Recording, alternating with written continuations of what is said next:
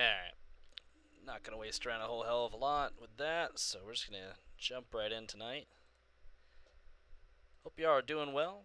Happy, actually now it's August 1st. Happy August. Can't believe it's already August. Final month of summer, I guess, so it's kind of actually really disappointing. Because, like, you think about winter, and winter is like, especially around here, it's like winter. We got to go through, late October, November, December, January, February, March, April. It's like I've already kind of noticed the sun's been going down a little earlier. In the night. I don't know. It's like we kind of had our hot week, and now that's passed. I think this week's supposed to be hot, but I don't know. It's just kind of like thinking in the back of my head. I'm like, early September is usually not too bad, but man, fall's coming right around the corner. I still haven't finished my damn studying book that is sitting directly in front of my face. I probably should do that before I go to bed tonight. I should study a chapter. So I guess I'll be cutting the stream off in a couple hours or so. But anyways, welcome back to Kaldvann, Dirigo 270. Oh my Jesus, 207 here with you guys. Got the beautiful nation of Kaldvann tonight. Got a few things done today. First off, I messed around a little bit with this, with the America Grain Co. silos, and got the town name of Kriegerhaven on the side of the silos itself. I feel like I should do something over there. I'm not quite sure what I'll do yet. Did some port work today. Got the small yard for the grain cars established, and I got the conveyor belt for the grain to travel along from the actual dock itself. A little kit bashy. I think this is the best approach I could take. I just imagine these little shacks right here are for conveyor maintenance of some kind, or just where the motors are situated for particular conveyors. I don't know. I just needed some support structures, so I just put these down, and just imagine that's probably for maintenance purposes of some kind. I don't know. Then I just had it kind of come over here into the silo and go towards the top and get divvied out however. So, but I got that going. I did get a little crossing set up right here. So we got that moving in the right direction. A couple buildings placed, and I also painted these. I got these reefers for the Kaldvann National setup. Just need to do a few more things. Need to change the numbers. Yeah, I'm pretty happy with how these turned out. Need to turn down the scanner.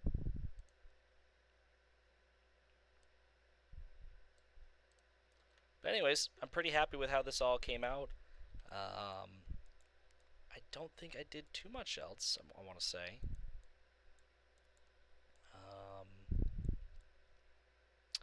I don't know what you guys saw between now and the last stream, but I did build this this parking lot over here for the Harbor Freight.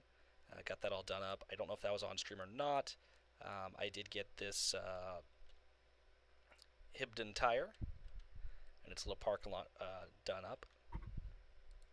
I did get the bank. I actually instead of having the bank be at an angle, at an angle, I decided just to do it this way. I think it works out a little better. Once I get some foliage and some grass placed in, it'll hopefully look a little better. Instead of an intersection, I was working on a roundabout that I'm still attempting to figure out how the hell it's going to look. Also included some slip lanes for the roundabout, so hopefully that'll work out all okay. But I do need to do some work on that at some point. I don't know if it's going to be tonight because that's going to be frustrating as hell, and I don't want the entire episode to be just that. Got the Sunoco put in. Oh my Jesus. I'm having too many issues with my words tonight.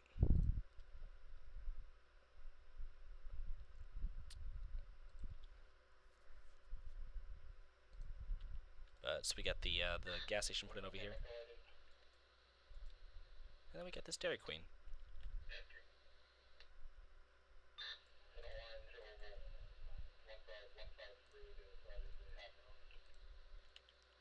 So we got that.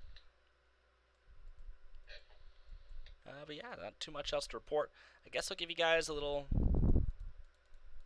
tour of the stuff we've worked on since it's a stream number 30 for us tonight. I'll show you guys how the country's been coming along and all the other stuff.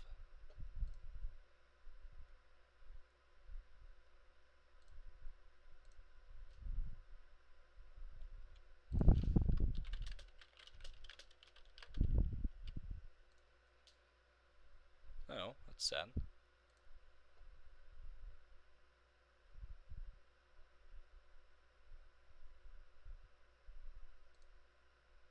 Hold on, I gotta download this thing from Logan real quick before I forget to do that.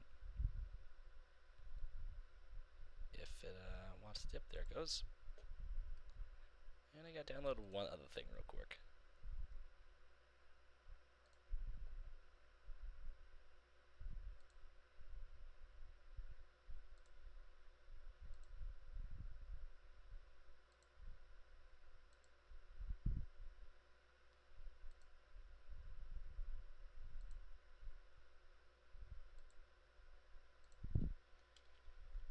Alright, anyways.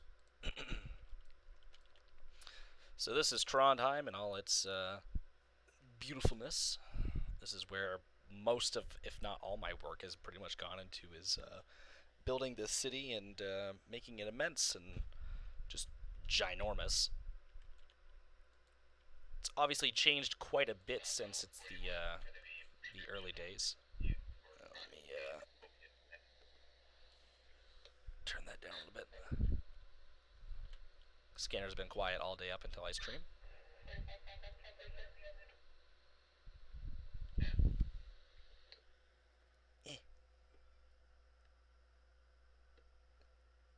There we go.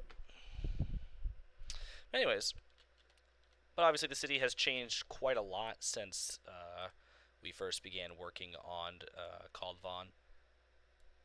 It's grown quite substantially, and I'm actually quite happy with how it's turning out lately. I obviously still have a ton more work to do, especially in these back areas. A lot of loose ends that I've really neglected to work on. This area has obviously changed a lot since its initial inception. I'm gonna fumble over my words all night, aren't I? This island is definitely slowly becoming complete. I do need to finish up on some things. I really need to finish this area here and divide it out the best I can.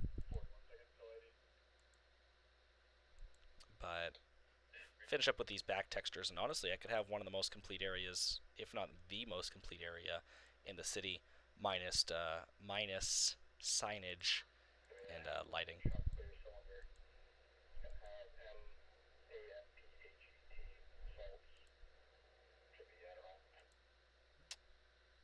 It's actually not a bad area of the city. Haven't been over here in a little bit. Still need to put some parking areas back here. Road markings over there, and of course just parking in general over here with lights. But hey, for the most part, this area has been. I'm very pleased with it and how it's turned out. So even has some signage, which I'm pretty happy with. Just while I'm sitting over here.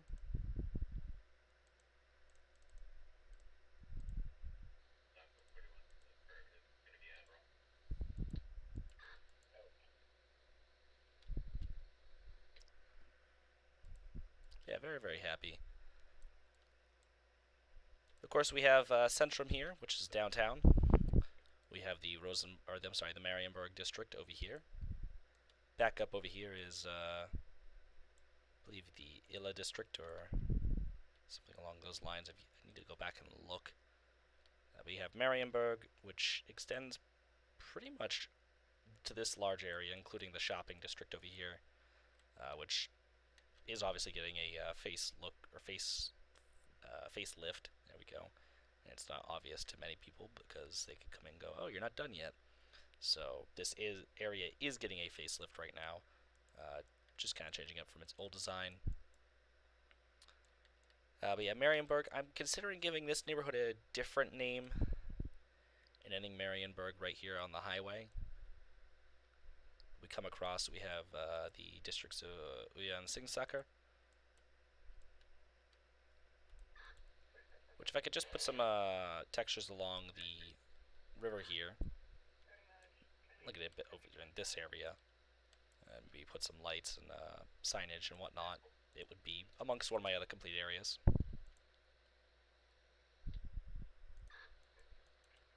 Do need to finish this, put a park in the middle, actually put some trees, and kind of figure out what I'm doing with the rest of the area. I have been thinking of putting different styled buildings through here that aren't so tall, like something along the lines of these, so it maybe fits a little better. Just because I don't like these tall buildings right here. It just doesn't really. It kind of looks nice because it kind of blocks some of the city out back there, but I want lower buildings. Just because I don't really think that these tall ones really fit the bill. Especially because now I gotta like taper them down because it's gonna be going from even those small buildings to kind of houses as we push towards Singsaka, which is supposed to be over here and kind of centralized around the hospital.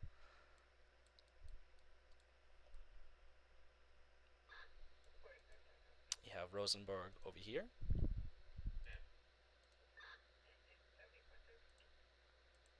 Which this area has always been wildly incomplete. I really haven't done a lot of road work and infrastructure work here.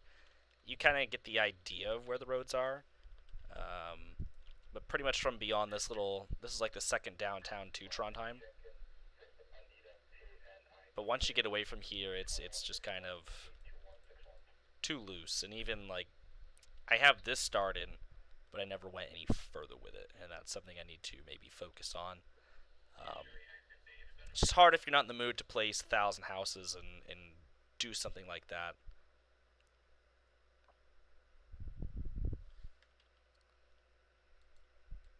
Of course, we have the hill up here, which is home to the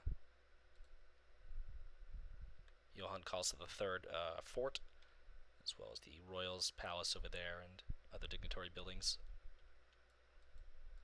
We have the B6 off to the right, which brings us right by Trondheim Centrum Lufthaven. Over here in Sorgenfri.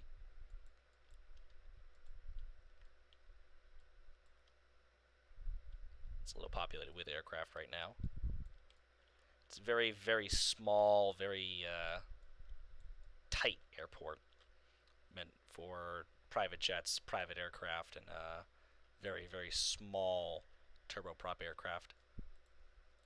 I don't really think you could get a private jet in here. Or I'm sorry, a regional jet in here. Maybe like a small CRJ 200, maybe. Either that or an Embraer, but no airline services this location with any of those aircraft.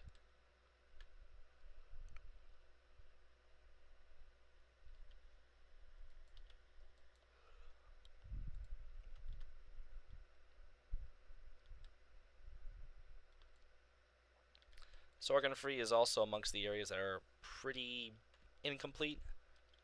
I never really got much beyond this little downtown core. The road layout is pretty much completed, and I just have to kind of finish placing some buildings. It's a very odd district in my opinion, just because it is so cramped into this one location. Sorgenfri kind of is divided by the tracks and the highway.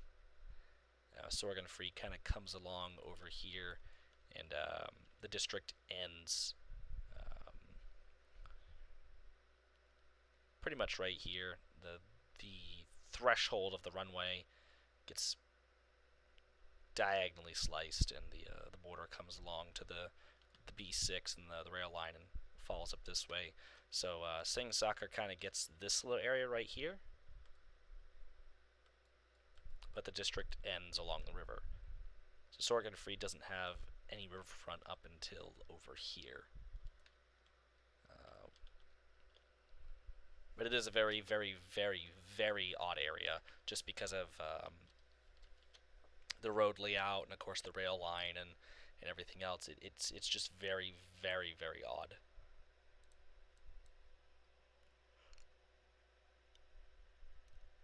So, but I love it. I especially love this area here with the different levels. Of course, I actually have to put a bridge, a spline there to make it not disappear like that, but we'll get there eventually.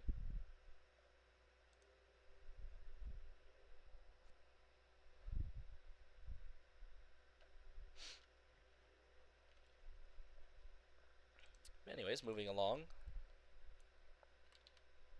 That's kind of all there really is for Trondheim. I mean, it's been quite a lot of work.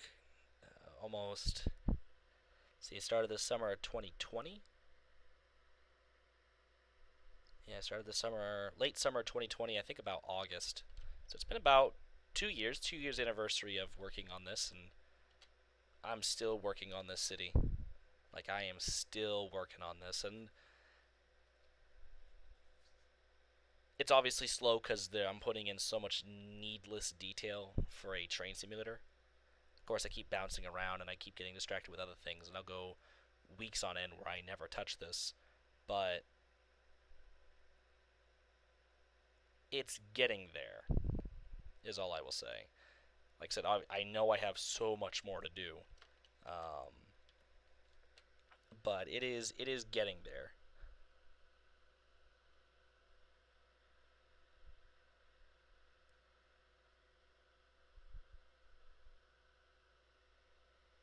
So I'm pretty happy. I do need to just put some trees in here. Just I need to come through one day and then just do a ton of foliage work, um, especially through here and just a lot of these big green spaces. Um, I need to just kind of place some sparse trees around a lot of the government buildings and maybe do some texture work along the roads. Like even just having a road like this looks 1,000 times better than the texture that I was using. Um, I am in the middle of redoing the train station. Uh, Come back here, maybe make just a big park behind these buildings, just something, or parking, maybe like a strip of parking back here, another strip, and then trees or whatever, just a green space, something, anything.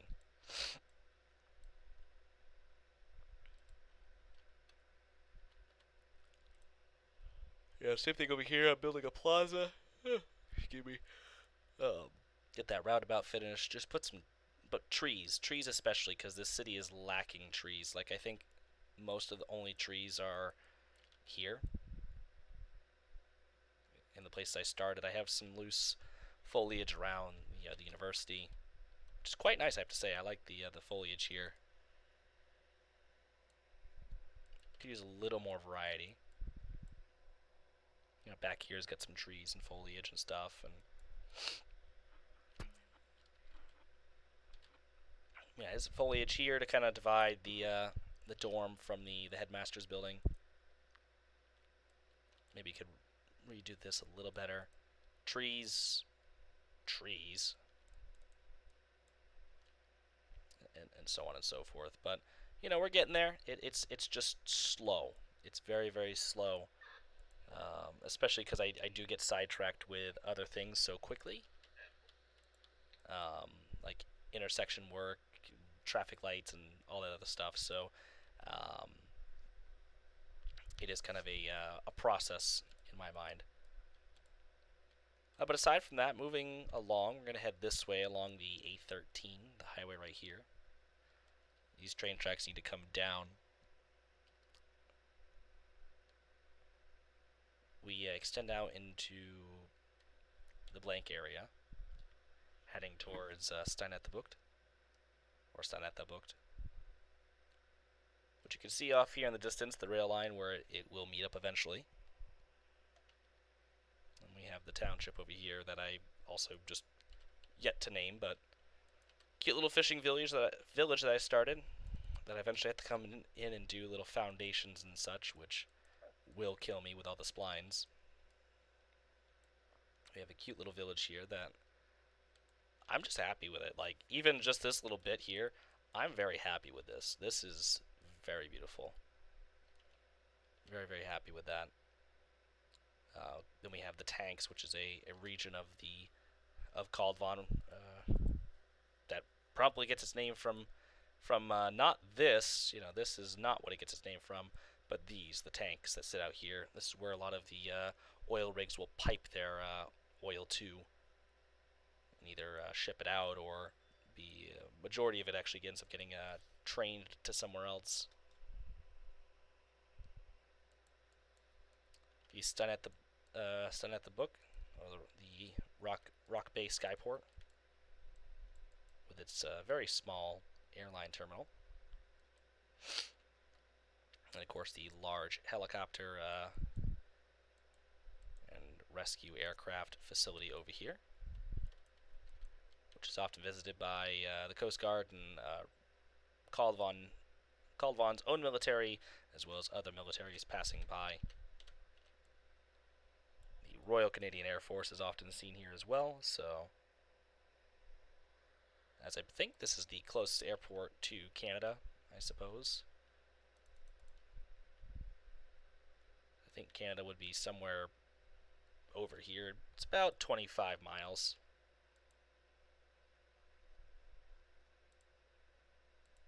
Actually, I wonder how long that would take by boat. Say a boat sailed at, let me see.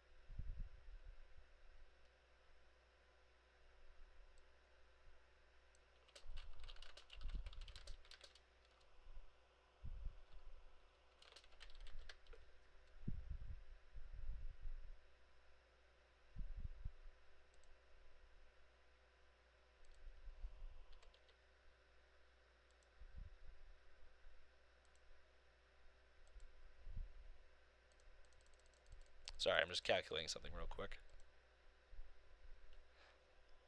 So if we had a car float for rail cars, it would approximately take an hour and 26 minutes for the car float to sail from one of the ports in Kaldvann, if it's about 25 miles, if the boat was also sailing at 15 knots. I don't know how fast boats really sail. I don't know if that's too fast for a car float. But if the boat was sailing at 15 knots and it was going approximately 25 miles, it'd take the boat about an hour and 26 minutes, which isn't bad, really.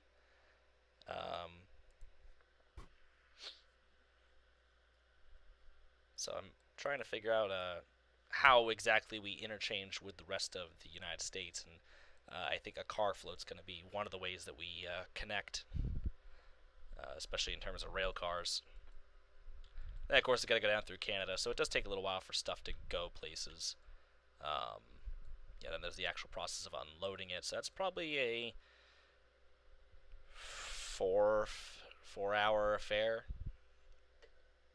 be it unloading or uploading. So 8 hours total plus the hour and 20 or hour, almost 2 hours it takes to sail. So that's a 10-hour movement to get a car, from Kaldvann to Canada.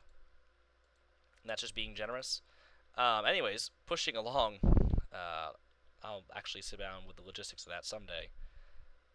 So we pass through Trondheim once again. Of course, we have the big mountains that I've worked on, which are, I think, very nice. One of my best terraforming work. The Nidsund Bridge crosses the Nidsund, which I've yet to do the other side, and I'll eventually get there.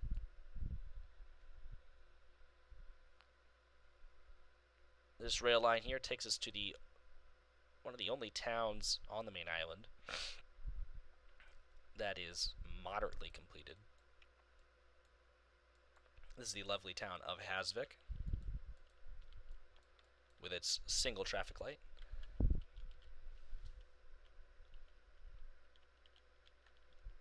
It sits in the foothill of the largest mountain, whose name I forget off the top of my head. Rail line passed through here, and it only services two industries: the fish processing plant over here and a couple diesel tanks for the small port. The town does have a train station, the Hasvik Transit Center, for both the Hasvik Lufthaven and the rail line for the community itself. It's pretty expansive, but it is also the regional kind of transit center. There's a town not too far away whose name I haven't done yet, but for train service they do come here. As you can see, Trondheim really isn't too far away. Trondheim is pretty much where those kind of peaks are right over there. That's Trondheim. Um, so it's not too far away, considering you can also see the Nidsun suspension bridge over there and the mountain right back there. Like, Trondheim is pretty much right over there, like in that little gap. Yeah, this is the only town over here. I need to redo parts of this rail line. I also find it interesting that there is a whole crossing gate pretty much right at the end of the runway, which planes might be a little low right here, aiming for the numbers. Like, you're probably about yay high coming over. Yeah, I can imagine planes being about yay high coming down over the road here. So getting a little low to that crossing gate.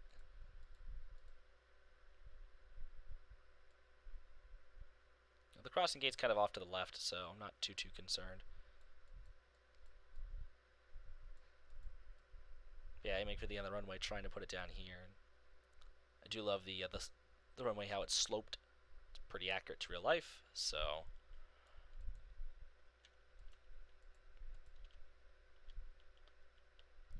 my numbers didn't turn out half bad either. I just need like other textures and such, and actually proper markings to go with it. Small ramp, nothing too huge. The actual town itself, pretty small. I really need to build the port as well. Get that kind of built up. Maybe some boats kind of chilling out here in the safe harbor. Get some fishing vessels. I'd like to plant more trees in the town. Maybe place some more buildings. I don't know if it would hurt to redo the road infrastructure through town. Maybe place a few more roads through here. Build it up just a little bit. And you place a house or an apartment building over here. And there's no real houses along the main road over here, which this is an unnamed highway. This is a C highway. I've spoken a lot about ABC roads. This is a C road, just a county highway.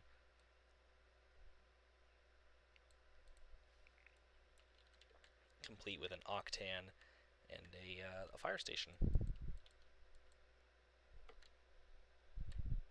Which I might end up moving this. I might move this more towards the transit center. Maybe place it right here. Might make a little more sense because it's in a more logical location. Like, yeah, it's a little outside of town for the residents, but it's in an area that it would receive a lot of business. Not saying it wouldn't over here, but I think it would receive better business over there. But a lot of this area is for farmland, so there's going to be a lot of farms that sit here. I think particularly the volcanics, the ashy soil from the volcanic mountain back there would be great for agriculture. Pretty sure that's a thing. Be some small, very sparse forest in this area. A lot of just grass and rocks, and just some small farms for cattle and such. As we get close to another small community over here, which again is unnamed, kind of following the baseline of what's actually there, but putting my own spin onto it. Like over here, there's just a town here. I'm really not following the actual layout of the town, aside from the port, which is very weird because the port's seems very tall compared to the actual height of things. So I'll have to figure that out. Yeah, this is the unnamed community where the rail line comes through. There might be a couple industries back over here, a cement plant, and so on. Rail line passes through and ends up on this big ass bridge over here. Very, very big bridge. Gonna be a lot of those in this country. Then it approaches a Y here, which either continues on towards other communities. It's a very, very tight Y, I understand that, but I don't have much of a choice. Comes across the Nidsoon once again. This is the only rail connection for the Nidsoon. You have the large bridge for the B43 here, which is a B highway. And of course, this brings us back to Hammeren, which we were previously looking at, as well as the airport, which I'll take you through.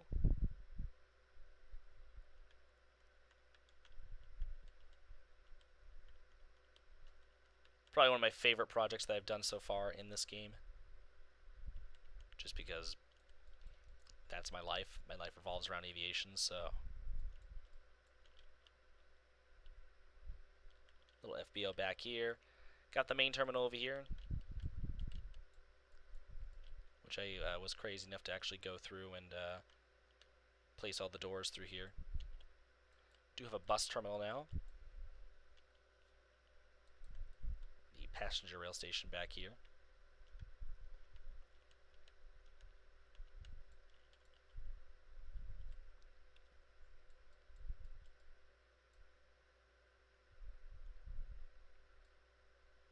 This by far was one of my favorite projects. I did skip one town. It was back here by the large junction. The small community of Hammeren, which I really haven't built too much. But it's back here. Just basic town layout that I was just starting. Really haven't gotten anywhere with. But I did bring the rail line through here that leads from Trondheim. This is the commuter line. The station of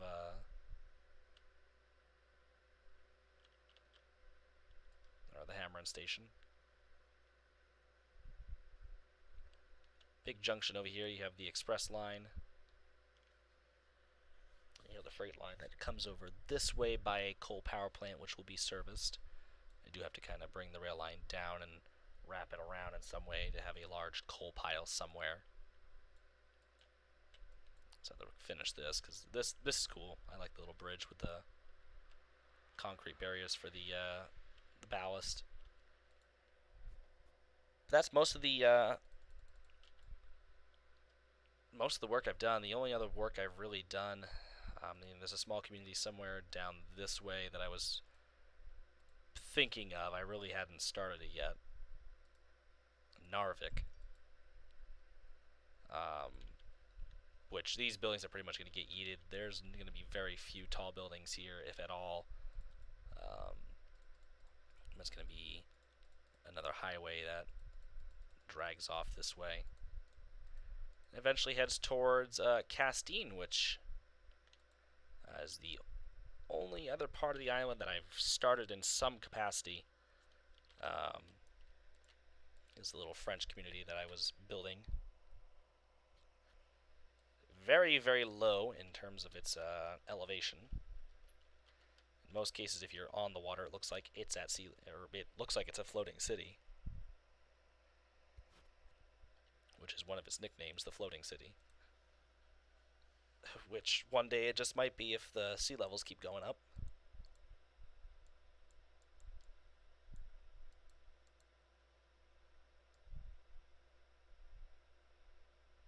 Nothing really too major over here. I ended up moving this fountain right here, moving this building somewhere else.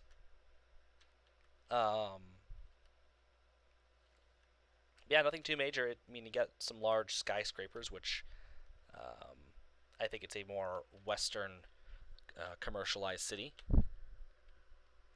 which I like. I'm definitely going to go a little bigger with the buildings here.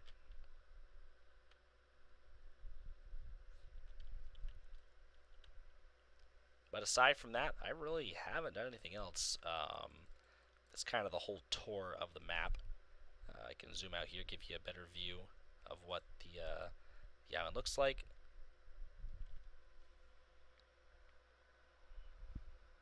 So Castine's down there in the corner, and Trondheim is right there where it says Consist 3284, roughly.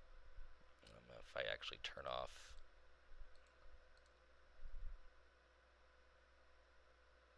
consists. So yeah, you'll see right down there where that water is, that's Castine. And Trondheim is way over there. I think by the crow flies, that's about, I think from here to here, straight shot is 65 miles. And I mean, you have to go up and then over. So I think it'd be somewhere closer to maybe about, if that's straight shot 65, maybe 30 miles by 45, 50. But for a rail line, I mean, you have to kind of meander and wander along through here. This would be a bit of a faster area with some longer straightaways. But the rail line will kind of branch in two directions. Maybe one will go this way towards this end because I actually have to make a coastline over here, which will kind of come around. I'm going to kind of go this way out and then come around. But, oh, there's Toby. But the rail line has to kind of come up this way. It's be a big junction here, and then it either goes up and over, and then down, which it meanders along way too much. I mean, that's just me thinking right now. I actually have to plan of how it's going to go from point A to point B in two different directions. I think the most direct route that actually is going to see the most little resistance is the southern route, which is where most of the passenger traffic goes, is the southern route. So the southern route will go pretty much up, over along this coastline, kind of meander a little bit. There'll be some branches and industries and other little towns that we pass through. And then it's got to come around the mountain. And it can't head straight into Trondheim. It has to go back all the way down this peninsula to here, over, then back. So it's probably going to be well over 100 miles just to get from point A to point B. That's just, again, speculation. Very unsure of how long that's going to take. But I suppose we can hop in and can either work on this area or I can go back to Kaldvann and work on the port. Not entirely sure what to do here. I know at some point I have to build a paper mill and kind of do some industries along the backside here because this is going to be a lot of where the industrial backbone of this area is over here. Oh, he's looking at me and meowing. That's my cat. I also don't think I put my Pepsi in the fridge. So actually, I'm going to go do that real quick. I might get myself a glass. Let's not become really, really thirsty.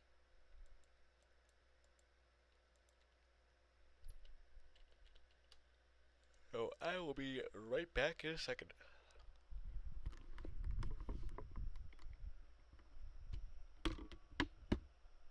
Here, cat.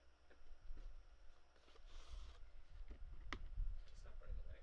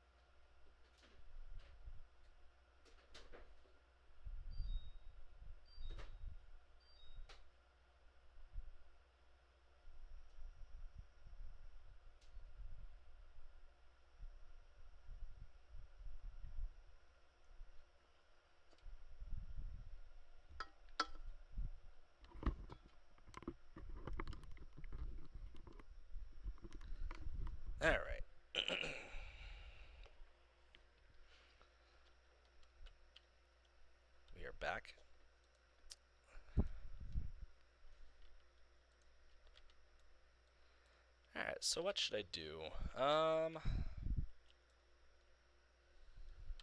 I suppose I could do foliage work. I don't know if that's too exhilarating.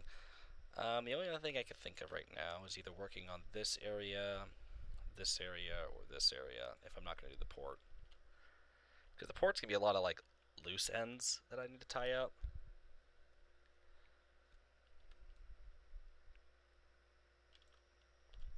Or I could just go over here and start this new community. Actually, first I'm going to move the gas station. You know what? I'm going to work on Hasvik. We're going to work on Hasvik. It's the only thing about Kaldvann that does tick me off is as I most of the time don't have a clue what the fuck I'm doing. Like, I mostly just walk into this, go, what looks good today? Like, what do I want to do? And that is the nice part of working on Kaldvann, is that I don't have to have a plan. I don't have to sit down and know exactly what I'm doing. I don't have to sit down and, try to work on a specific thing. But again, that's also the downside is I don't have a specific plan. I don't have anything in specific that I'm working on. And that in its own can be my biggest problem is without a solid plan going forward, I don't know what the hell I'm doing.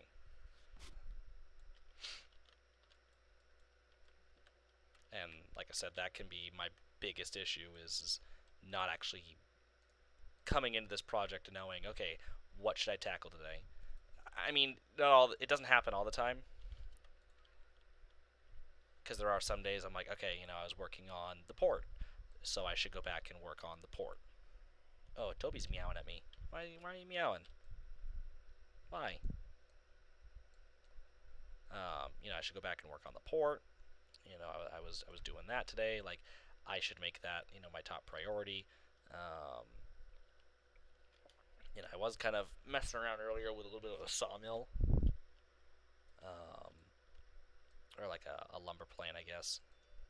So, which actually is gonna give me some inspiration to go work on the Carabasset. And this is a week where I don't have the Carabasset, so I gotta ask the person working on that to like, hey, could you send that back to me so I could work on that? Because I now have loads of inspiration, which is something I was struggling to have like last week. So if you could like send that back to me, that'd be great. So I could like get all this inspiration out real quick. Which is kind of going against my own like terms that I've set for working on the Carabasset with the team. But yeah, just sucks when you have all this motivation now, and you're like, okay, I should go work on it, and then you're like, well, shit, I already passed the route off to so and so, and how much is 10 meters deep? I don't know the conversion. 10 meters, 2 feet. It's about 32 feet. So how about we go 6 meters? This is why I have Google. It's about 19 feet. Okay, so we'll go 8.26 meters down.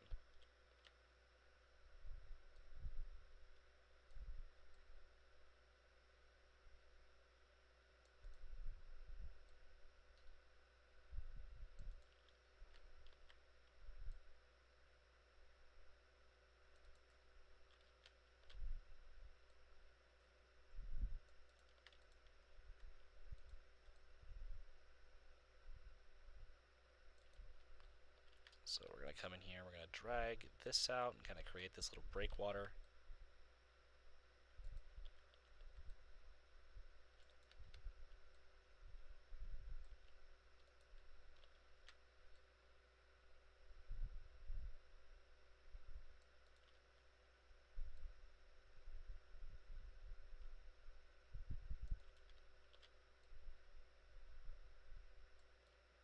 So drag that out. I don't think there's another, well yeah, there is breakwater right here. So I'll go ahead and drag this out like so. I'll come around.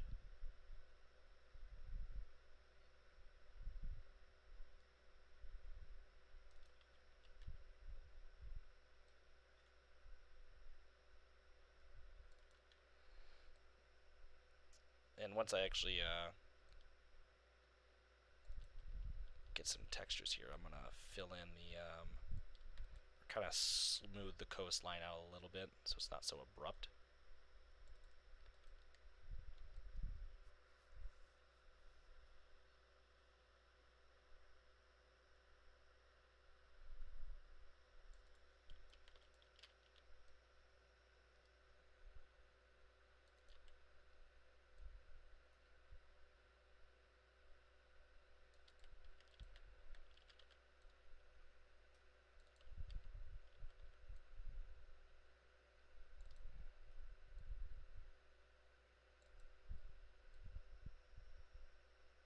So we'll come over here. So what I'm doing right now is kind of getting the what is to be the coastline of the kind of the port area dug out. And then I'll come through afterward and maybe place some textures or at least get the area smoothed out, especially once we get towards like the actual coast itself. With the shoreline, and actually make it to where it's not so abrupt. That's something I've kind of neglected to do in a lot of places. Not really imagining people are coming down here to swim, but most, if not all, coastlines are somewhat like that. Like right here, I should be kind of shallowing this out.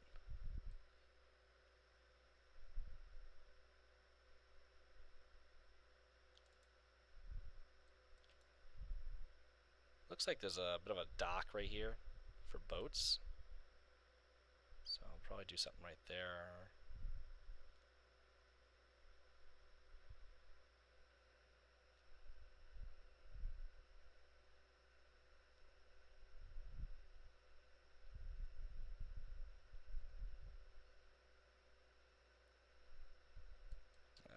I'm just going to get rid of that.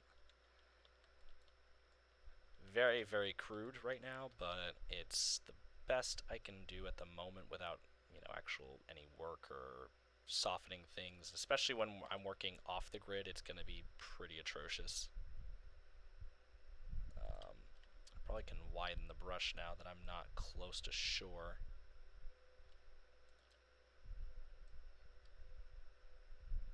So imagine this harbor was probably dug out over time and made a little deeper. And of course, the addition of the breakwater is probably helps out a ton.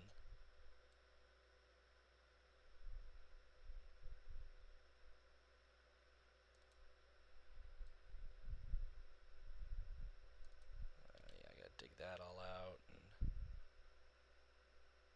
I think I already dug out over here. Yeah, I already dug out over there, so just for good measure, I'll come along. Let's see.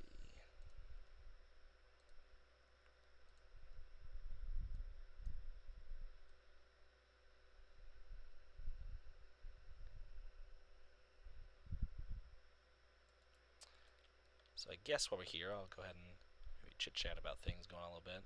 So this week I am off to New York City. I'm going to see my sister for the first time in a while, actually. Her first time in her new place. She just moved across Brooklyn. Used to be over in Williamsburg, which is up against right by the Williamsburg Bridge, next to Manhattan. It was a cool area. My only complaint was she was right outside the elevated subway line, and she was right on a switch, so it was very loud at her apartment. It was a great place. I loved it, but unfortunately, rent is something she didn't like at her old place. They kept going up and up and up. So unfortunately, she had to move. I mean, her rent was already ridiculous when she moved in. Why are you meowing like this? Her rent was stupid when she moved in. I mean, I remember her comparing her rent with mine in Illinois. And albeit it's like, yeah, I know I live in Illinois, so my rent's gonna be cheap. But she mentioned something about her rent one day, and I was about to fall over. I'm like, are you kidding me? Like, is that what you're actually paying? Yeah, it was no joke. She was paying like, oh God, I think when she first moved in, it was like maybe 2,600 a month. Oh, Toby, no. I think 2,600 bucks was her half, and I think it went up to like, and I could be wrong. I could be throwing out like completely wrong numbers. I forget off the top of my head exactly what her rent was when she moved in, but it wasn't like, it was stupid money just even for one person. But to split it between two people was even just. Actually, I think I got that backwards. It was stupid money even for two people to be paying just for their half. But for one person, I don't know how the hell you'd afford that. Like, I think it's almost like expected in New York that you are going to be living with a roommate. Like, I don't think there's any other way to do it. Like, I don't know how some people would live alone if there's any people doing that. But I liked your neighborhood. It was cool. It was fun. Um, I enjoyed visiting, but I'm curious to experience this new part of New York. As I've learned, no real two parts of New York are the same. It's just so big and so different. Um, she's over in Bushwick now, so be curious to see what's going on over there. But I was hoping to drive down. I do. I don't mind the drive. I don't mind driving in New York City. It's not the worst. Traffic is a little crazy, but it's just full of people who don't give a shit. That's kind of my driving style. It's like merging onto the highway. People most of the time aren't letting you in, so you just kind of run off into the shoulder and just kind of move your car where you need to. It's like I have never driven down there with a Crown Vic, and I'm almost nervous too, just because not a lot of room. Like even driving my Ford Focus, things get a little tight. So I don't know how I do with a full size car down there. Um, like I think compact cars is probably the best thing to ever happen in New York. Like hot take for a second. Okay, so that's underwater. Oh, because that was also at like 2 fucking meters. Which I don't get why that's the default. Like if it's already saying 0, just keep it at 0. Like I don't understand. Although maybe because like the default texture or the default like terrain height on a brand new map, a non-DEM map is 0. So in order to get the water to show up and be adjust, so people don't panic, like oh the water's not showing up, it would probably be best to make it appear at 2 meters. Which is kind of how I've inadvertently screwed myself over on, I think it was the original Carabasset. Was the terrain height was so different. Because originally I wanted to take the original Carabasset. I think it was Dead Creek was the town name. I wanted to take Dead Creek and import it into the DEM. I wanted to bring it onto the DEM. But the problem is that the terrain height of the DEM and the terrain height of Dead Creek were so vastly different. Like, I think Carabasset Valley sits at like 1,000 feet above sea level, and then Dead Creek was at like, I think its highest point. I think the water was 2 meters above sea level, and I want to say the town itself maybe sat 6 or 7.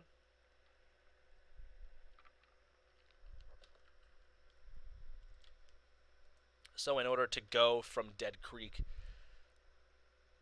to the actual Carabasset Valley would have been I think it would be like 6 feet above sea level to 1,000. So it would have been like a 994 foot, difference that I would have had to climb in a train. and I pled with Sean because originally like it was entirely Sean's idea to go to a dem. Like Sean was very much set on going to a dem. He's like, this is the way. This is what's gonna like get us out of doing a shit ton of work. Like we need to go to a dem, and I arched my back the whole fucking way. Like I was so pissed off about going to a dem. I did not want to do it. I told Sean like I'm not gonna abandon all my work. I've worked so hard on this. He's like, yeah, like I understand it's gonna be a setback and stuff like that, but think about it from this perspective, like all the train work's done. Like now all you gotta do is just the track work and like the actual like detail work. So like I get it, like we're getting rid of all the work, but like don't worry. And I was just pissed. I was not having it. I didn't want anything to do with it. I said, no way. I'm not giving this up. We fought for a while on it, and that's like the original, like, this is my project. You're not coming onto my project and telling me how I'm running it. You're not going to delete my work. And in the end, like, I'm so happy we went to the dem. Like, that's just a lot of like how me and Sean operate. I'm very dead set against change. I'm very like anti-change. And there's Sean. He's like, yeah, like, all right, whatever, we won't do it. And then I'll go and think on it. I'm like, well, Sean's right. I'm just an unreasonable asshole. Like, whatever. And then usually like Sean and I'll go to Sean. I'm like, Sean, F you. We'll do it your way. And he's happy because, like, yeah, he was right. And I know all along he was right. I just don't like change. And especially the change that, like, was going to get rid of my work. And, like, he was very understanding. Like, yeah, I understand it's your work and, like, you don't want to give it up. And then I'm just being the unreasonable prick. It's like, no, fuck you. Not giving up my work. My route, da-da-da-da-da. And it's like, that's just, again, a lot of how Sean and I just work. I don't know if it's just work or what the hell it is, but, like, that's just how Sean and I do.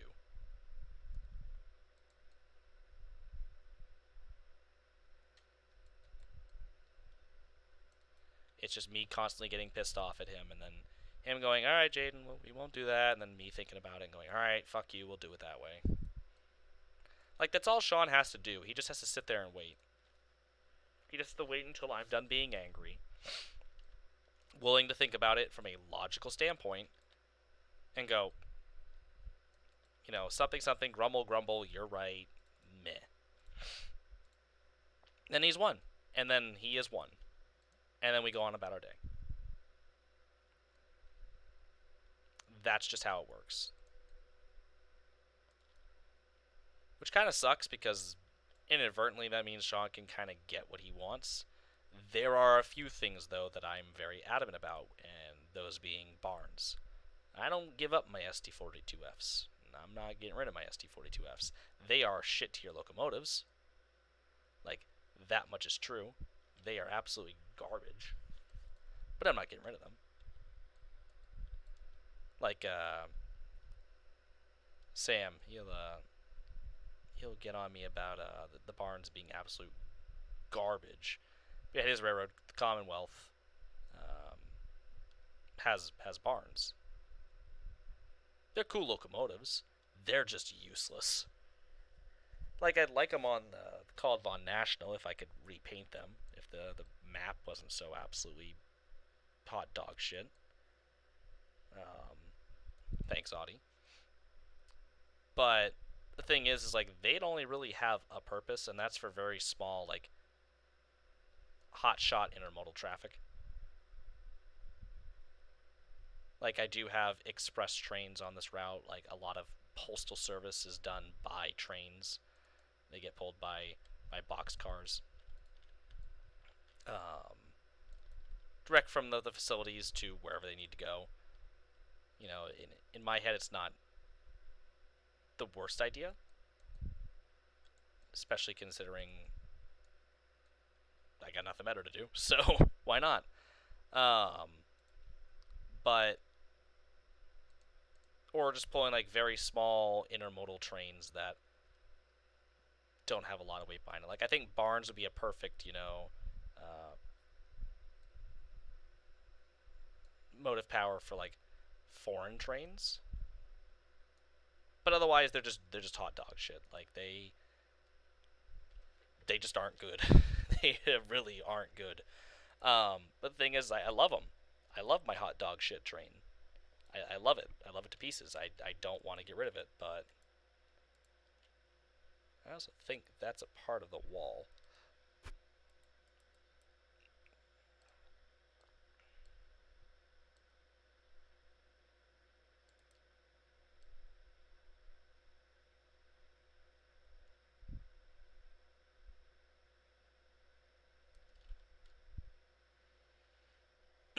Alright, so we have the port itself. I think I sunk a boat while I was in the process of building this.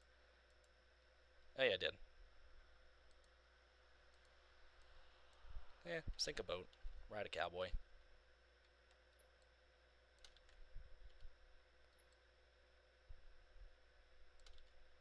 The Arctic Sunrise.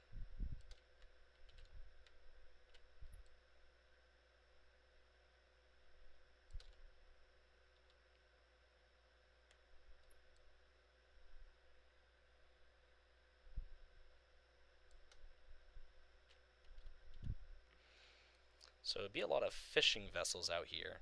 Probably just moored and docked and such. Let me see. So I actually need to think. Probably need to put some crates, just some kind of stuff going on. I'd like to see if I can get a boat that's just dry docked, like up on stilts. Um, Redo the trees in town. I kind of wish I'd done more hand-laid roads, but I guess the spline roads aren't too big of a problem here.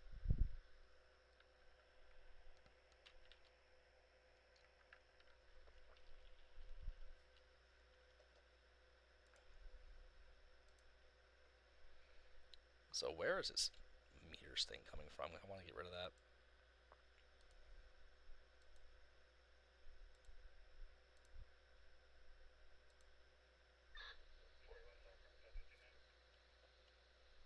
I hate how you can see it from quite a considerable distance.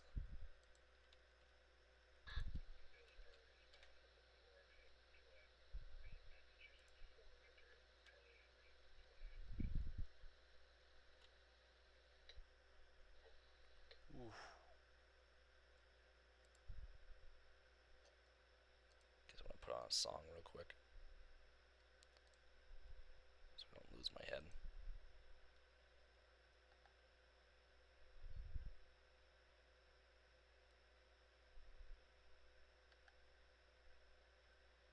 Let's see.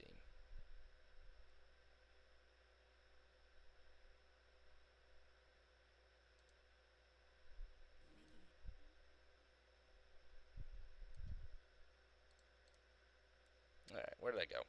I flew by. Alright, so let's see here. I wonder. Boat.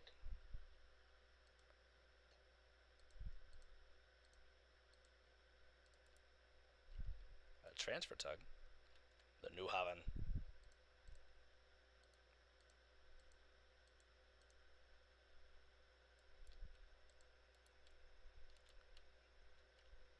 It has a gun?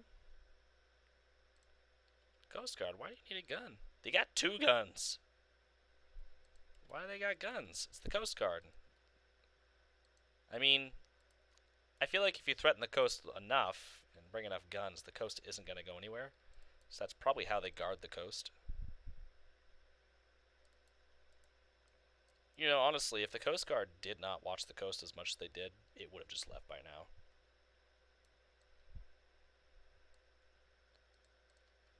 Bad joke. I need to just stop talking.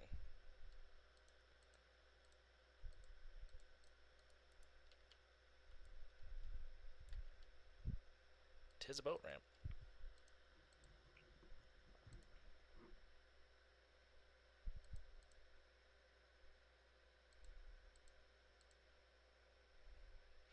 Tis big boat. I don't think that's gonna fit in the harbor.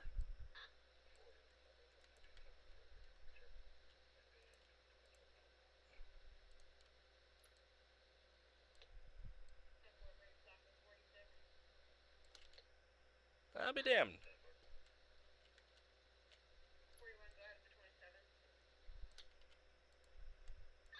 I don't think this boat would ever be here, but it could if it wanted to be.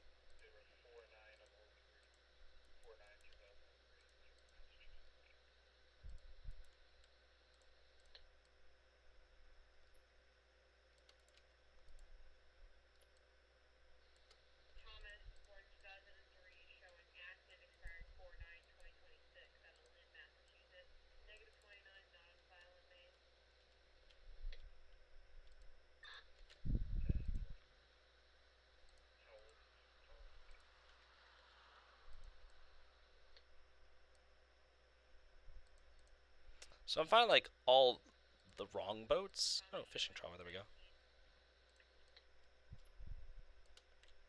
Ooh, number 13.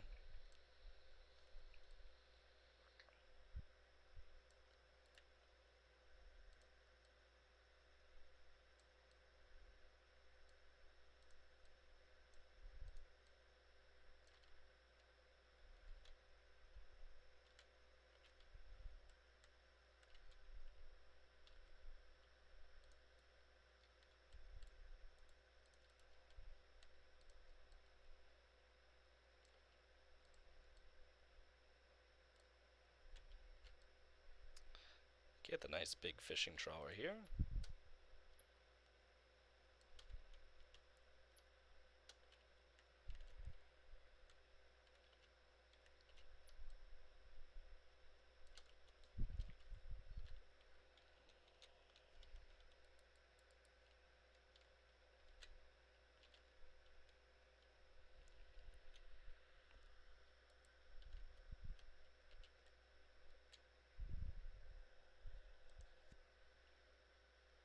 Let's see, we got this boat,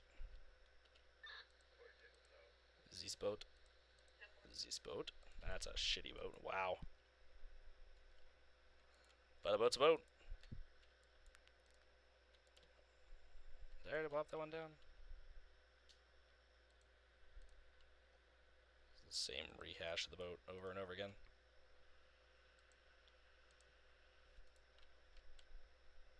Ooh, yes, this is what I wanted.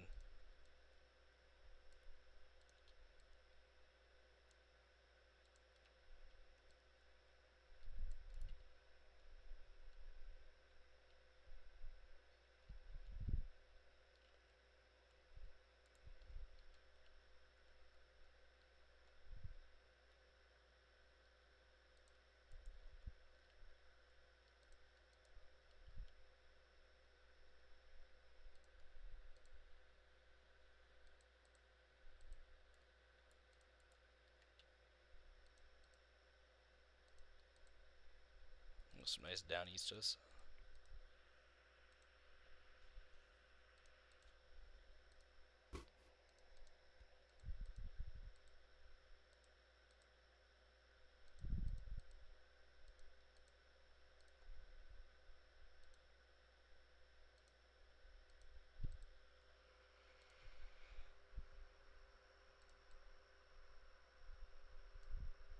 It's a nice boat.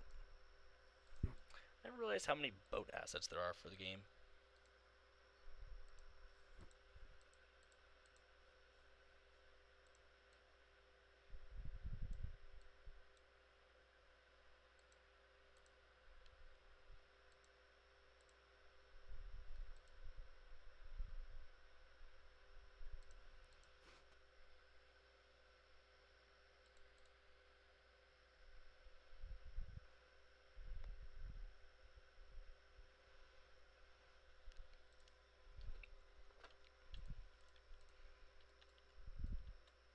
Lots of nice boats.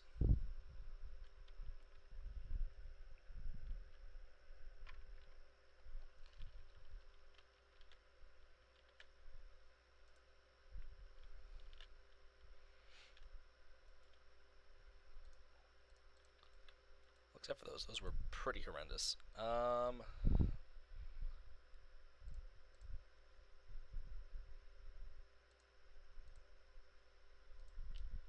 Let's see here.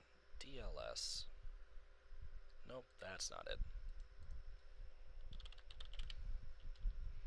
That's what I have installed.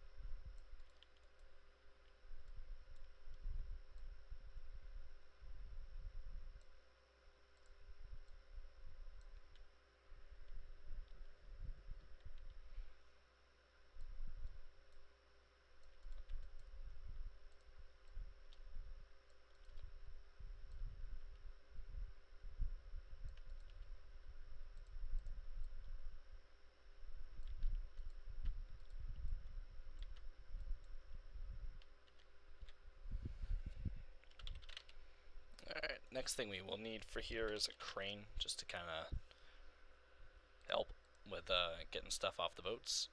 Nothing huge. Let's see.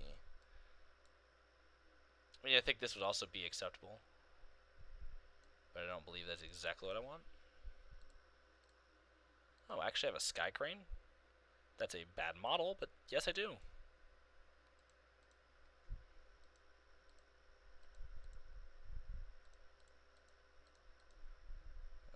Not these.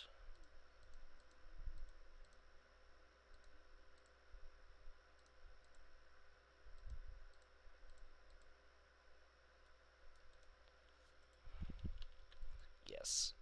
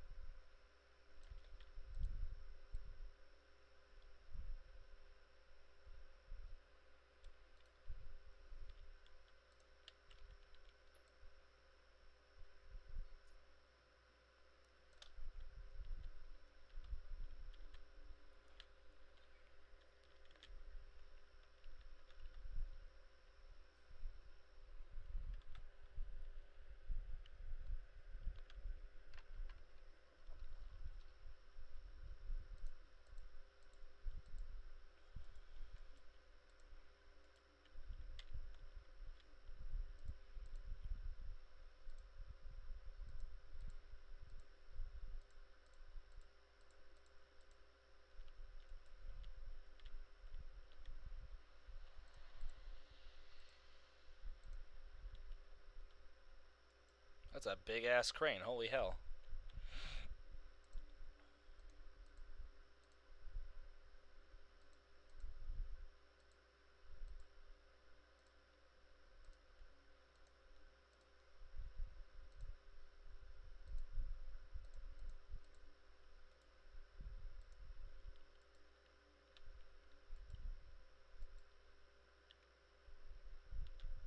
That is painful.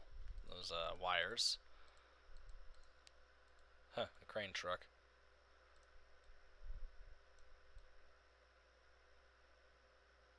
I wonder if it'd be worth having that on the pier. It's kind of as a mobile thing. Yeah, probably not. I just don't want too many of these dock cranes. Like, I feel like having one would be fine.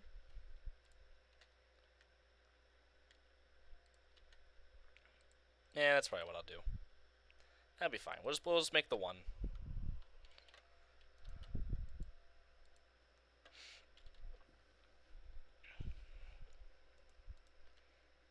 Boats. Yeah, probably should put them out in the water.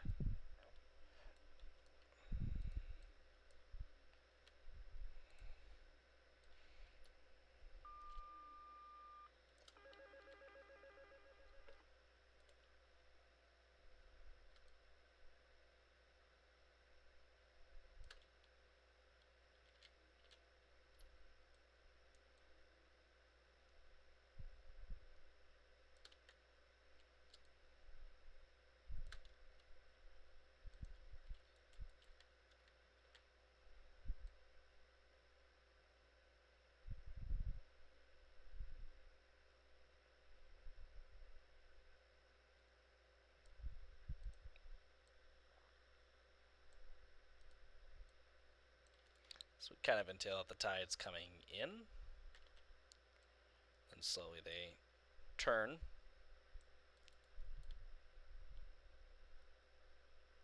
Pivot on a point, so roughly speaking, anyways.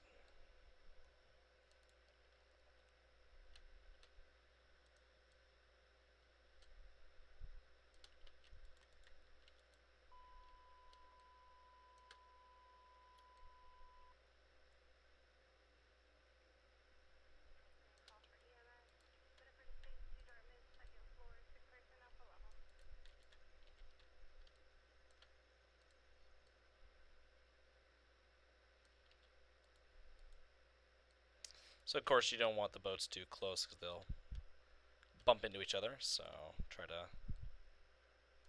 moor them in different locations.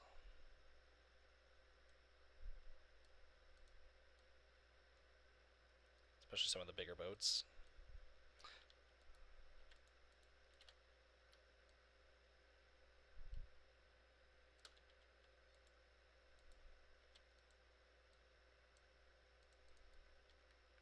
Want to leave enough room over here as well for the larger boats to kind of maneuver as well, so...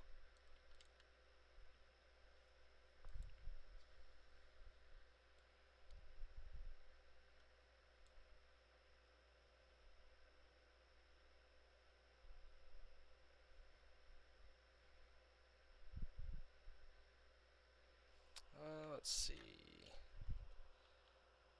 Boat. Probably get some of those just regular lobster boats too, just to...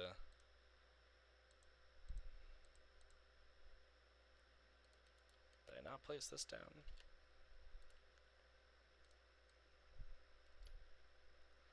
At this point, just a boat's a boat, so...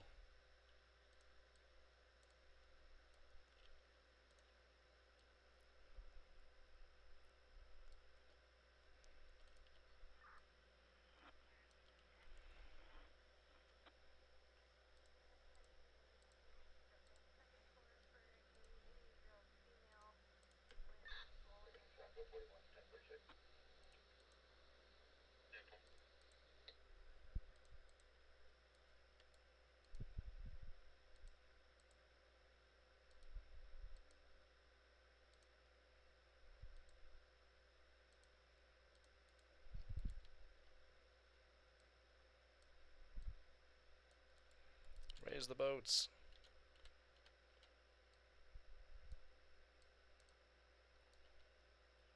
Kaldvann has such a rich fishing history anyways.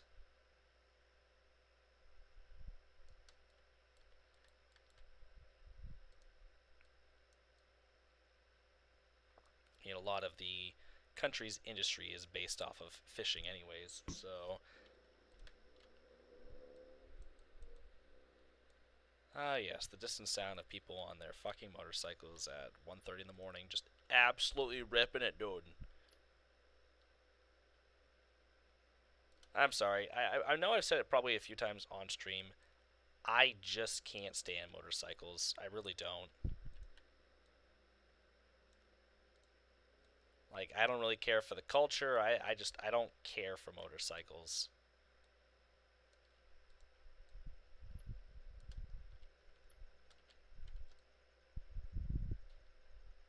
That's a very unpopular opinion. I'm very aware of that. I just think they're a waste of time.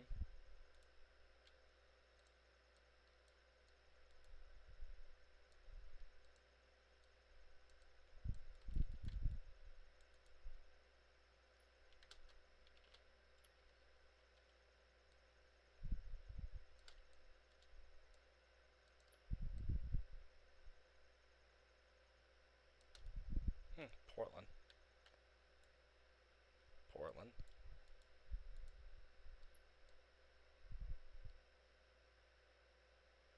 There's one more. Where's it from?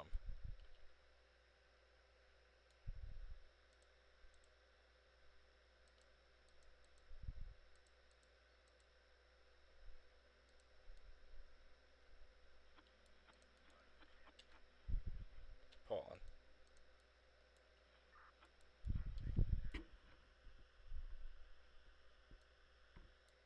Yeah, just get some boats out here and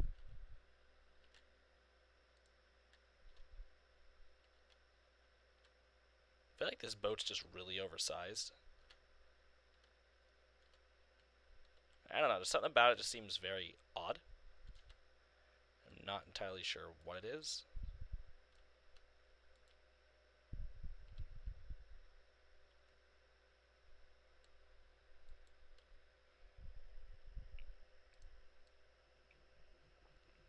Like, something about this boat is very off to me. So I'm actually just gonna get rid of it.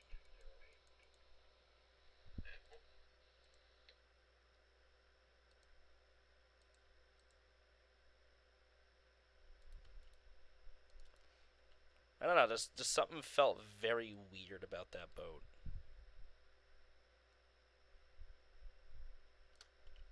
And I'll never know what.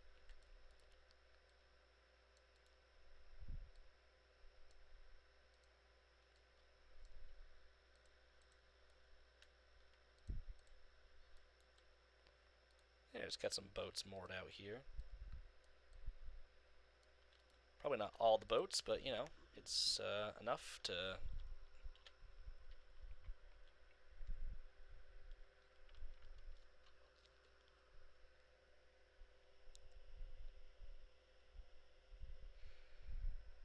No, it's just enough. So it's probably a ton more boats that get moored here.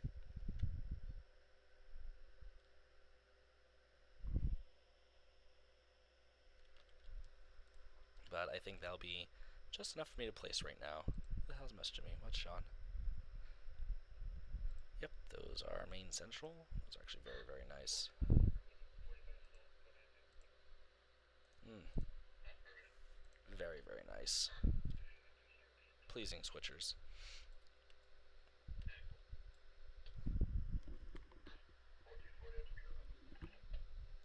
Alright, so we'll move on from now. I need to actually figure out like what I'm doing right here to make a breakwater. I'm gonna have to figure that out. But for over here, actually I need like a dock here. It's probably like where a passenger ferry boards. So that'll probably be right here. I guess let's see what the train does right here, because that might indicate if I build a parking lot. Well, it stays level, except for like right there. So yeah, I guess we're gonna build a small little ferry that leads out of here.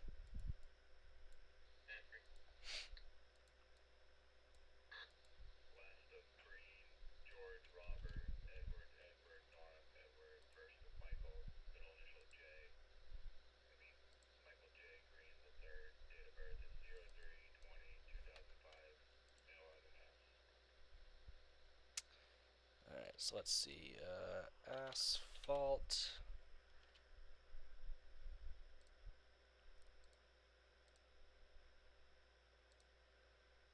Guess we can use Audie's road, or, well, driveway.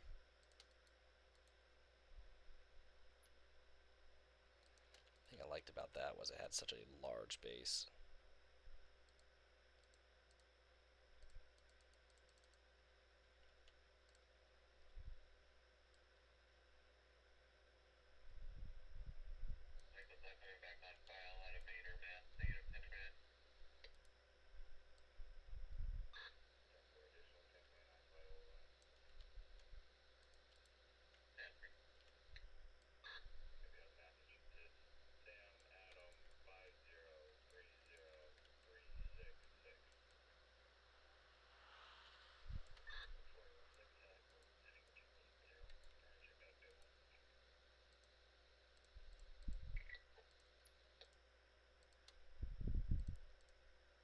So just trying to do some basic maintenance over here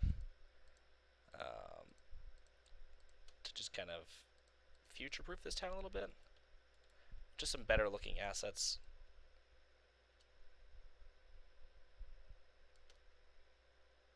Maybe I should use a different spline.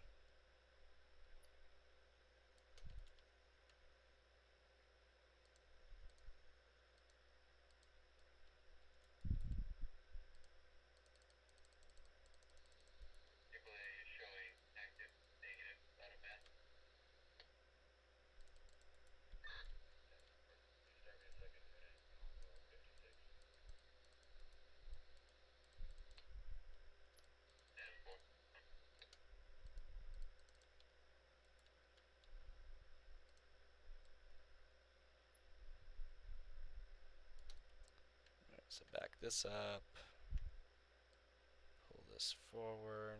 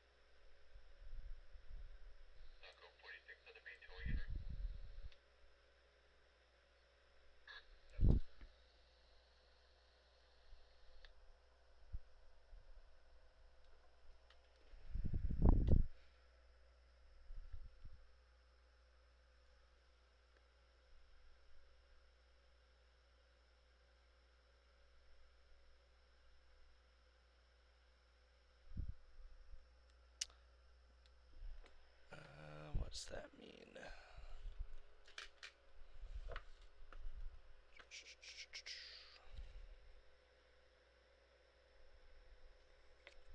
1 second.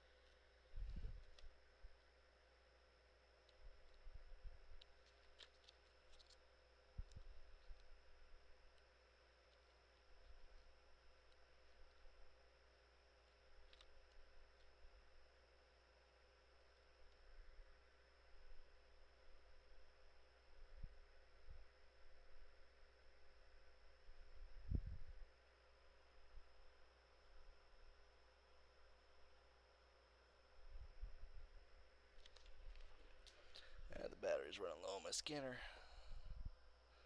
Upsetting. Wonder which one it is.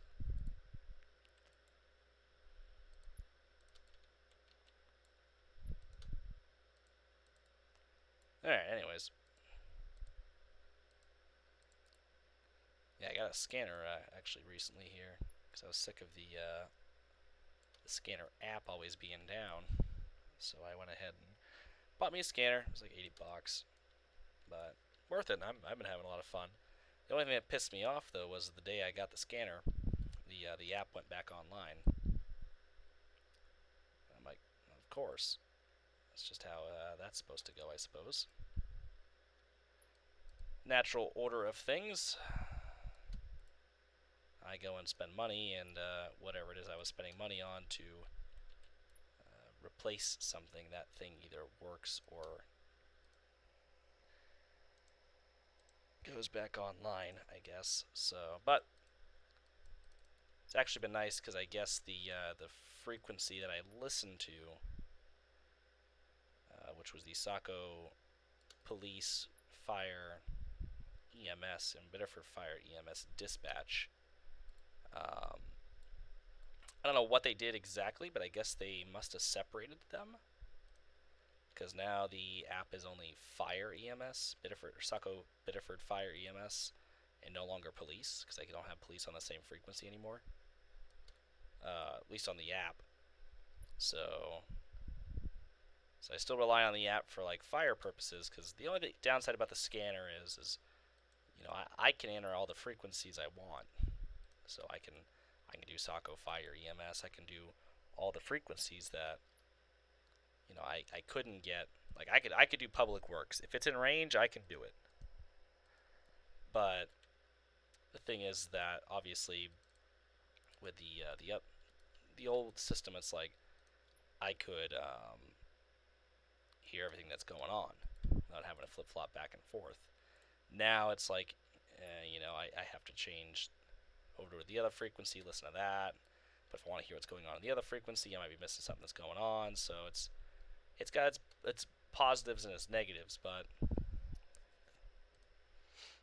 yeah, it's been nice listening in. So I leave it on the police frequency for their dispatch for Saco.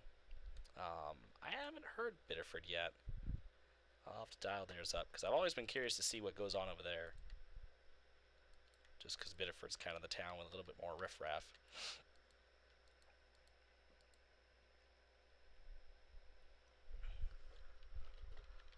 I'm also debating changing this town hall.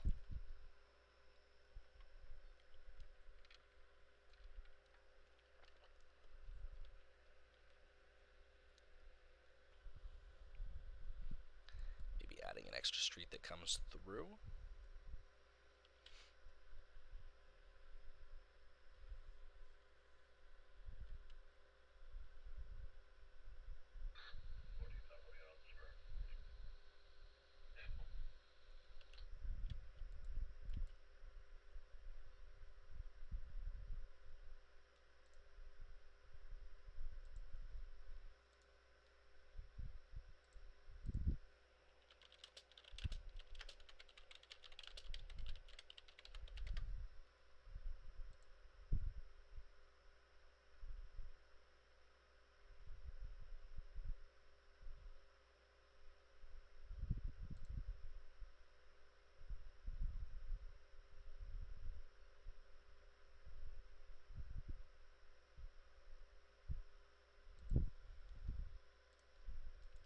Alright, so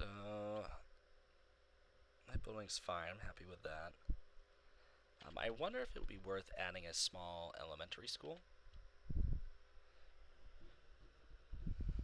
Or a small school of some kind.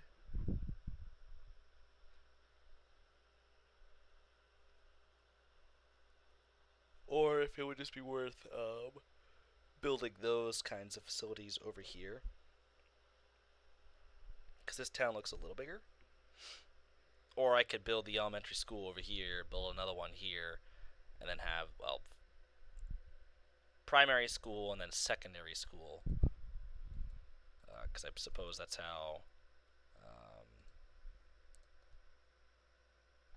that's how Europe works, I suppose.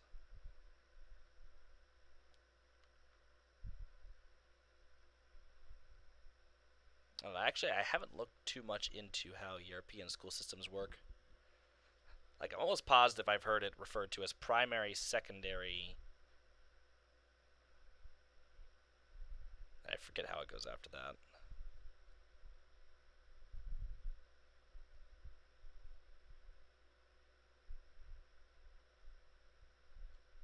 But like I said, it's something I really haven't looked into.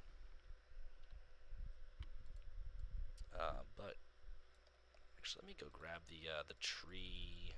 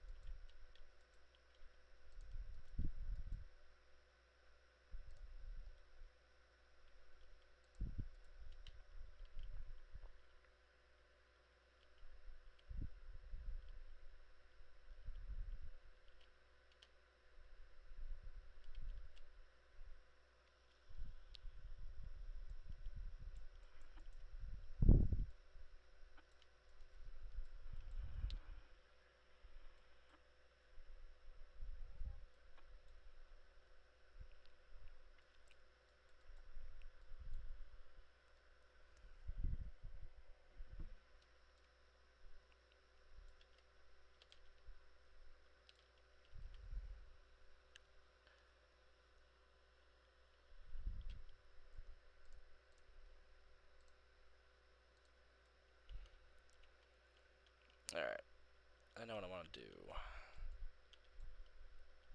I really want to get rid of this road. I don't know why it's so shiny. Kind of pisses me off. I wish JR would fix that. Let me see.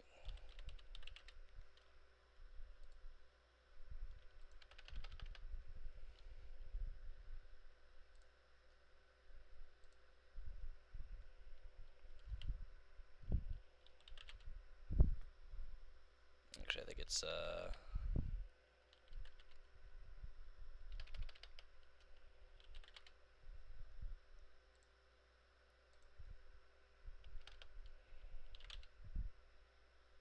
there we go. Took me a second.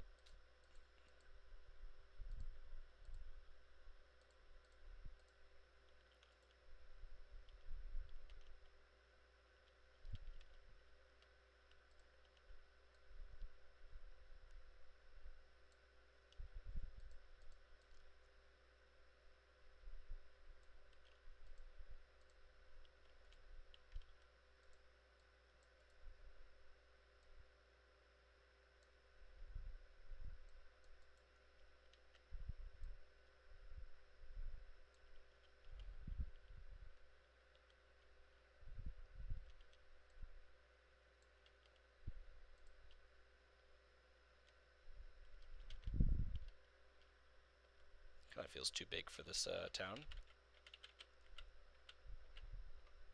Let me see. I don't think that's gonna work.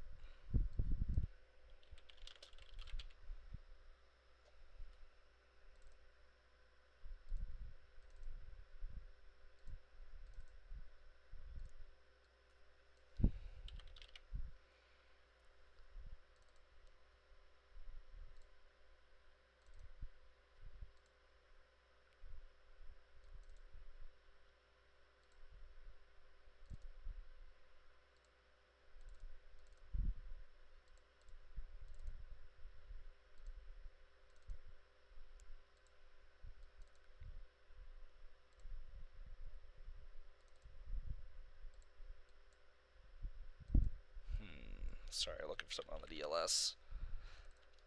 See if anything might fit what I'm trying to. That's a big building.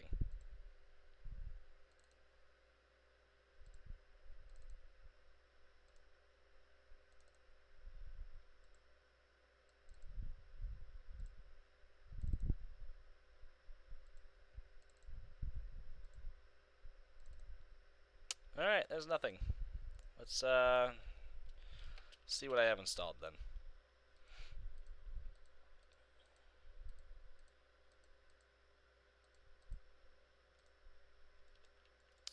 So that's less horrific. I do like the look, but that doesn't particularly fit what I'm going for right here. So I guess we'll try something else. Maybe City Hall, if I could spell correctly. Nope. Oh, wait. Nope. Also, great American flag out front.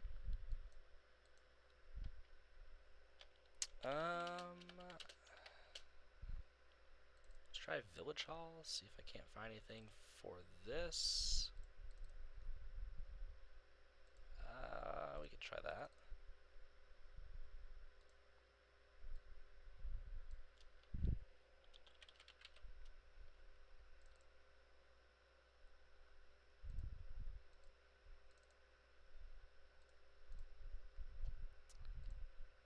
Let's see.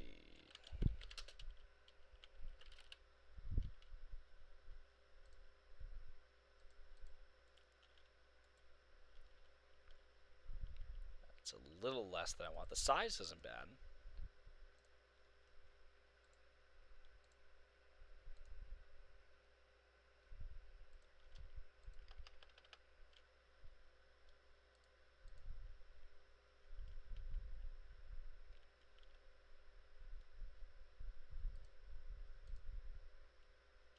Be nice if they had roofs, like,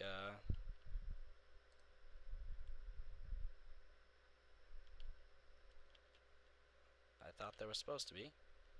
Like, if this had a roof, love it. I'm pretty sure it was supposed to have a roof. Yeah, it's supposed to be a red roof on this building. That was a waste of my time. Yeah.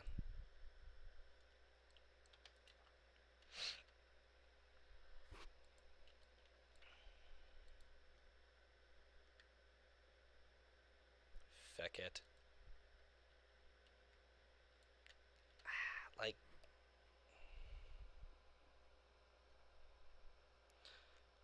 I don't mind this building. I just, again, think it's too large for what I want here. Like, I think at first it was fine.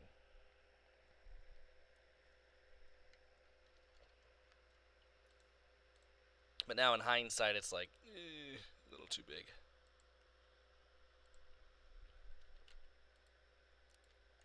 I guess we're going to have to leave it.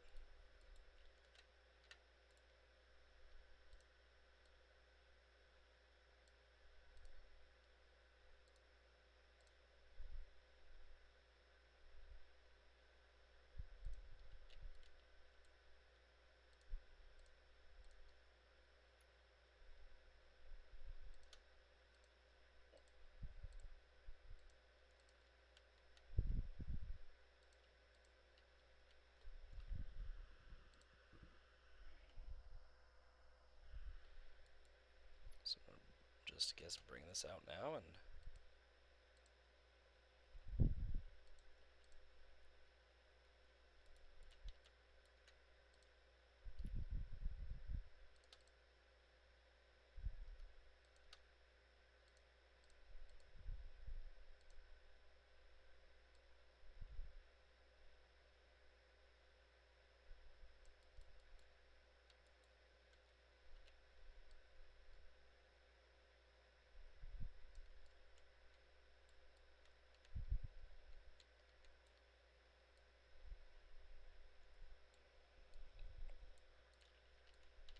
So there's that.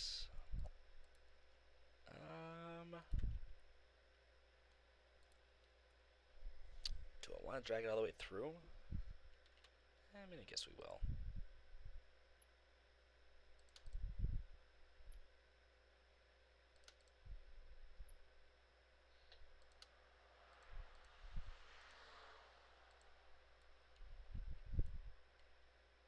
Yeah, it's definitely going to end over here just because water.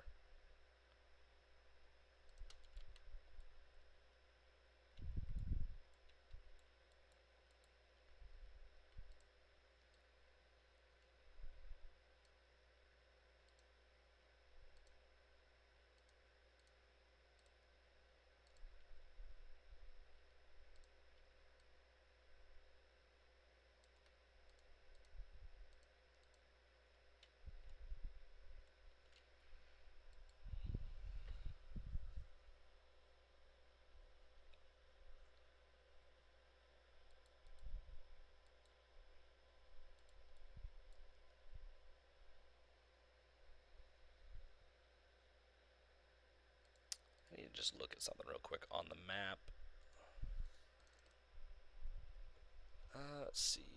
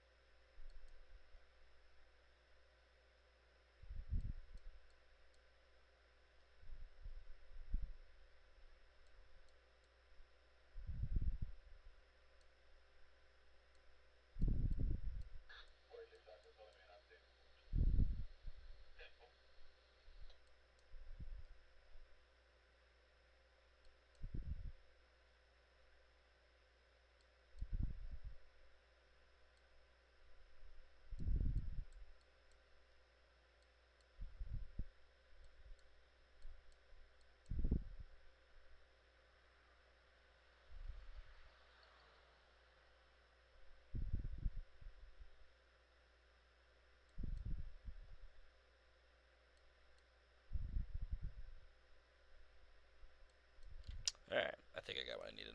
Alright.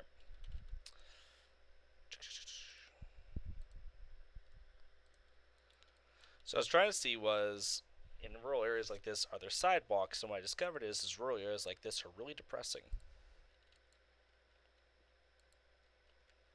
Like, I hate to be that way, but it was just really depressing looking at the area like this. Like, gorgeous, gorgeous scenery, gorgeous views of the mountain. Like, from this road right here, that would actually exist because this is one of the few roads that I did copy.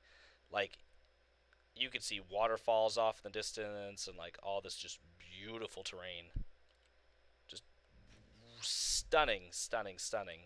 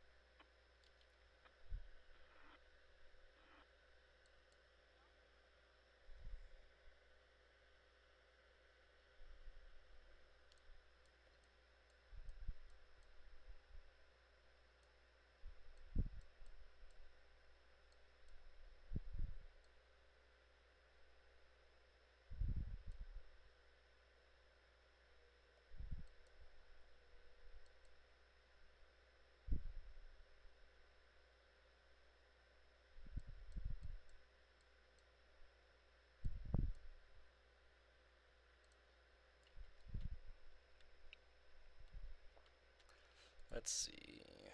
So we got these buildings here. Probably go ahead and make the area for the rail. So looking at it, it looks like it comes down a grade. It goes up a 1.8, 2.15.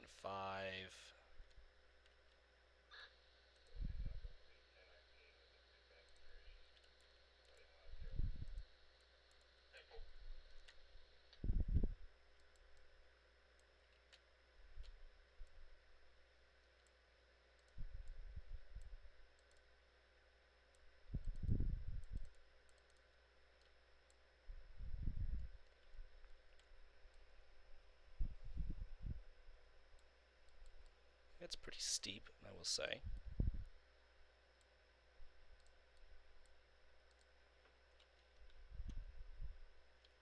Comes down this intense grade.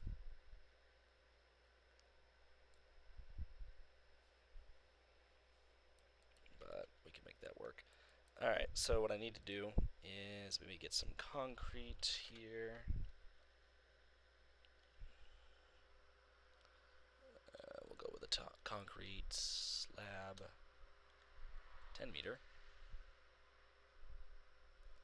Actually, maybe go a little wider. We'll go 15. There we go.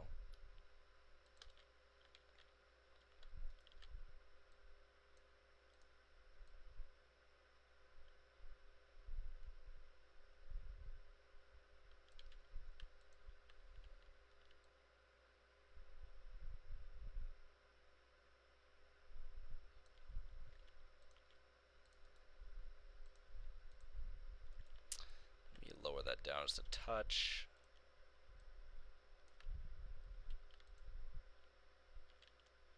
It looks like it's kind of bows into place here.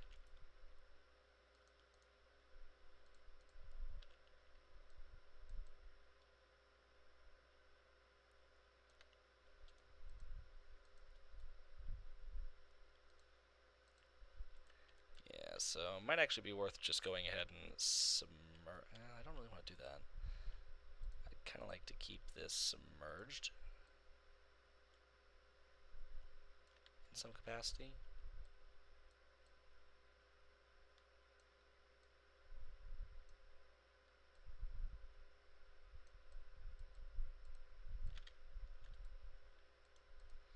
You know, what would it be to just go ahead and straighten that out?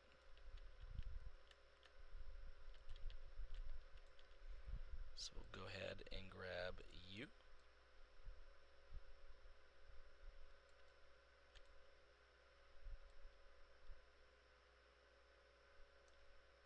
Go ahead and grab you.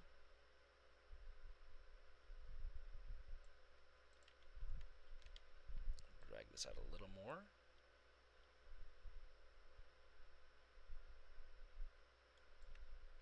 There, I like that. I don't know why I do, but I do. Alright, so we have that.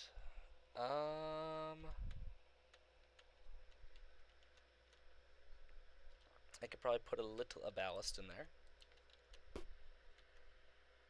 So yeah, this area is kind of up on a platform.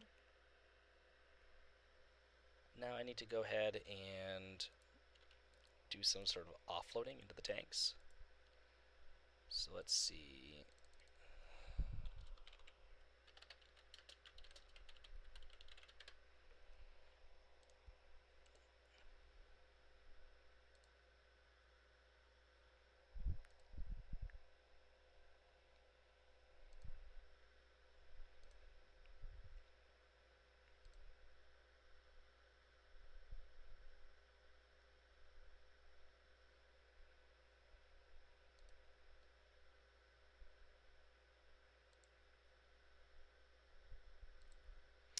So I can either go over the top or I can go under.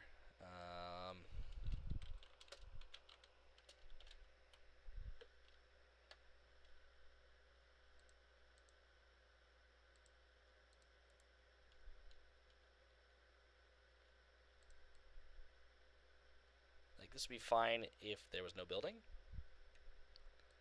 Like, I kind of like that building to go away. That would make my life a little easier. Let me see.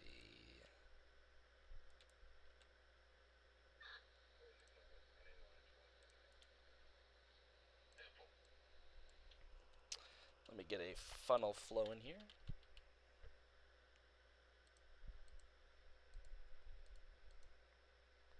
I can fit about 3 funnel flows in there. So we can go ahead and come right here, turn it around.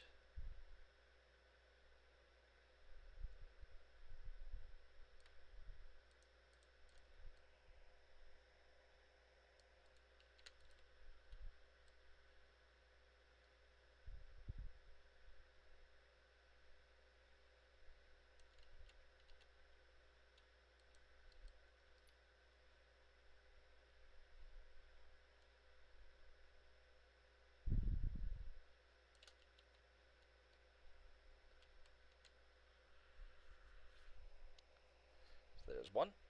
Perfect.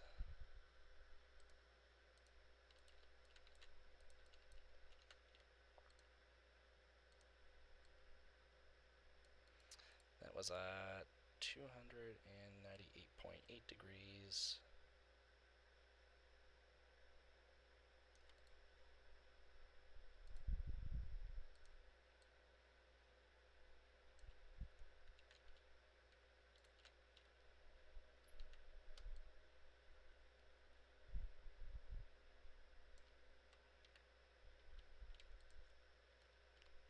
Bring this up to about 0.95. Perfect. And we'll bring out the last one. So like I said, this will be for the diesel tanks for the shipyard, or the docks. So how the boats would get fueled, though, is they're going to get fueled probably via a tanker, a truck.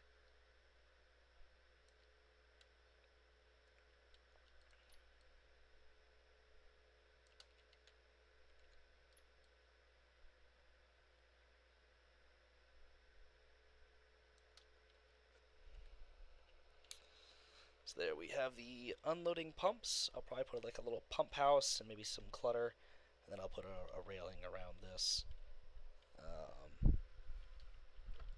or something of that sorts, just to kind of protect this.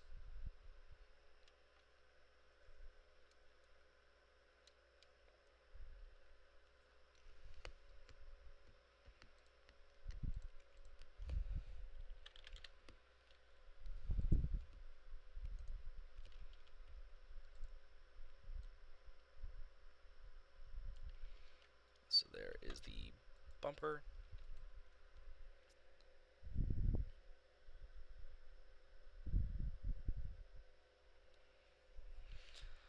Alright, let's see, railing. Gotta dress this up a little bit. Go with an Erie railing.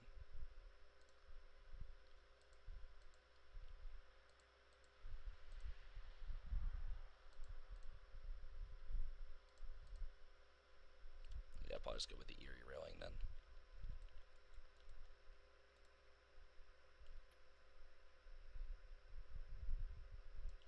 I feel like this is honestly kind of my go-to. Like, I can't tell you how many scenes I've done with this Erie railing and a concrete slab. Like, I can't. Because there's just way too many to count at this point.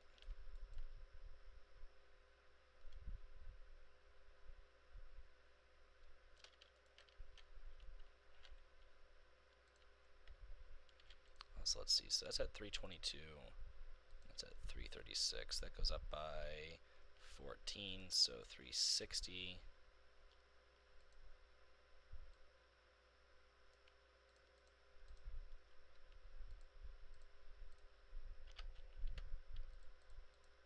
There we go. Oh, not what I wanted.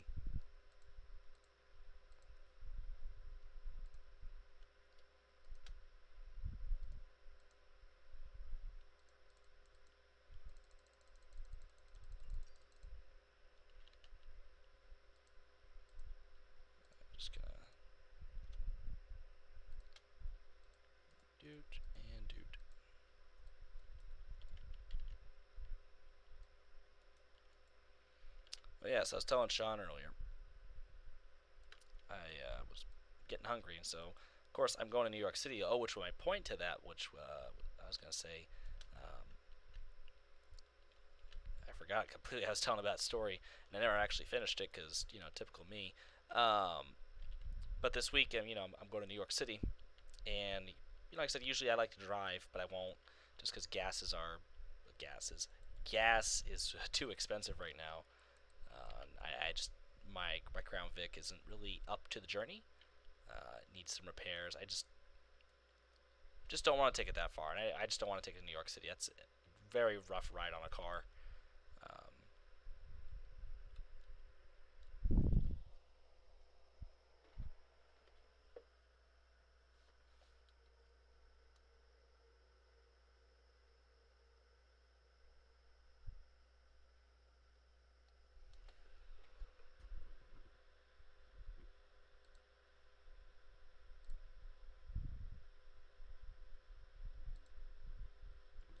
but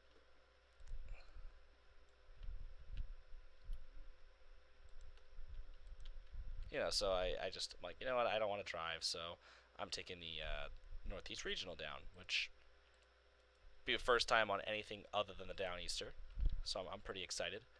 I bought a business class ticket because it wasn't really that much more expensive. I'm like, well, if I'm gonna spend the money, I might as well just spend the money. No big deal. So I'm taking the regional down. Gonna fly home. But anyway, so I was gonna go out tonight and get something to eat because I haven't gone to the grocery store. It's just a little too close to go to the store in terms of leaving. I don't want to go to the grocery store if I know I'm going to be heading out on a trip because it just doesn't make sense at this point just to go buy food that is going to be sitting here. So I haven't bought food yet. Once I get back from New York, I'll probably go to the store just because I'll need to make something and whatever. But anyways, so I was sitting there tonight, like, man, I'm hungry. And I originally was gonna go to the grocery store and get some, like, just a couple of just quick things, like maybe some stir fries or like the Bluebird stir fries and whatever. Just something quick, something simple, something easy, whatever. So I get out of the store and fucking like 6 minutes too late. I'm like, really? Like, of course, that's my luck. And I had waited and waited all day, and I'm like, should have gone. I didn't. Whatever. So I'm sitting there, and I'm like, well, what do I want? I was gonna go to a little burger stand called Rapid Rays, but I'm like, I've been there just about every damn night this week, just because I'm like, I don't want to go to the grocery store. So I'm like, you know what? I'll just go home. I'll think of something. So I get here and I'm like, you know what? I want pizza. I was having a big craving for pizza. I'm like, well, another thing that I've also eaten like a bunch of times this week is pizza. So I'm like, maybe I don't want to eat the pizza. I'm like, but they do have chicken Alfredo. I do like me some chicken Alfredo. So maybe I'll go ahead and order some chicken Alfredo, or maybe like I'll go ahead and get some like breadsticks and buffalo wings. So I looked into Papa John's. Papa John's doesn't have chicken Alfredo. I'm like, well, this is rather disappointing. Like, things I didn't know that really disappointed me. I'm like, all right, well, guess I won't be doing that. Guess I'm not gonna be ordering me some chicken Alfredo from Papa John's. So I go ahead and I look into Domino's. They have a Domino's nearby, and there was no delivery option. They don't have delivery on their website for this location. I'm like, you kidding me? The Papa John's is further up the street. Like it's a little further into Biddeford, but they offer delivery. But the Domino's, which is effectively probably I think it's the closest pizza place to me, doesn't. Like, this makes zero sense. I'm thinking, well, maybe they're just short on drivers. I'm like, all right, whatever. So I'm sitting there and I'm a little pissed off. I'm like, no, I don't want to go down there. I don't want to leave the house. Like, I'm really hungover already. I don't want to get out of here. But then I started thinking, I'm like, but I'm really hungry, and the Domino's is only right down the street. So I hemmed and hawed, and finally I'm like, all right, whatever. I'll order the damn food. So I did. So time goes by, whatever. It gets close to pickup time, so I run down there. Yeah, it's nice new Domino's. It looks really, really nice. Go inside. Kid comes up to the counter. He goes, "Hi, did you have a order to go?" I'm like, "Yep, it should be under, my name, Jaden Boudreaux." So they go inside, and or they go back, and they're kind of fumbling around. And while he's fumbling around in there, I hear him say, "Hey, do we have that order for Jake?" And I'm sitting there like, really? And I don't want to shout at the kid like, "No, Jaden," because there's people in here, and I don't want to just start shouting. So I'm like, great. So I gotta wait for him to walk all the way back over here to look at me funny. So he does. He comes all the way back. He's like, "We don't have your order." I'm like, "Yeah, it's under Jaden Boudreaux." And so he walks back again. He's like, "So where's the order for Jason?" I'm like now I'm getting pissed off at this point because I'm like, all right, really, kid, like, screw up my name once, no big deal. Screw up my name twice, we're starting to get a little upset about that.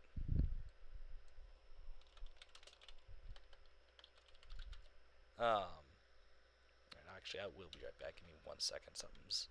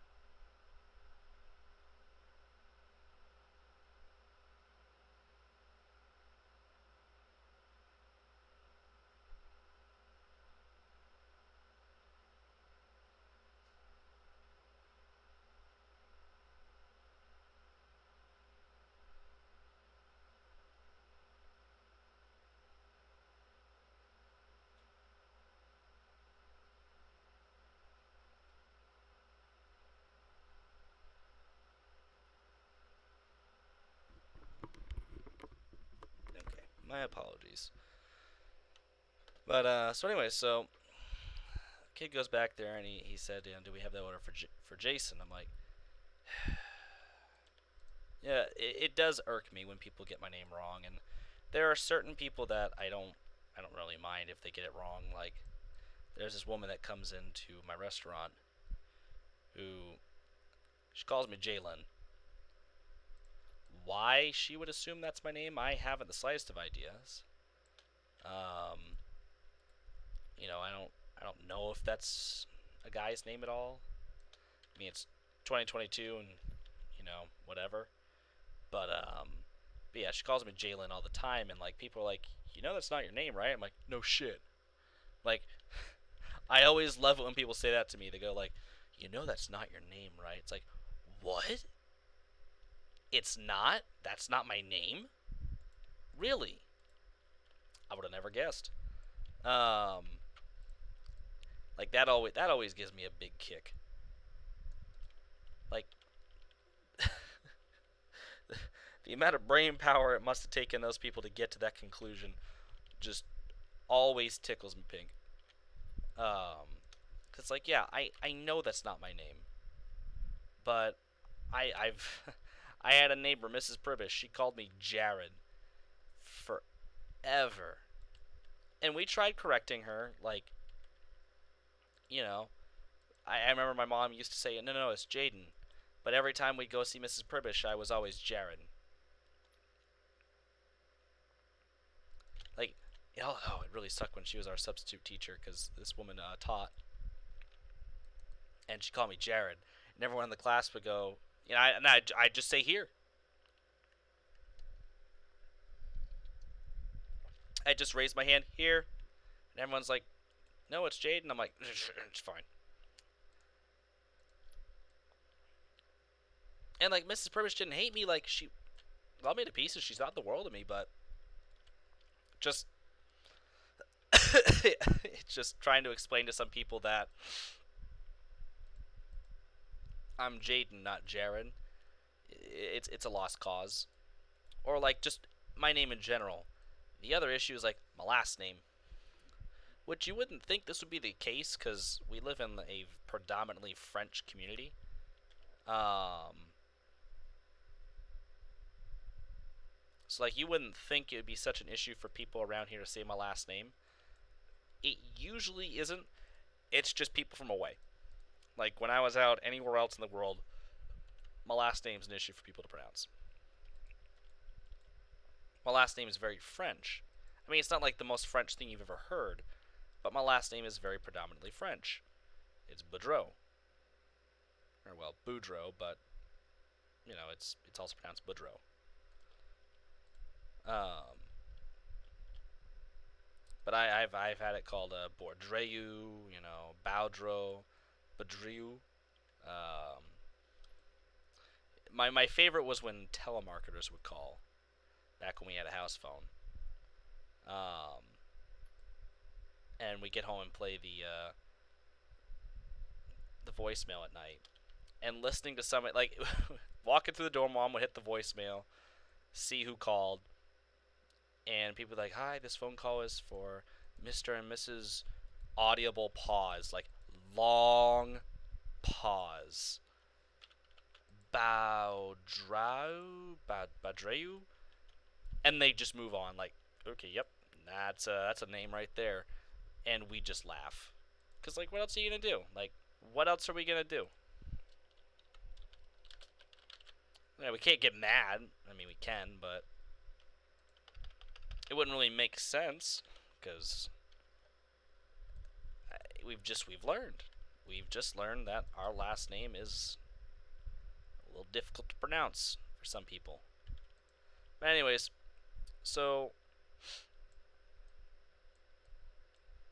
I try not to get mad, but there's just certain things and certain times, like this in particular. It's like, all right, like I've said my name twice to you now, and like I'm a server at a restaurant, so like I understand, like you get a lot of names throughout the day, you get a lot of difficult things, but I've also verbally said it twice, and I know like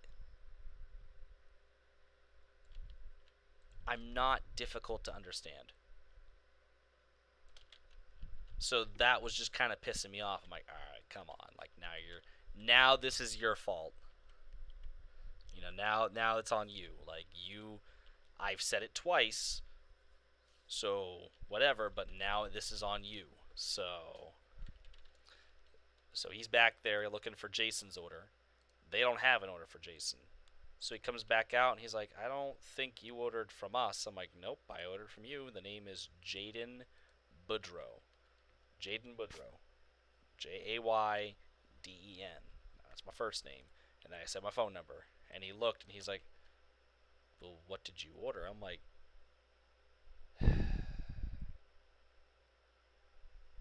breadsticks, chicken Alfredo, 8 buffalo wings with extra ranch.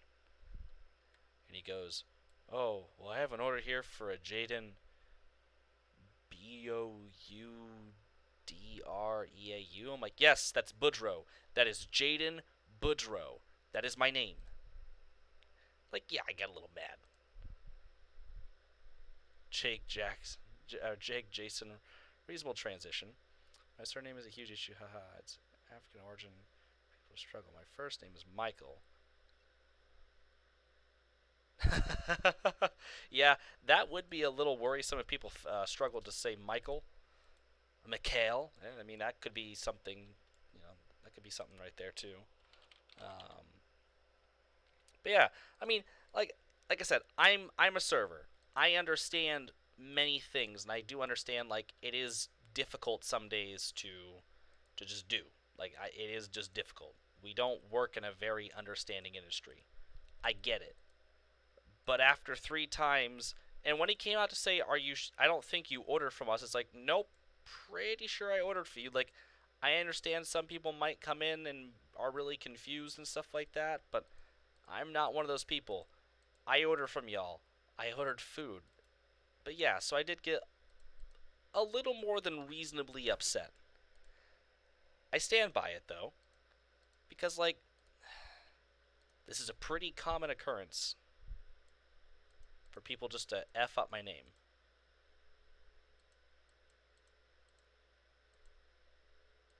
Yeah, we're just gonna go with this. Nope, didn't want that. Didn't want that. So yeah, got a little more than reasonably upset. And like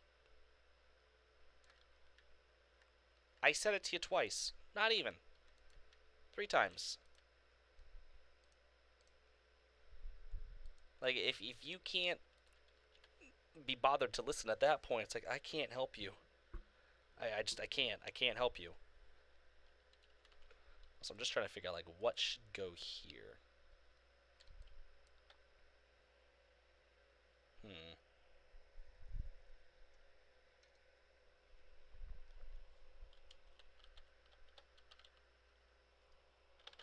If I could spell.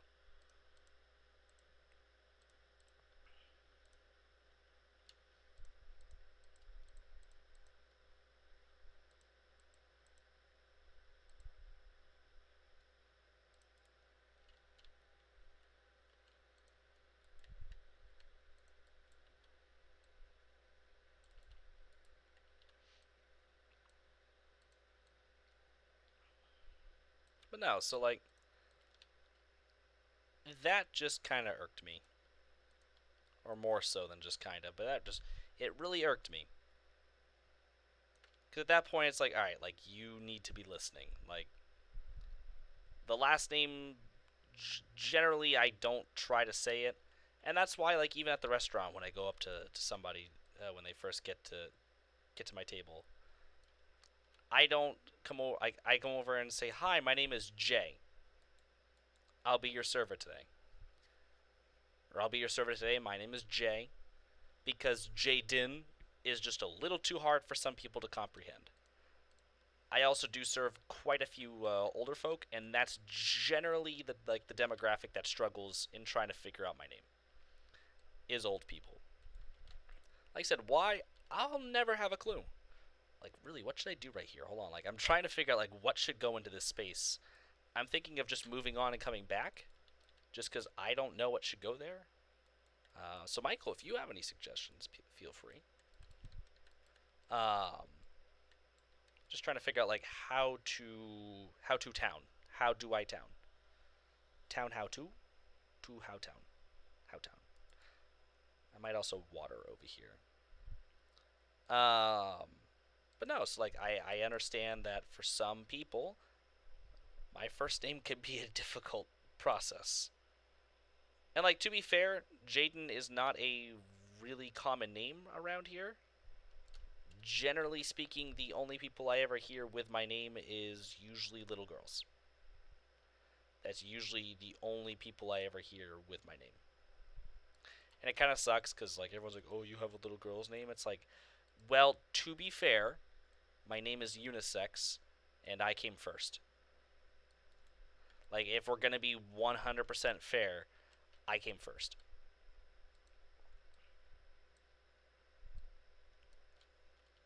Like these little girls are usually like a significant amount of time younger than me. So like I came first. And it used to, like, I'd always run into them at the bowling alley where I used to work. Um, and the girl that I work with always got a big kick out of it. She's like, "Oh, look, this guy's Jaden too," and I'm like, "Shut up, shut up, don't." Uh,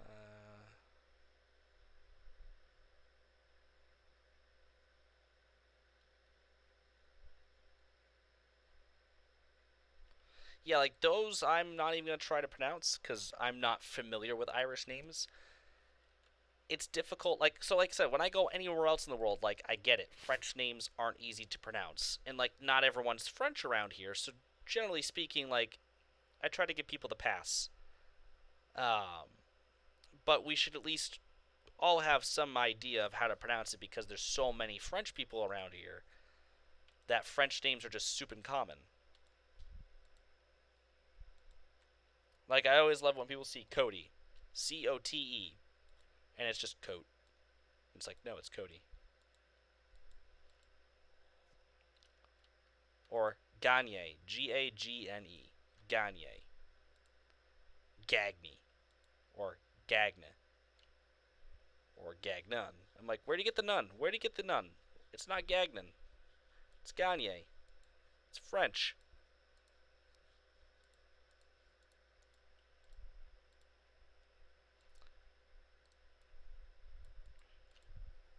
Yeah, there's some that get the pass, but some are pretty simple to pronounce. But there's just some that get me. It's like Gagny. Like no, it's Gagne. It's French. I would like to say it's not that hard, but you'd also get towns like Versailles, Ohio. Spelt the same as Versailles, but it's Versailles. Sorry, I'm getting like too distracted by like the things in this town. I need to just go ahead and place buildings. So let's see. House.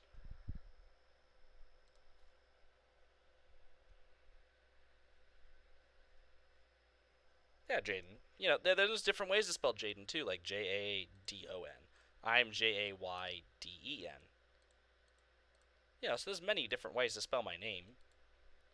You know, I've seen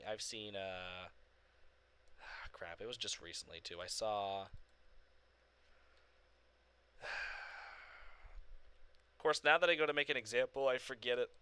It's usually how that works.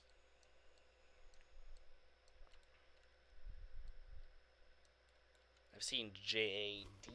I've seen Jay. I think it's like Jay. Yeah, Don. I've seen Ja. Many different ways. There's many different variations of my name. Just struggling to think of them off the top of my head because like mine's the superior way to spell it because like you know I'm the best. Like if it came down to like who's the better Jaden, like I win 94 times out of 6. So just saying. But anyways,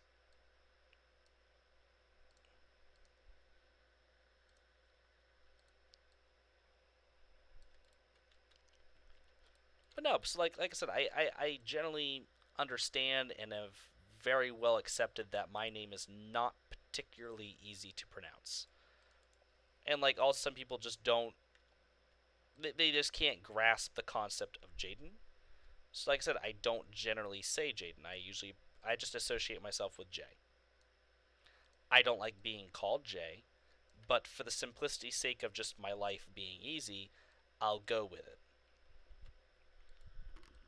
Like I'll just go with it. It doesn't bother me a ton. There is a guy that comes to my work. His name is Jay. He's a regular. He knows the owner very well.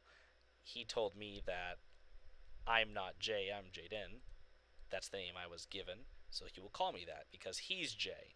And it would just be easier to walk into a room and he be the only Jay. I'm like, hey, absolutely.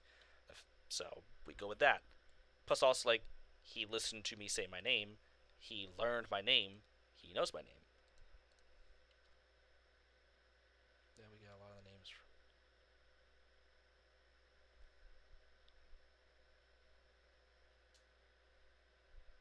Huh. I did not know that. America's just a hodgepodge of just anything that ever ended up here, so.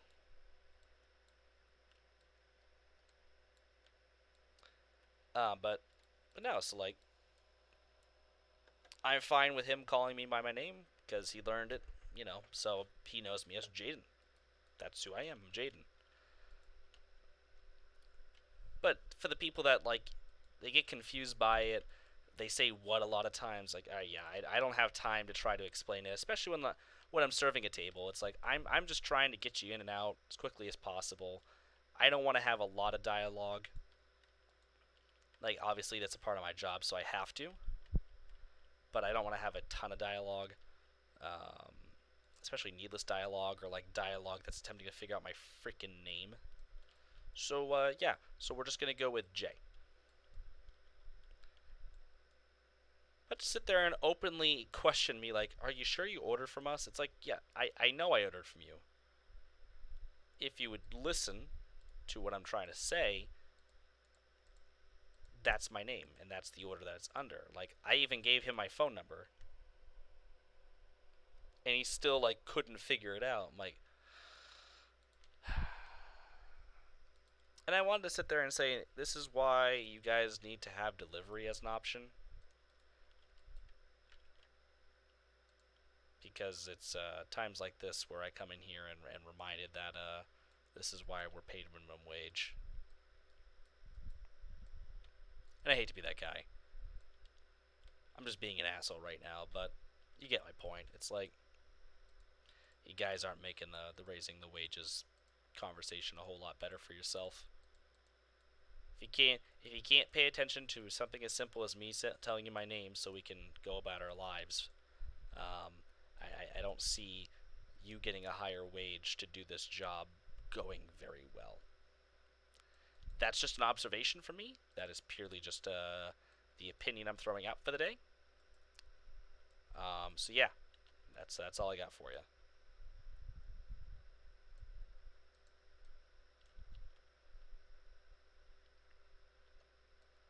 But yeah, it's just stupid shit like that. Like, I already get a lot of it out of my job because, again, trying to figure out my name is such a hard task. Those steps are really high up.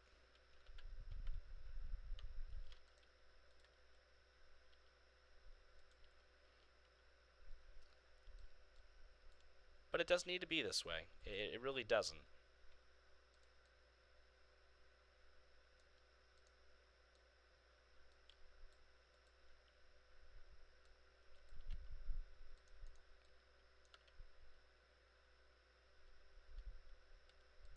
Yeah, we'll get rid of that.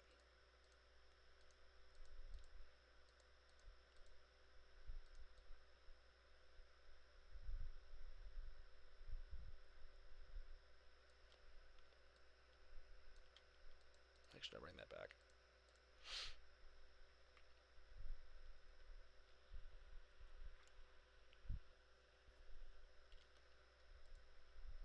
Yeah, generally speaking, like,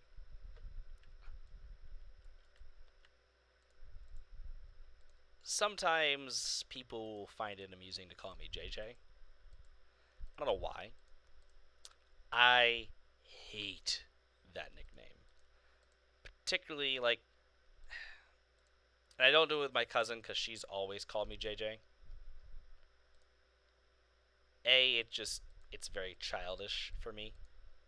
But also, like, growing up, I've always liked aircraft.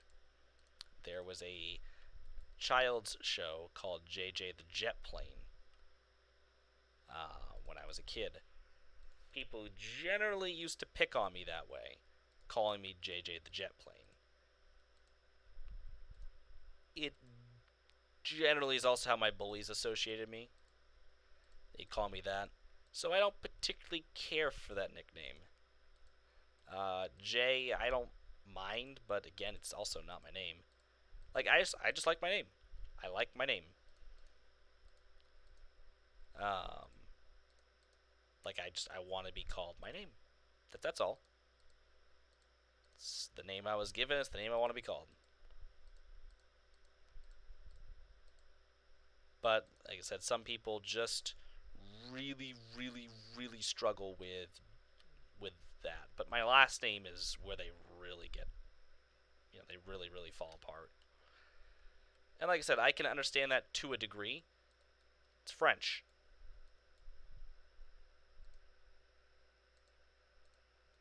Like I said, when I lived in St. Louis, they were very.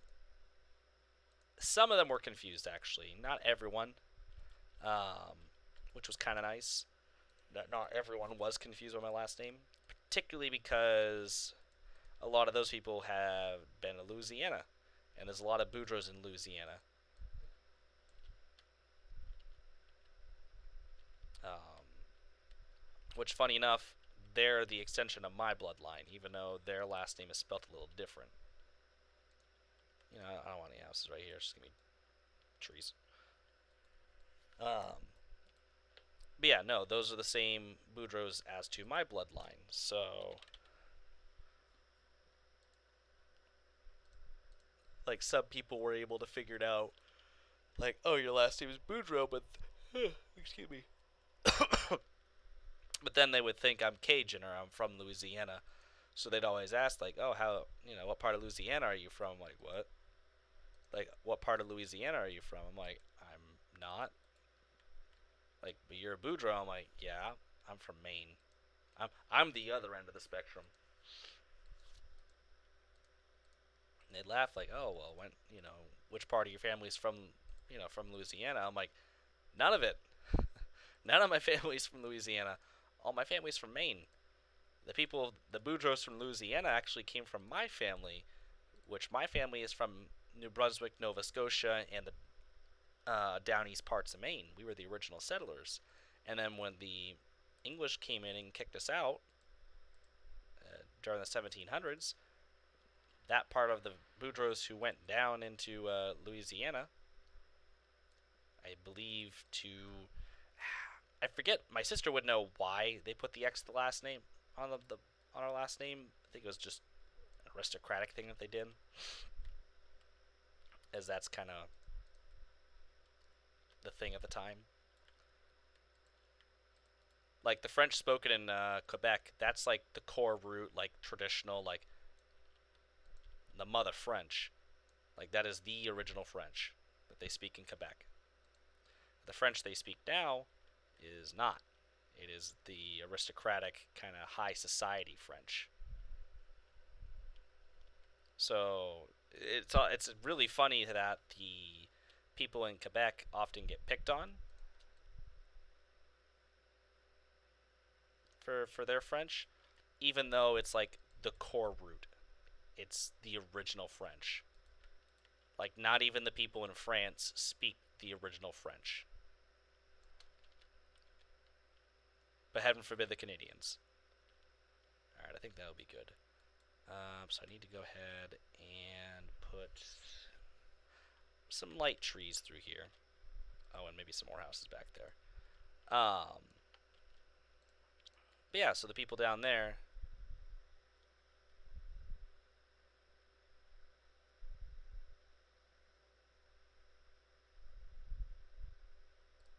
Yeah. Oh yeah, plenty of places around here are mispronounced. Like, I make fun of different parts of the country mispronouncing French town names, but you have Calais, Maine, which is spelled Calais, like Calais, France. But we pronounce it Calais. I shit on, like, Ohio really hard. And even St. Louis for mispronouncing town names like Bellefontaine. It's like, no, it's the Bellefontaine neighborhoods. Or, like, same thing with Ohio. They have a Bellefontaine. Bellefontaine, Ohio. It's like, no, it's Bellefontaine. Or something to that effect. Um, French is really rusty, put it that way. But they pronounce it Bellefontaine. And then meanwhile, I'm over here correcting. God damn, I forgot that scanner was on. That just gave me a heart attack.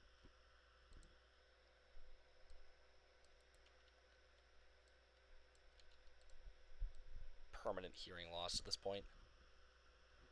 But yeah, then meanwhile over here in Maine, it's like callous. Luckily, no one I know has pointed that out. I would like to keep it that way. Although I'm sure if they watch this live stream, they will now have that as ammunition. But I just keep it to myself.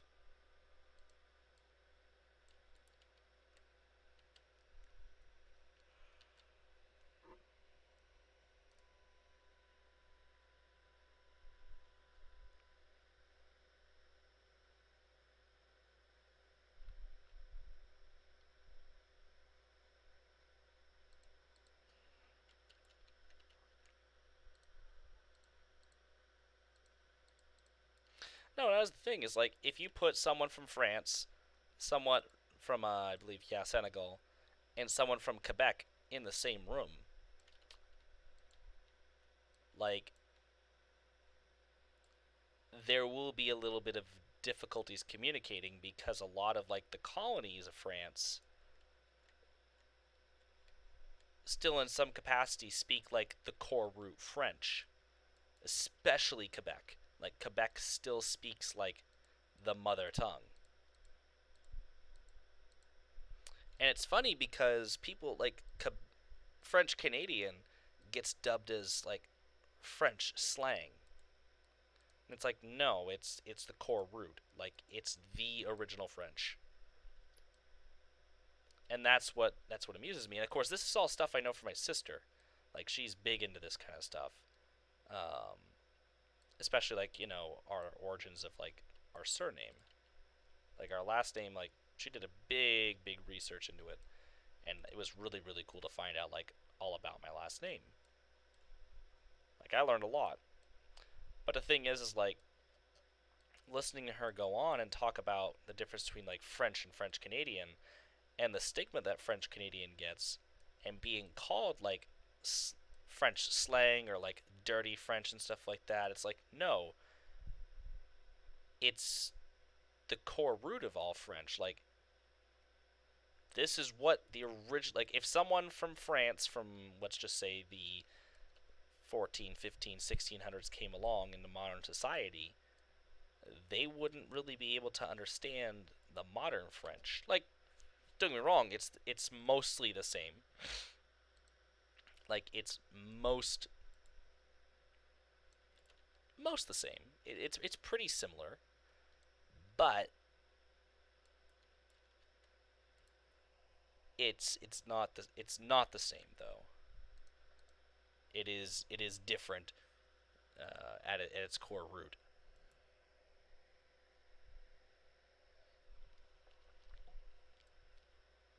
Because I've heard someone from France speak French, and I've heard someone from Quebec speak French. I hear that a lot, like just about every day, especially in the summertime. Um, like yesterday, I was down in Old Orchard Beach, Maine, and that's all I heard for most of the day was French Canadian, because that's just what occupies the town during this time of year is the Quebecoisies.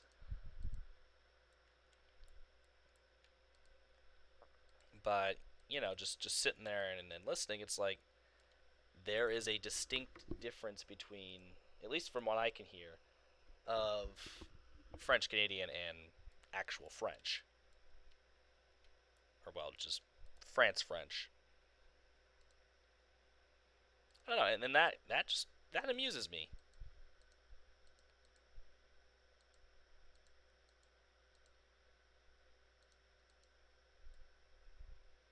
Like it just makes me laugh a little bit. It's like there is kind of that much difference between like something that should really be the same. Like for the most part, like English over in England and English here in the United States is pretty much the same. Like I've really never had too big a difference trying to communicate with someone from England. Usually it's just how we refer to things, like chips and chips. Like that's kind of the notable one that I can think of off the top of my head. Like how I refer to chips and how someone from England refers to chips, entirely different. There's also maybe certain words that they use over there that have a completely different context over here, or they're just certain words that they use over there that I've never used over here, and perhaps vice versa.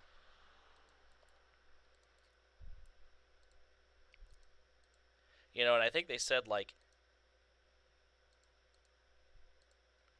like what's the word I'm looking for? I believe it's either the New England accent or it's the accent from Georgia. And I want to say it's the New England accent. Is like the original, like one of the original English accents. Like the accent they have now is the more similar to France, the aristocratic accent. Uh, Over what's kind of over here in like Boston, like a Bostonian accent is very. I mean, it's a little different now, but like if you go back to maybe like the 50s or the 60s, like that kind of Boston accent is very similar to like an original English accent. Whereas over in England, it's kind of more high society, little, something like that. So I've learned. Of course, how they've been able to figure this out, I haven't a clue. That's always been the part that I have no idea how they figure that out. But however the case, and however they did figure it out, it's very interesting.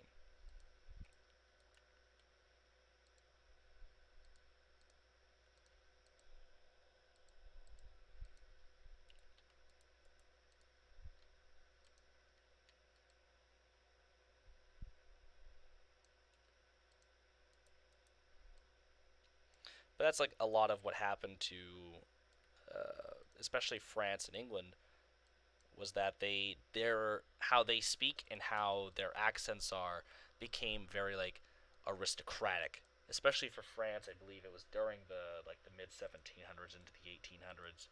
Um, I think actually maybe particularly during the 1800s. Like again, my sister would know more about this than I would. Um, I'm just kind of taking this off of memory at this point, but it is fascinating to me to have learned that though, and have kind of been given this information because it kind of opens my perspective onto things again, particularly because my ties to French Canada and kind of being told speaking much closer to the way. Yeah, like there's particularly if you do go a little further north up here in Maine, let's just say, there are people who speak in a thicker accent than I do. Like there are certain words that come out at certain points in the day that, yeah, my accent comes out true to its form. Um, but then there's other points in the day that my accent does not. But then you go up north and there's people that their accent is thick, really, really thick. Um, and it's interesting to listen to them talk because they kind of have the true to form like New England accent, or well, more or less the Bostonian accent, because that's kind of what it is really. As much as I hate to admit it, because fuck Boston. Um, like even when you go to New York, like New York has a really thick accent. I don't know if that is predominantly like an English accent of some kind, but the accent in New York is wicked thick. Um, Wherever theirs originates from, it is insane.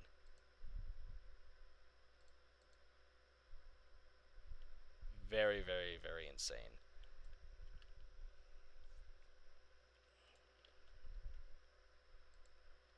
Actually, gonna place this house over here. That house could be an outlier right there.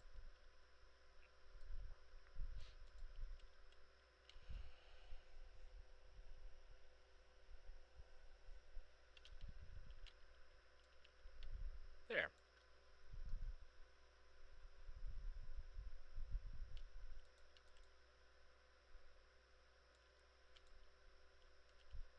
actually get rid of this house. I'll probably get rid of you.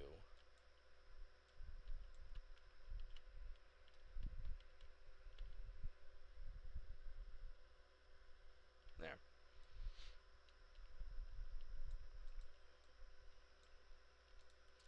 So I'm going to come in and let's see, do I want these textures though?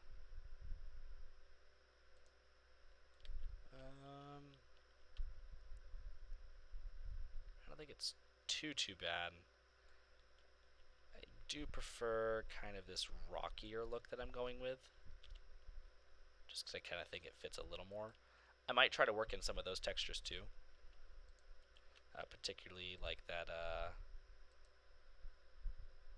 this kind of dirt look.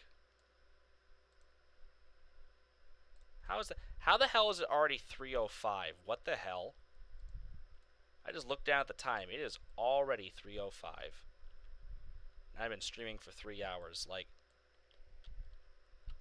of course, true Jaden fashion, I haven't done shit. But how the hell is it already 3:05? Like, it's gonna be time to go to bed here shortly. And this town doesn't look any different from when I started. I guess I need to shut up and just build. Like, that is wow. Like, I'm actually like a little bit taken back. Like, I have not looked at the clock. I figured it was probably about 2:15, 2:30. I didn't realize it was 3:06. Like, I can't believe that. That is ridiculous. There's no way I've been going for 3 hours. Like, that's all I can say. Like, there's no way I've been going for 3 hours.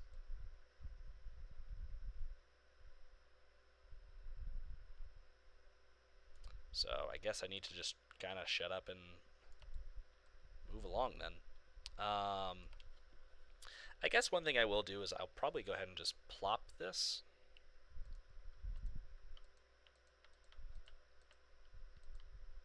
Kind of get this area somewhat textured in some way.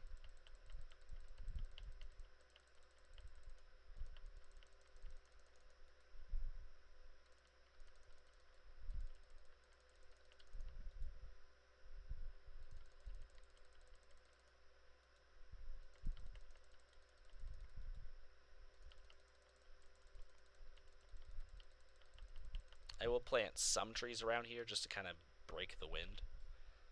Like, I might put a small forest here just to kind of shelter the town from the wind.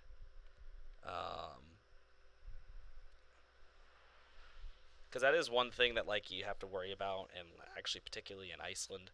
I know last year when the volcano was erupting, it was an event where the winds were very strong one night. I think it was like 100 miles an hour or something like that. Just winds, and it knocked over like a big van like this. Well, maybe a little taller, like a high profile van. It tipped it over because the winds were just blowing so damn strong. Which I think is nuts that the winds could blow that strong in Iceland just for no fucking reason. Like, that just blows my mind. Like what the hell, Iceland? Like, what are you doing over there?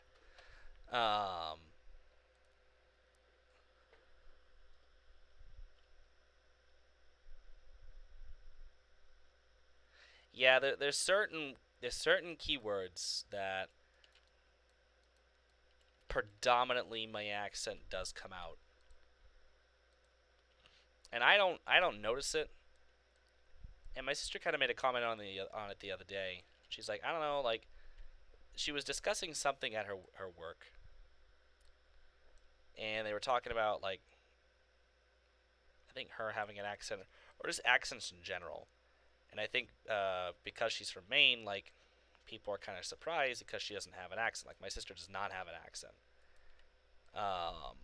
She's like 100% normal and stuff like that. well, I say that loosely, but she's 100% normal, and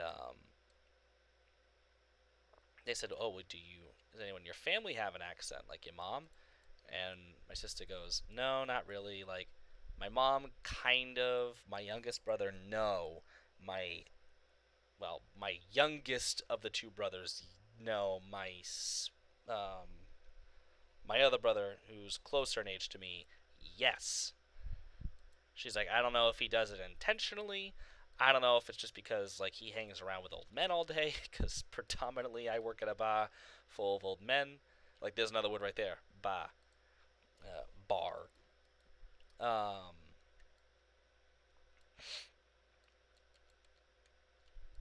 she's like, I don't know, but like he has an accent.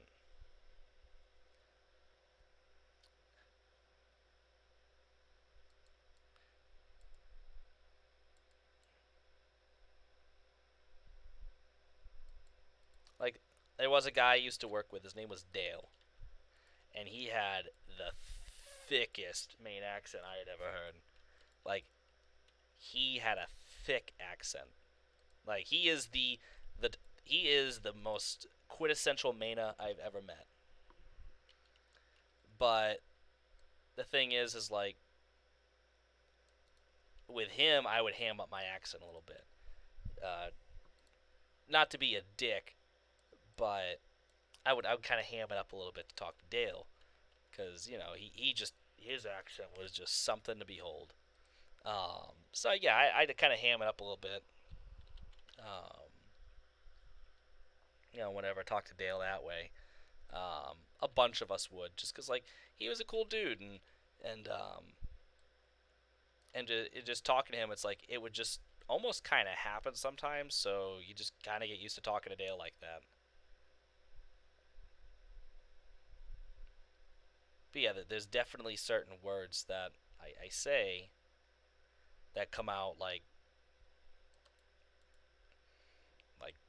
I'm from here. So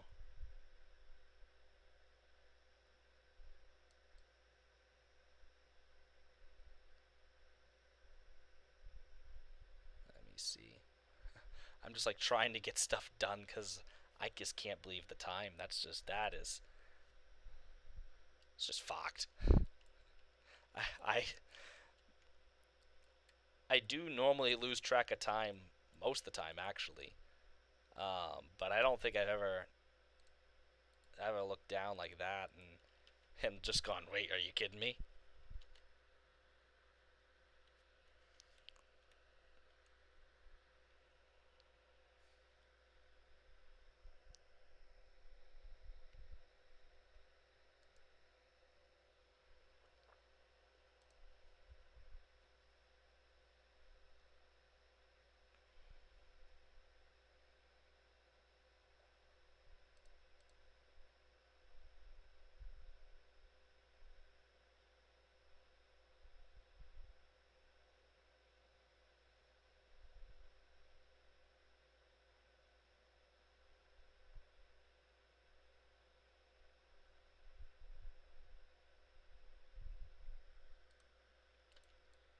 Anyways, had to check something on Discord real quick. What was I saying? I mean, I was always talking about that, but I'm trying to think like, have I like finished any of my stories tonight? Because usually most time it's the answer is no. All right, so I will go ahead and kind of paint the edge of this lake here. I guess I'll just redo the texture, and then I'll add like some of the rockiness in. Actually, like, it's not too far off. Actually, wait, come back. It's kind of nice.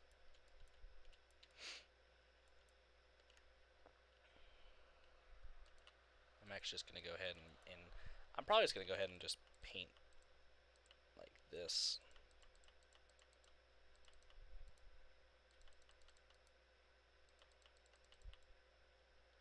And then I'll just go ahead and grab the, the, riverbed.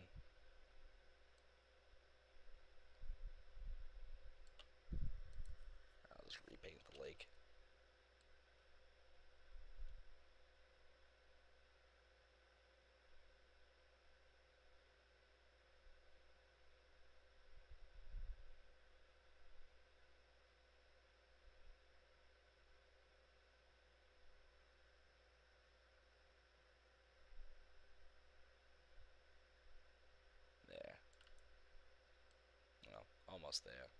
There. Now I was gonna paint the edges like a different color, but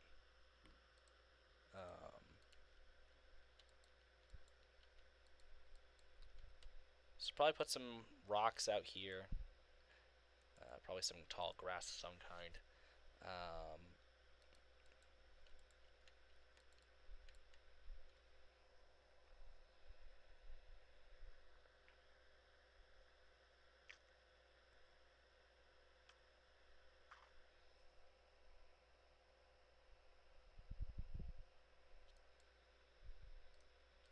I wish Google Earth was a little better, especially up around like the Icelandic area, just because zooming in it gets very, very grainy, and I think probably that's just because like the curvature of the Earth or something like that, or I don't know. I don't exactly know why that area in particular is a little rough to get a clear image of, but it is.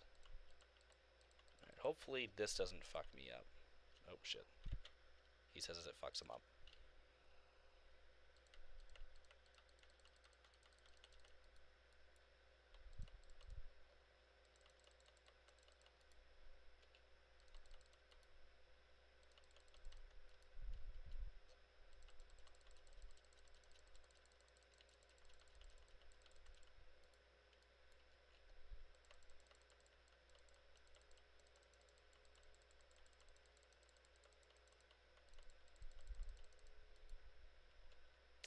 Oh wait, shit. Shit. I just placed all those trees on top of each other. That's gonna kill my frames.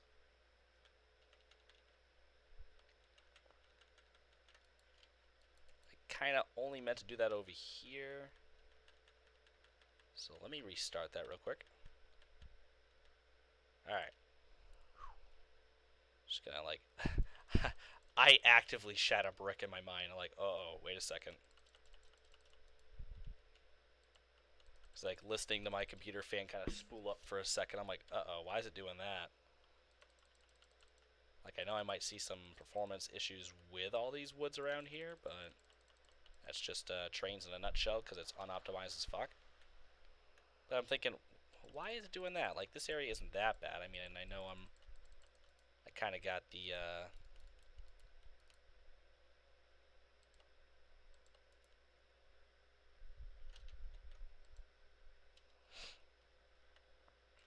like 15,000 meters on, and like I got everything kind of set on ultra, which again shouldn't be an issue. I have a pretty decent graphics card.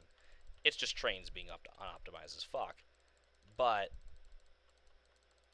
at the same point, it's like, what is causing my issues? And I'm like, oh, wait a second. Looks so weird with trees here. But even still, you do get a pretty nice view from out here. Like that is beautiful. I just think having like the woods here would help just kind of break the wind. I know I've said that a few times, and of course, haha, break wind. But I think it's important because again, like you don't want all the winds coming through here and smacking into the town. You know, I imagine the town over time probably would have planted these trees and hoped to some higher being that they stuck. And the trees, hopefully, you know, I'm gonna plant some kind of sparse forests along the way. Like I might put some. What the fuck just fell off my ceiling? That was a big ass bug. Whoa. I did not like that. 0 out of 10. I would not do that again. Anyways, I'm done having a heart attack for a second. I mean, there'll probably be some woods along here, and I might be tempted to plant some trees in between the rail line and the road. Maybe. I don't know. I don't want to take away from that entirely because that is a stunning look, and I want to try to preserve that as much as I can.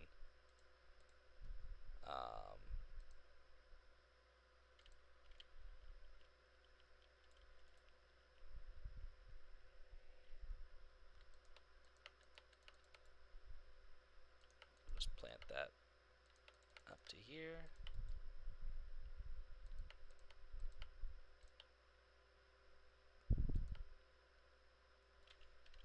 And then probably won't just through here, like field.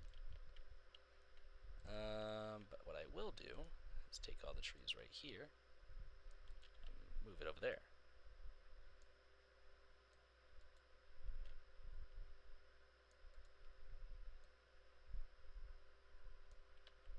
Kind of make that transition just a little less harsh. Or as people up here would say, hash.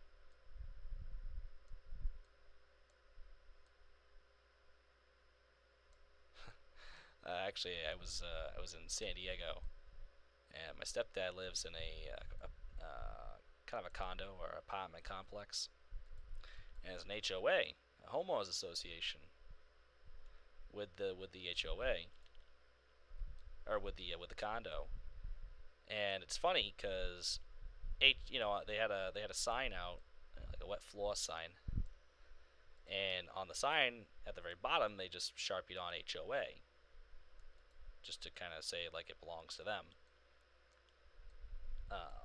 And I thought it was funny in the back of my head because I'll see words or someone will like try to combine two, or they'll say something and then I'll combine the two words to make a new word. It's just something I do.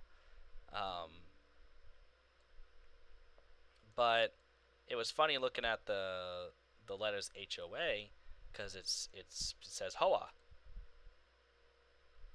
HOA, HOA, HOA, which I joke with my stepdad. I'm like, HOA sounds like I'm talking about a prostitute up here in Maine, a HOA. He got a little bit of a kick out of that. Not much. He didn't get a big kick out of that, but he got a little kick out of that. So every time I hear the word Homos Association, all I can think of is HOA.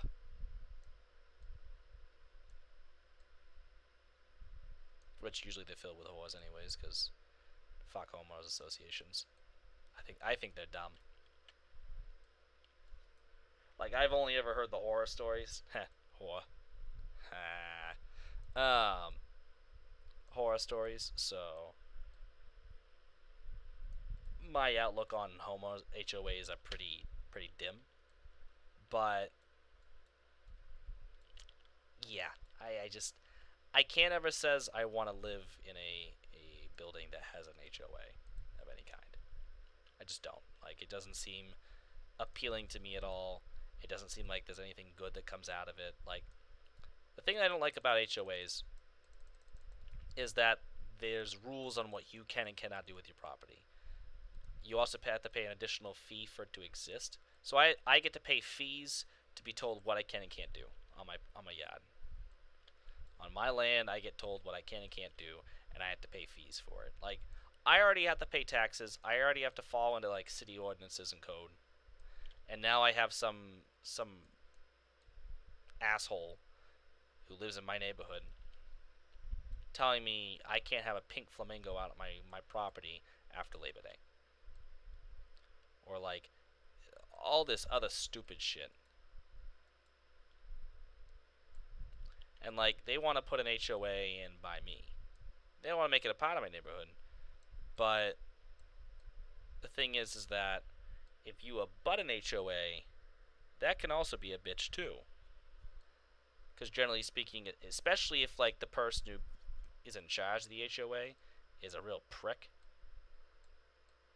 like that can cause a lot of problems. Because power trip is all I will say.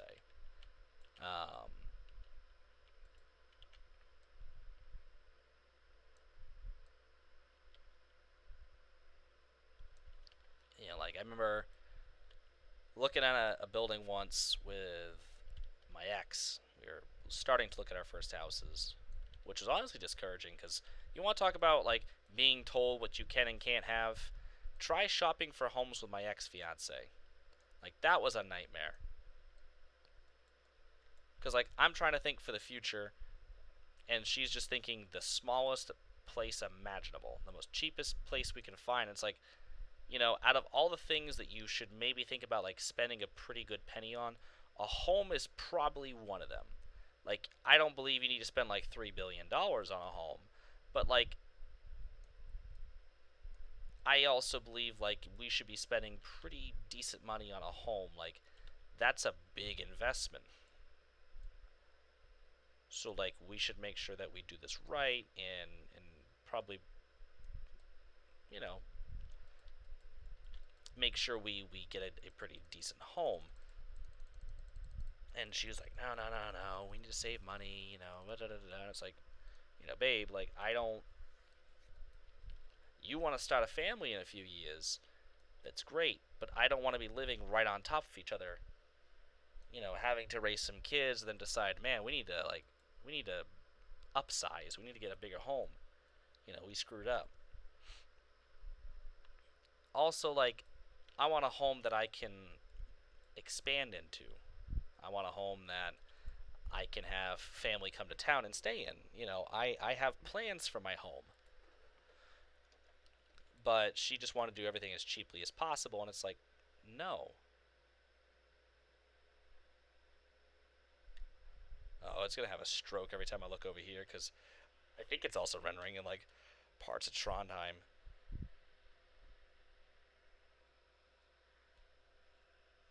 Anyways, but,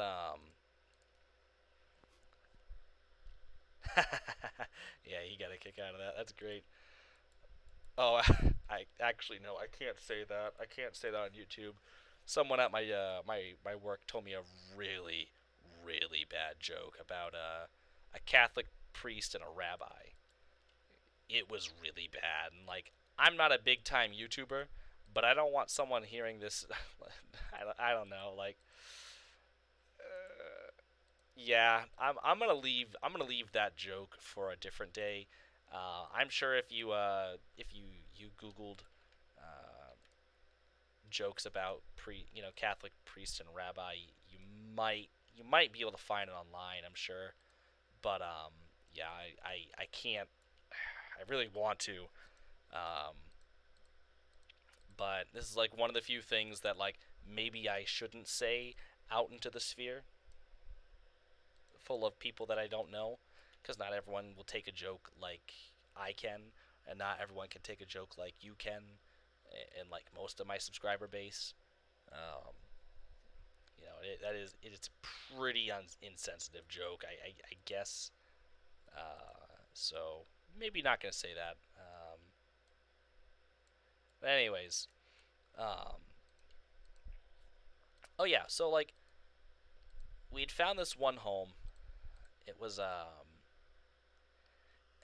guess it was kind of a split. It was a split level, and it was beautiful. I mean, it had so much room.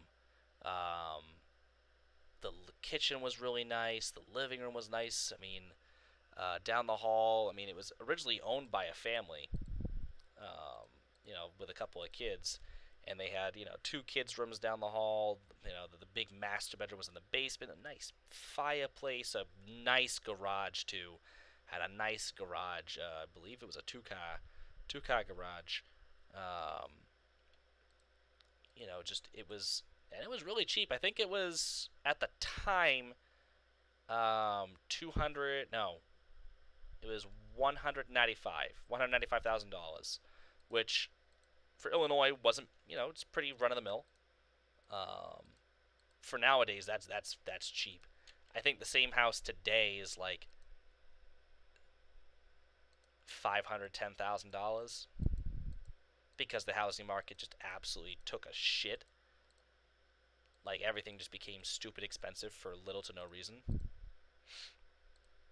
But anyways, so like, I fell in love with this house, and like, I could easily afford that. Take out a pretty good mortgage on the house and stuff like that. It wouldn't have been too bad.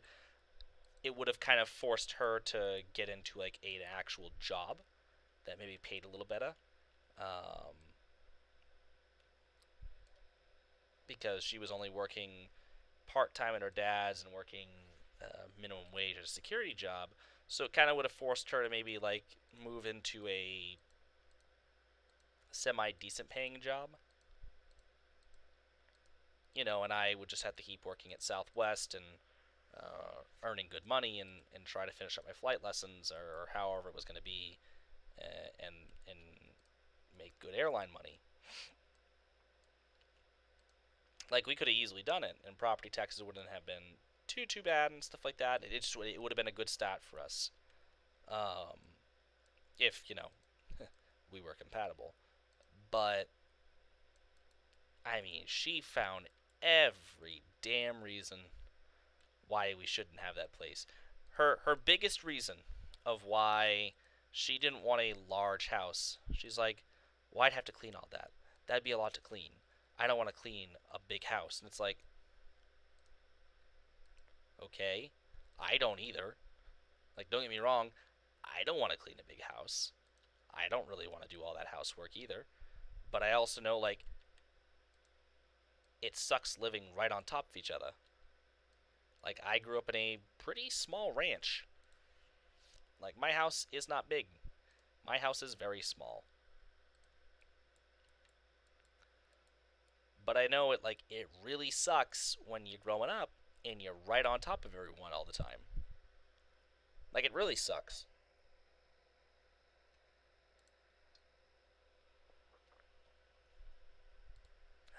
So, I would rather put the money into this.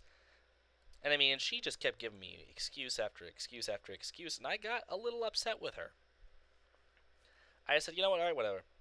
And she's like, well, we can't buy the first house we've looked at. I'm like, this isn't the first house we've looked at. We looked at a few others too. But the thing, and it's like, I'm not upset that we're not going to buy this one. What I'm upset at is that you're making these really dumb arguments. For someone who's supposed to be really, really smart, you're making these really dumb arguments.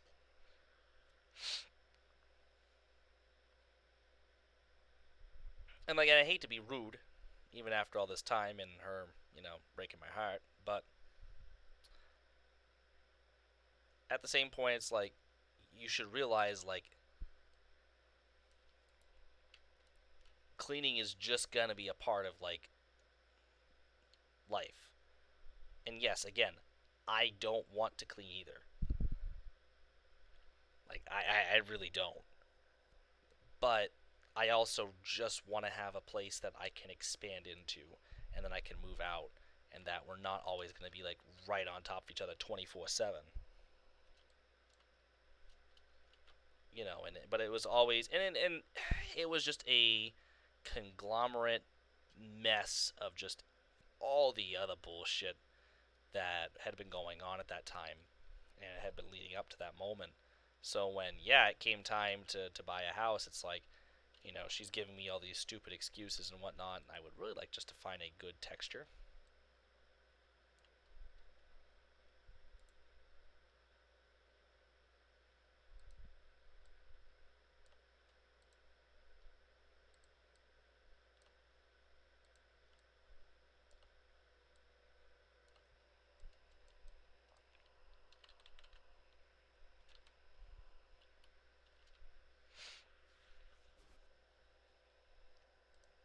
But it just pissed me right off, and it's like, yeah, I mean, I am so happy and so thankful that we never bought that house together because I would have been screwed.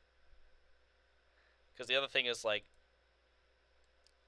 if we'd gotten married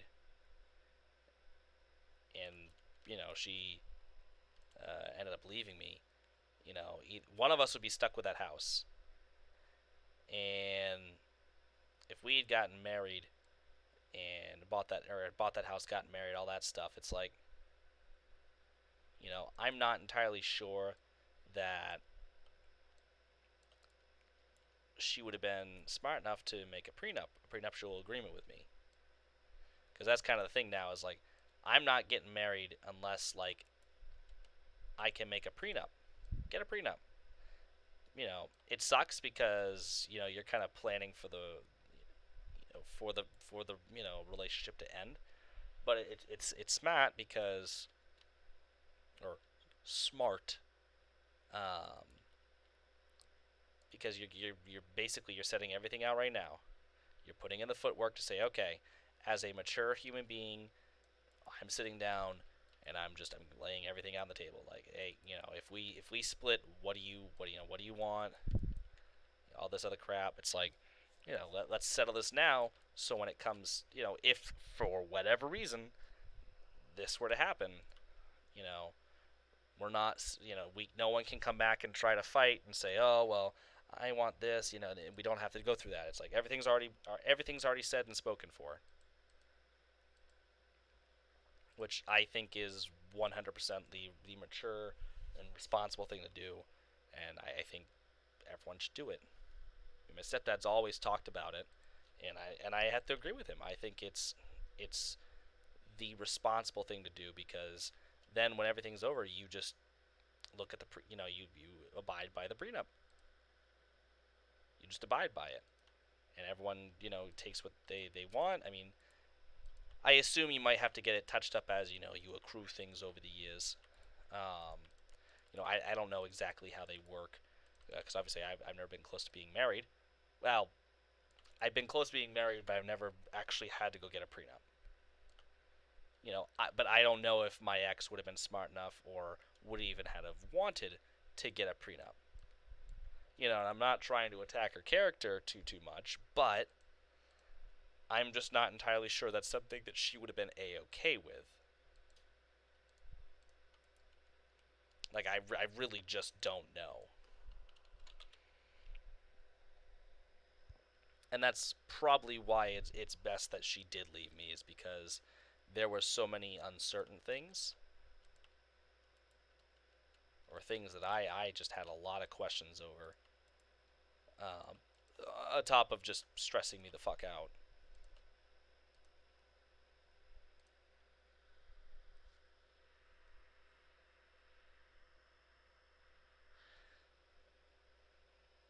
Alright, so I'll tell you the joke real quick.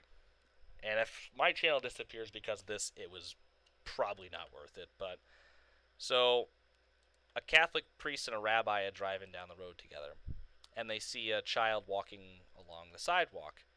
And the Catholic priest looks over at the rabbi and says, "Want to fuck him?" And the rabbi looks at the priest and says, "Out of what?" Really, really bad joke. But I fucking died laughing. It's that kind of really, really shitty humor that I do kind of enjoy.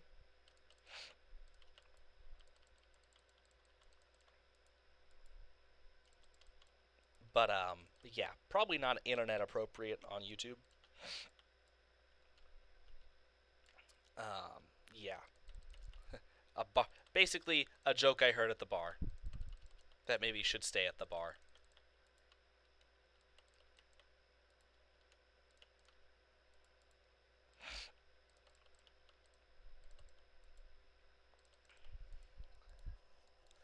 That's the other thing too. Speaking of that, I guess. What else did you say? I kind of skimmed over that real quick to come back to this. Every cloud is a silver lining. Yeah, I guess. Yeah, I mean, like, it's a nice house, but if we had bought it, and I imagine she would have ended up leaving me regardless, like if we had gotten married or not. And the other thing too is, like, if we had brought kids into the situation, like, oh, that would have been such a mess.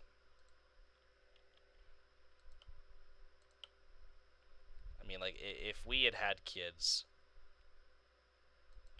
it would have been so bad, because now we have kids and all this other crap and a house, and I imagine pets probably would have been involved at that point, and it would have just been this whole big thing. And it would have sucked for everyone involved. And I always told, like, my biggest fear was to end up like my parents, in some capacity, divorced, fighting over shit, putting kids in the middle. Like, I never, ever, ever want to end up like that. Um,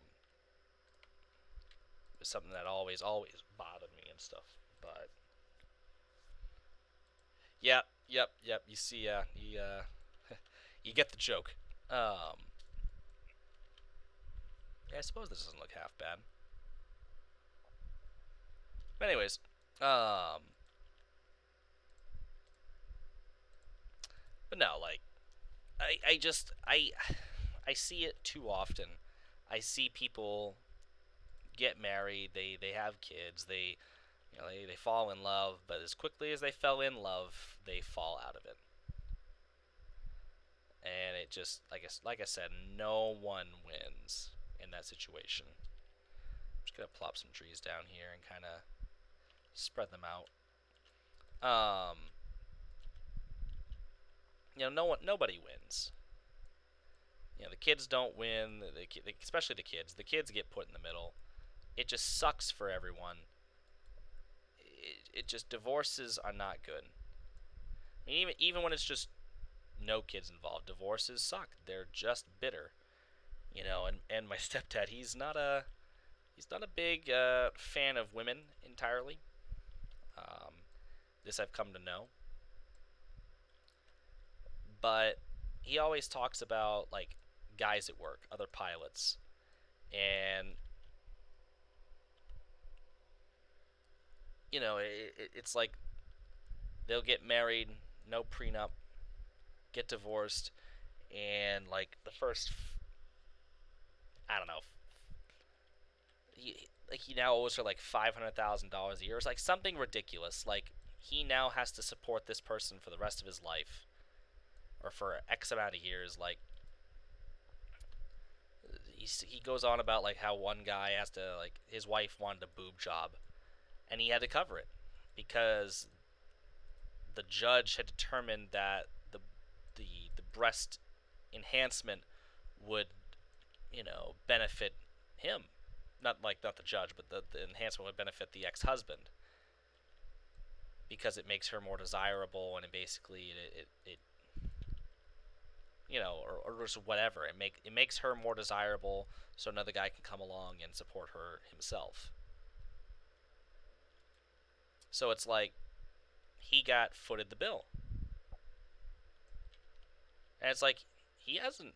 They're divorced, they're not together, but why? He's still paying for her boob job. Whether this is true, I haven't a clue. I mean, probably a tall tale of some kind. But it just sucks to think about, because it doesn't sound too far fetched. And it honestly wouldn't shock me if it. Oh, hello, Toby. I have to pet my cat. Oh, little man. Little man.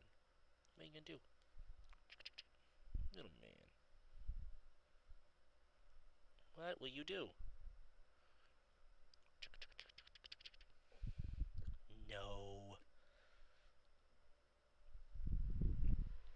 Can I pick you up? No. Okay. I'm gonna pick you up. I'm gonna do it. Oh, man.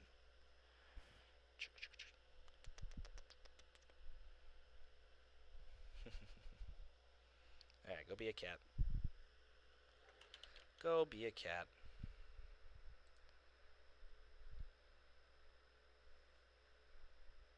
She mounts ears and they collapse. Yeah, that's the thing. It's like, so I'll tell you the story that I was gonna tell you, and I'll tell you about why I'm weary about dating. So, a story I was gonna tell you, speaking of like the bar and whatnot. So when I was working at Delta last summer, I used to get these big couple, 2 3 hour breaks. And when I was working there, you used to be able to just leave. We have radar apps in our phone. Long as we can track the plane and be back before the plane lands, we could go home if we wanted to.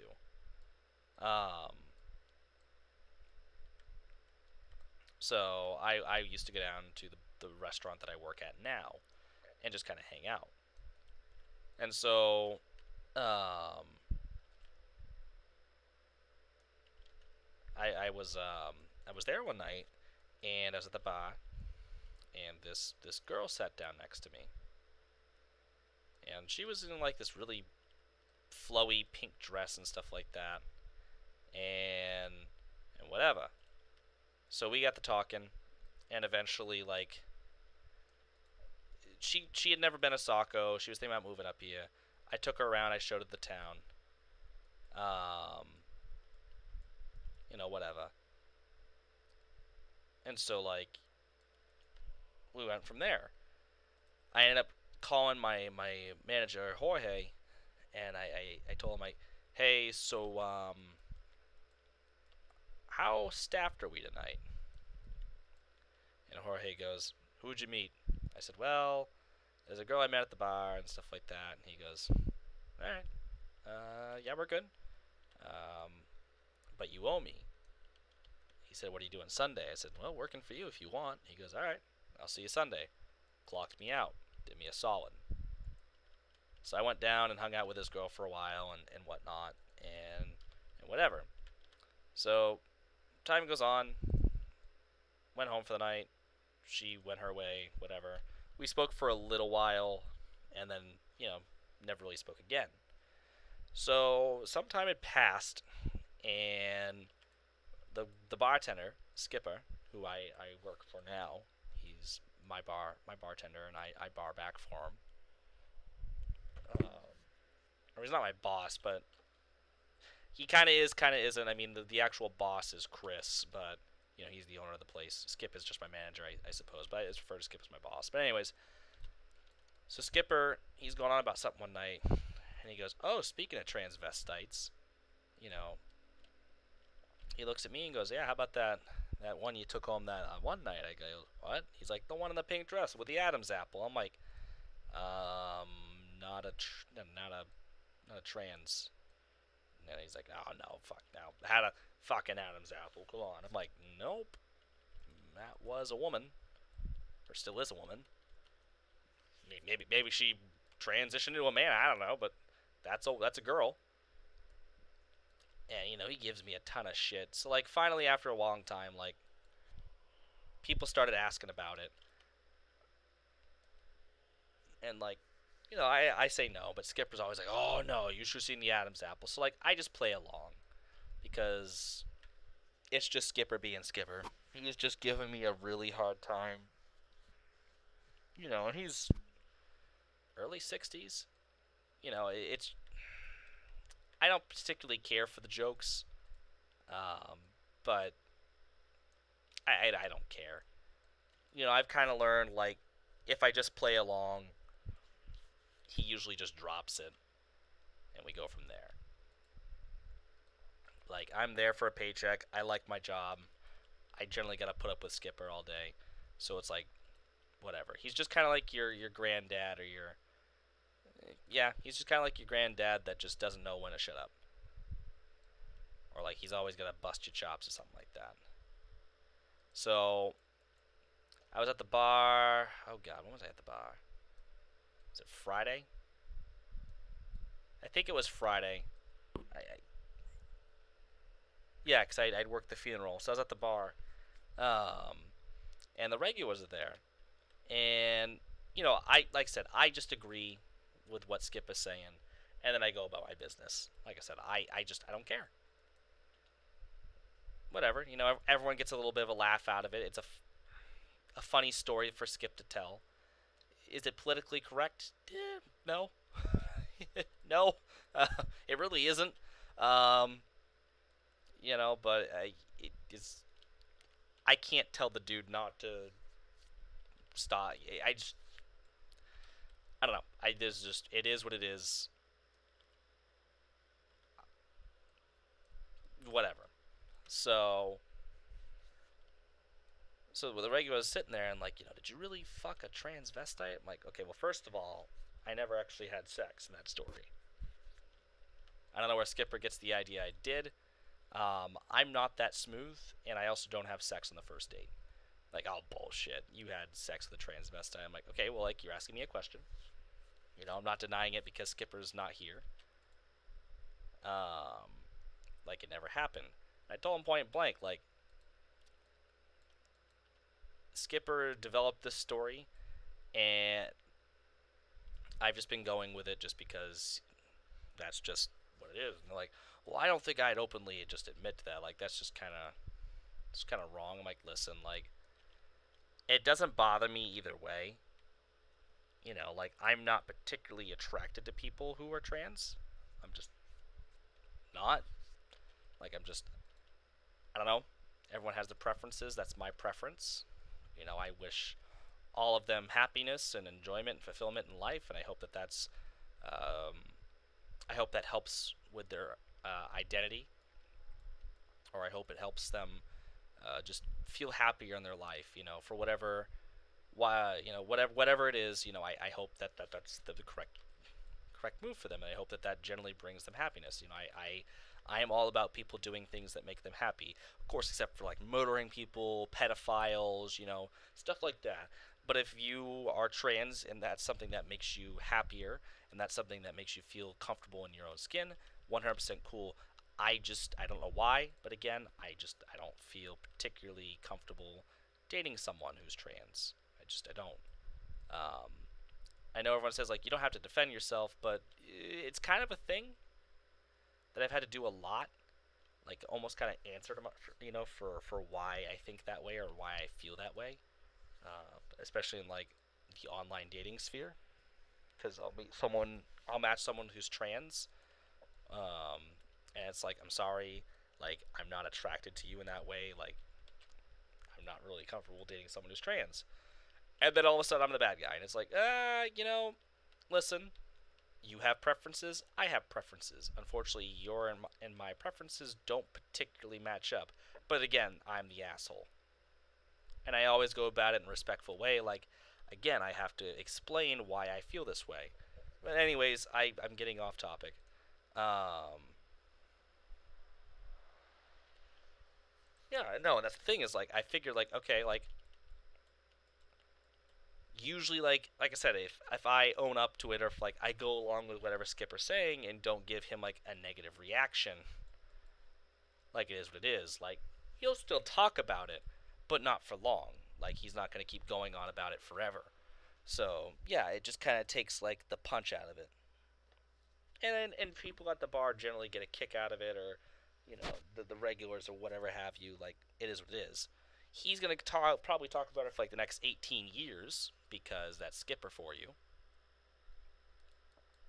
Like you would think after a while, like he'd learn a new joke, but he doesn't.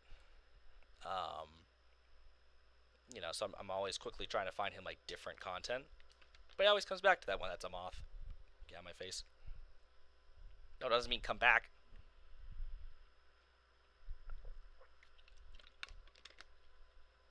No, no, get moth. Get. Why are you so attracted to me? Usually not something I have to shout. It's like usually something I never have to shout. Anyways, but like this regular at the bar when I was sitting there the other night, it's like, well, that's not something I'd probably admit. Like that doesn't make yourself look good. I'm like, listen, I'm not here to look good. And if people think that like that's what I'm doing with my life, then that's what people think I'm doing with my life, and I really don't care. I know what happened in that situation. I was with a girl. Um, we weren't doing anything sexual at all. Like, I don't even think we hugged. Like, to be 100% fair, I totally called out of work and didn't even get a hug from this girl, which is absolutely fine. It was someone interesting to hang out with. But yeah, I don't even think I got a hug from her. Which, to be fair, she was really, really pretty. Like, I will say, regardless of gender or orientation, I do appreciate beauty or good looks. Like, someone who's good looking is just good looking. Like, you are good looking. Um, so I think that's something that's shocked one of the waitresses at work was like they were going on about a guy, and I have to admit he was pretty good looking, like pretty handsome dude, like little jealous honestly, like hmm, wish I was that good looking, but whatever. I probably have my own thing going on. I guess I don't know. But she's like, oh man, this guy's so hot. I'm like, yeah, honestly, he was. And she just kind of looked at me. She's like, I thought you're not gay. I'm like, you don't have to be gay to think someone's attractive or beautiful or good looking. You can think someone's good looking and be absolutely heterosexual. I don't really understand why there's that stigma that like you have to be gay to think another guy looks good.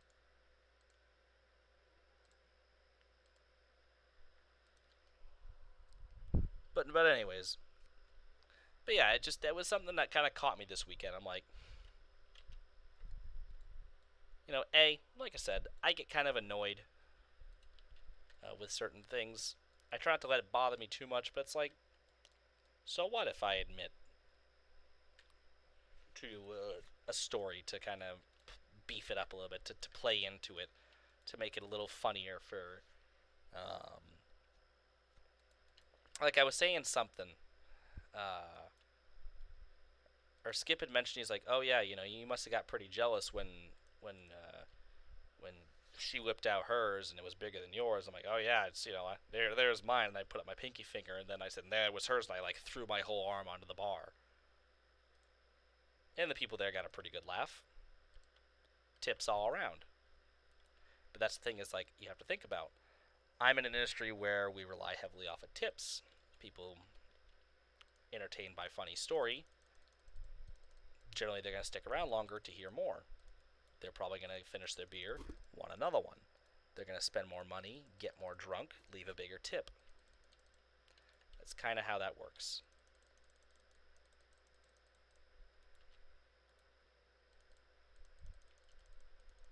It's like, in a sense, we're running our own comedy skit.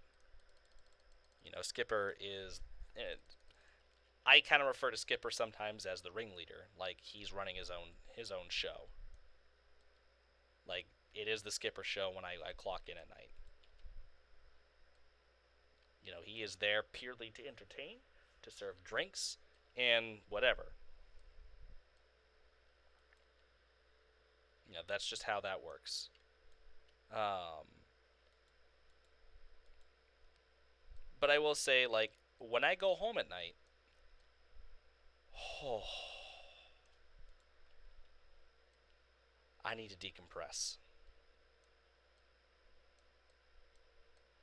Because after being with Skipper all day, it's like, okay, like, my head's about to explode.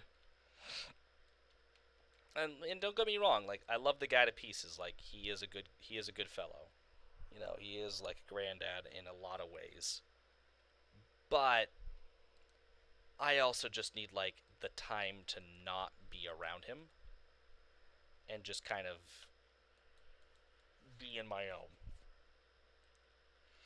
Because he can be a lot. He can be a bit much. He can overuse a joke. He can keep going on about things that just like he should have dropped ages ago. He can be very insensitive. He can be extremely politically incorrect, especially for today's standards. Um, I'm not afraid to say things, but there are certain spaces where maybe for another day. Like, there are maybe times where a joke should be made, and there's maybe times where a joke should not be made. And there's a lot of times that those places are usually when we're at work. Like, there are times where I'm like, did he really just say that? And we're at the bar. There are some regulars that come in that I have to ask the same question. I'm like, did they really just say that? And we're at the bar, or in the restaurant. Because not everything is for everyone. But, I've just had to learn how to kind of just grow some thick skin. Just kind of be like, yep, this is just Skipper. You know, I think he knows that I know he's joking most of the time.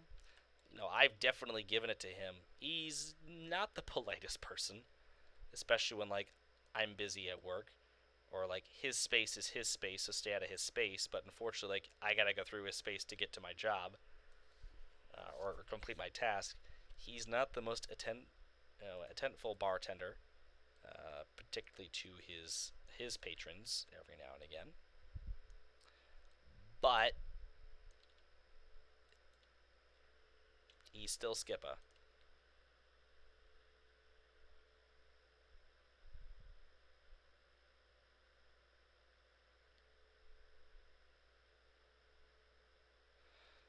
The same way I can appreciate when a man is attractive. I'm sorry, but yeah, and that's the thing is like, if you have to sit there and never look at another man and go, oh, they're not, I don't find any man attractive. It's like, all right, what are you hiding? Because I think it can. I think it's more than acceptable to sit there and appreciate the looks of somebody else in some capacity. I think it's 100% normal, and the fact that it's not more normalized is quite upsetting. Alright, so should I put the forest up to the ocean here? At least until this corner? Like, or should I just not? I might do that. So I know it's kind of taking away from the look here of the mountain, but you can still see the peak. And not the whole area is going to be forest, so yeah, I think I'll go ahead and do that.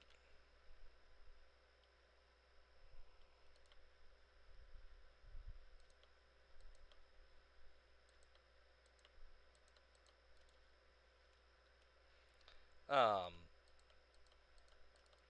but like I said, I mean, if you, I think it's 100% acceptable and appropriate to find the same sex attractive in some capacity.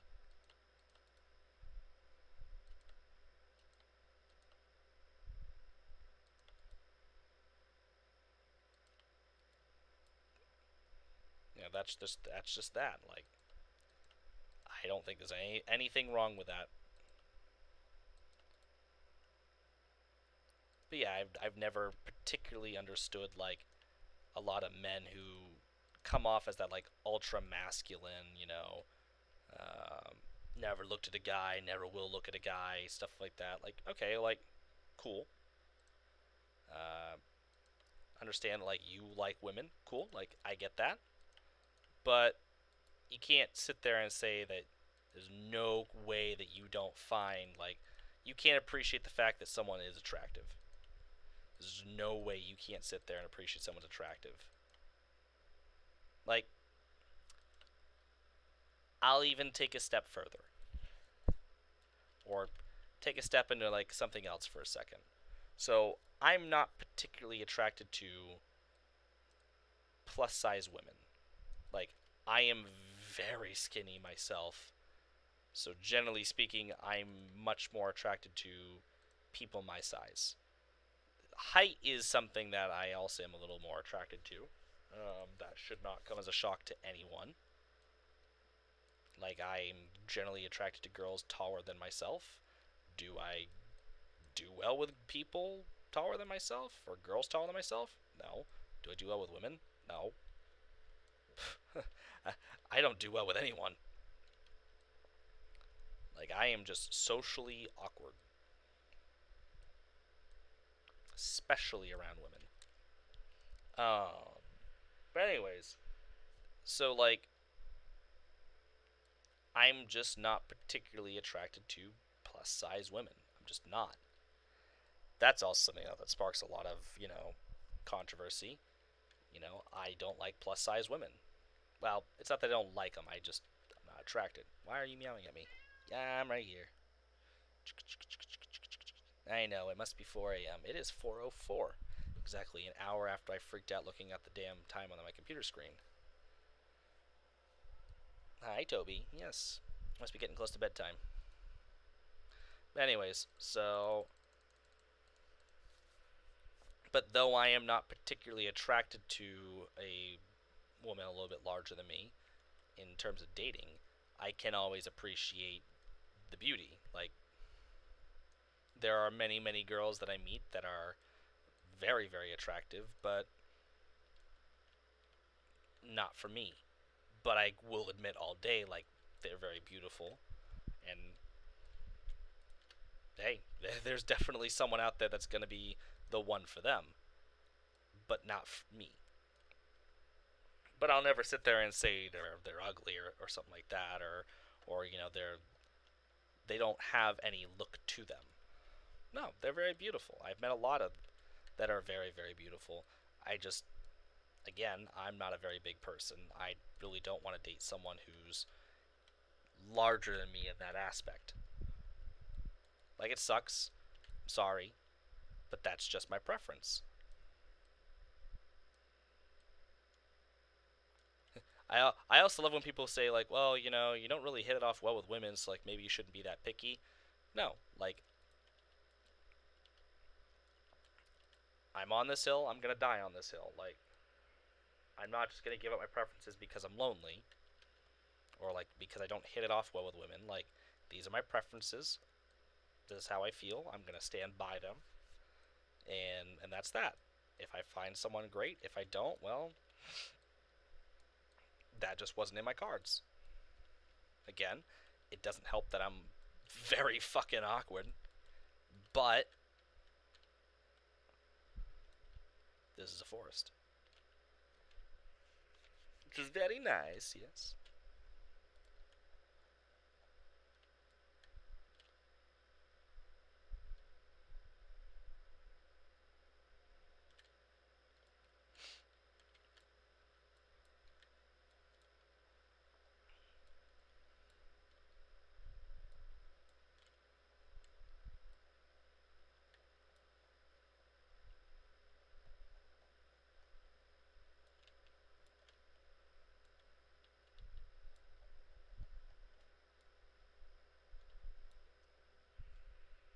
Hmm.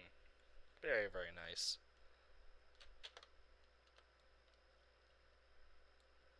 So we got one big farm field here. I'm probably gonna put like a few more up this way.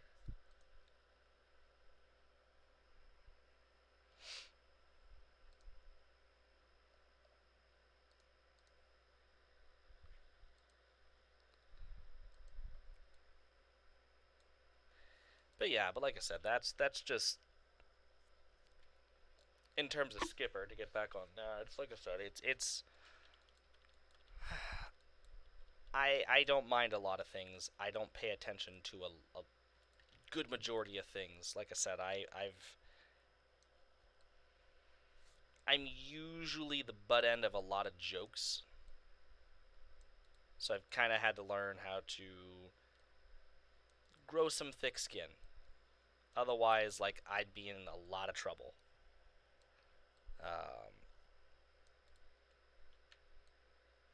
'Cause I know it's not most of the time it's not meant to be cynical and there's not a lot of malice behind it. It does get old. Don't get me wrong. Like, struggling with the things I struggle with, there are just days where it's like I don't have the energy to be everyone's joke. I don't. There are days I really just don't. There are days I really just don't have the energy to make jokes myself.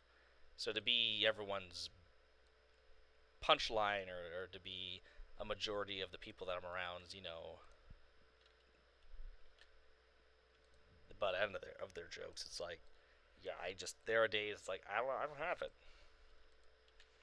It's like some days I'll get to work and I'm just in a bad mood. And Skipper, he's very big about just like fixing things, and like, he's got to figure out like why you're in a bad mood. And it's like, there are just days to tell him like, hey, just having a bad day, like things are just pissing me off. I can't say I've definitely been open to him about my mental health, because I don't particularly think he entirely understands. Um, so I just tell him like, hey, just give me like a little time to be here. Just give me some time to get to work, just kind of get settled. Let me just get transitioned. I'll be okay. And that's all it is. Like, I don't feel like I have to explain my entire life story to this guy in X, Y, and Z. I've made comments about things before. Um, whether he's remembers it or not, or like understands, I don't know. I also have to stop and like think about the generation he came up in. Very different from the generation I'm in now. So like things that are common sense to me or things that are helpful to me might not be something that he's familiar with at all. Like, like I said, does it make it right for certain things to be said? No. But that's also like half, if not all, the people in his generation. Um,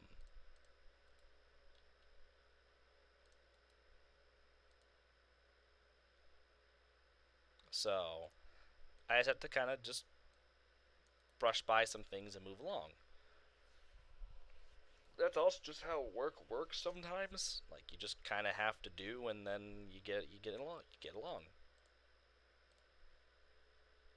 I don't know. It's just that's what I've always known. Like there are just some days it sucks. There's some days that you really don't feel like doing, but you have to just kind of suck it up, get past it, and go. Or you just kind of have to like get settled in, get there, and then your mood will kind of settle out. And that's just how it is. That's just how it is. I've had people tell me before, like, that's not correct, that's toxic, you shouldn't have to do that, you don't have to put yourself through that, the fact that you do it is good. It's like, well, yeah, it probably ain't good, but at the same point, like, do you have a better option?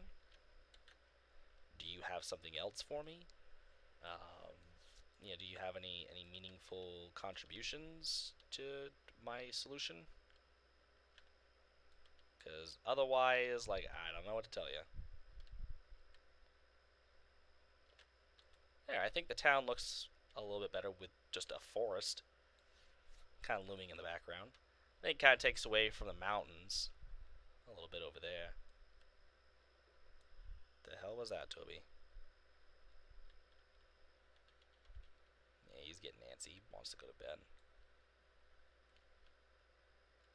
Like, you can still see the peak over there. You got the mountains back there. So like I said, you used to be able to see all of it. I don't think I'm particularly offended by the fact that you can't see it anymore, because, like, at some point you can.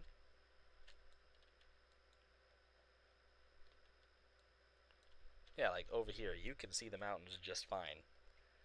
In town, not so much. And I think that's okay.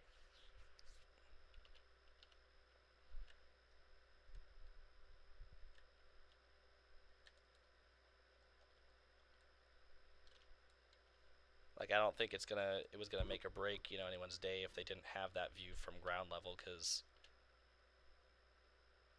you kind of just get these mountains and you get that mountain, and that's it.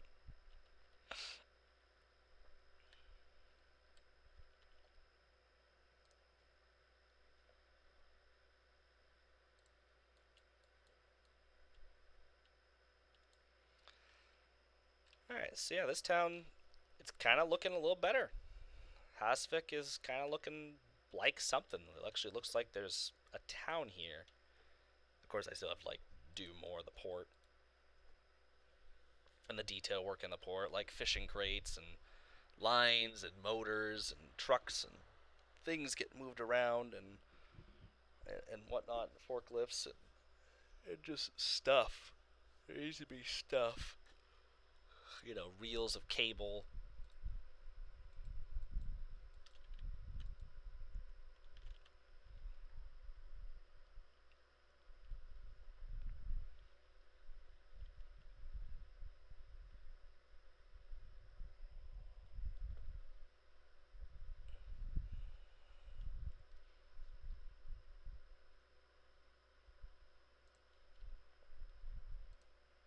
Let me see here.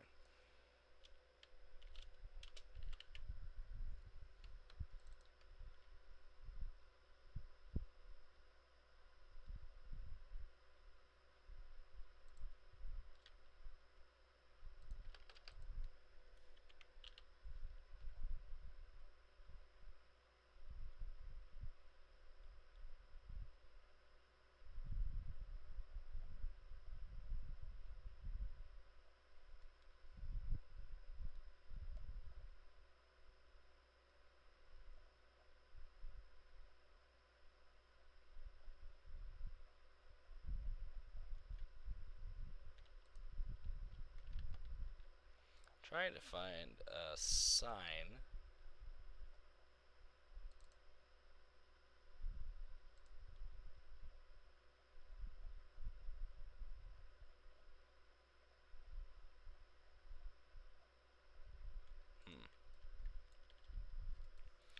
I use the speed limit signs, but I didn't really want to go looking for them.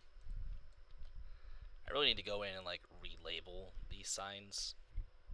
I just have to like first figure out what the hell they are.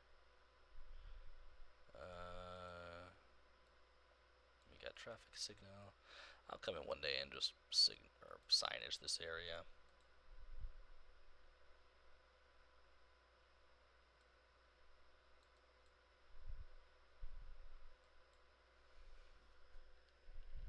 I have to like re-TRC everything through here.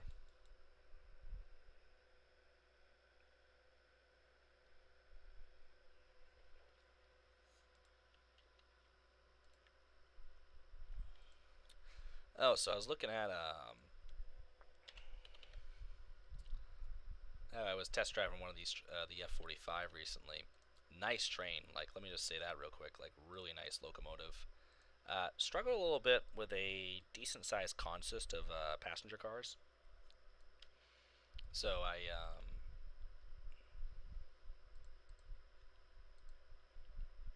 I was sitting there trying to figure out like, all right, for a commuter line of sorts, what should I be using for my fleet?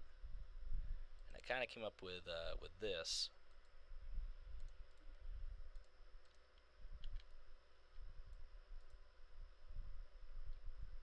Business class. That's what I'll be sitting in.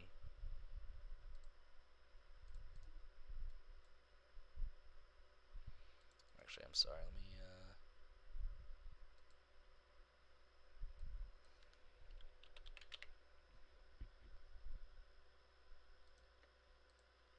I think I did one baggage, a diner, and then amphitheats.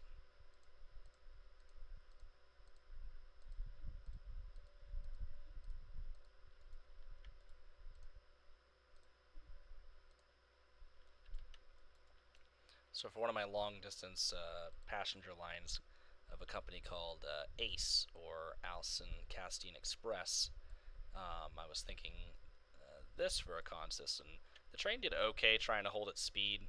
Wasn't the best, but it did okay. It fit at this platform, which I was pretty surprised with. I'm pretty happy with. Um, Diner, or well, a cafe car, baggage, and then 6 coaches, 2 F-45s. Get up to 70 miles an hour pretty easily, I hope. Of course, the paint scheme will change around because, you know, whatever. I don't want this to be the. I obviously want BNN trains to operate on that, but I was thinking this for like a passenger fleet, as well as the P-42s for a different company called Alston Castine Express, or just simply Ace Rail Lines. But a few different companies I'm trying to drop. I got the national transit system.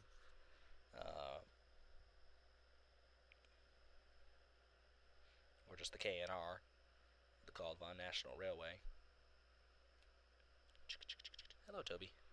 You're a cat. I'll be out to get that going again, because I really need to get runway markings done up.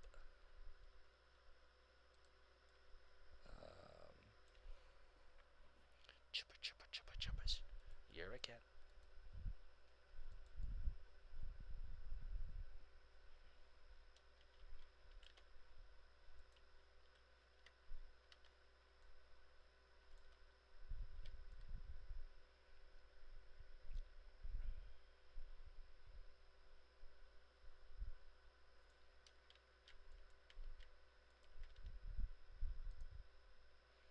Probably put something there that doesn't make that so sharp.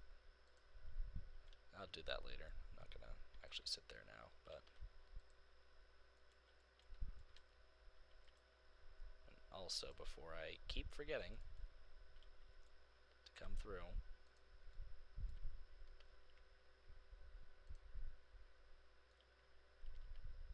And do up this line.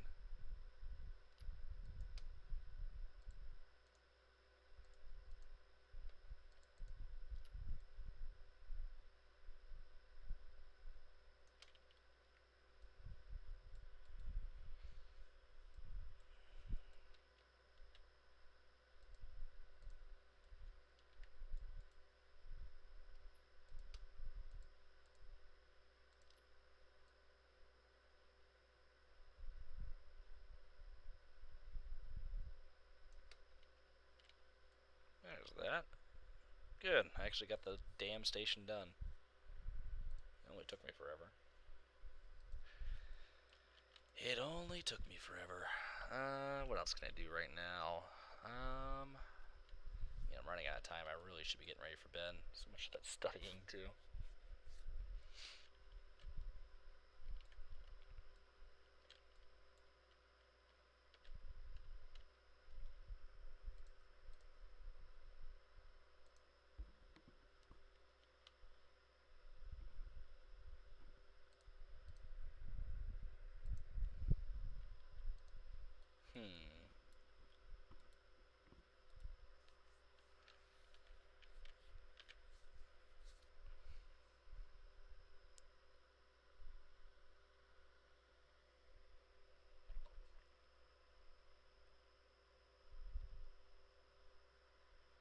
I need to check the DLS one more time for something.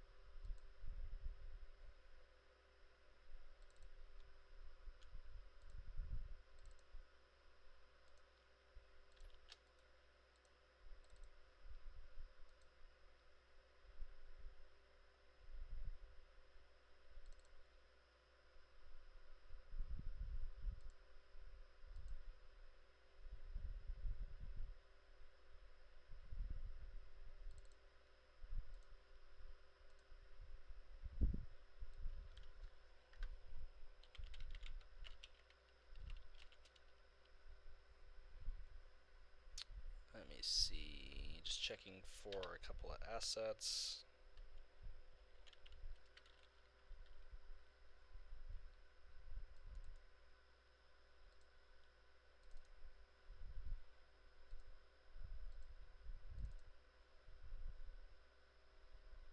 Alright. Let me see. So I'd like to put a couple of radio towers over here. But I need them to be kind of rather tall.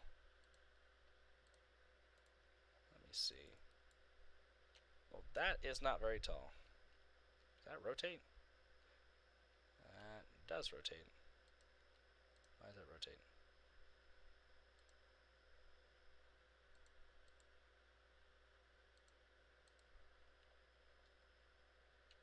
Ooh, that's kind of tall. That's kind of almost what I need. That is not what I need. But I do like that. Could go on top of a building.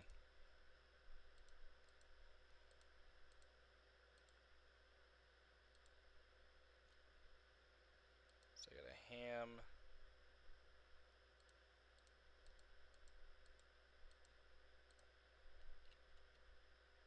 Yeah, it's not very tall. Let's see. There was Should be another one. Let's see. I just downloaded one. Ah, yeah, microwave. Micro.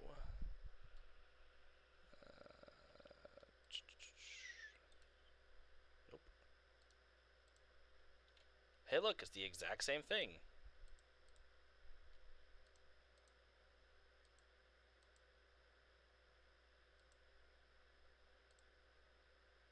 Nope. That's not even close. Nope.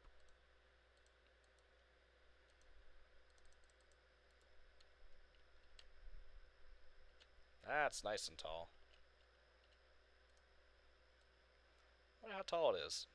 Let's take it over to the bridge real quick and see. Because IRL,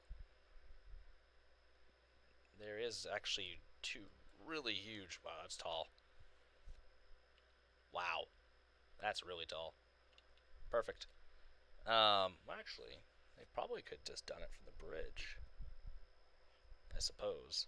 Although I am actually debating about switching this bridge out because this bridge is low. This bridge is very low. Oh, actually, I want to move the bridge. Come back.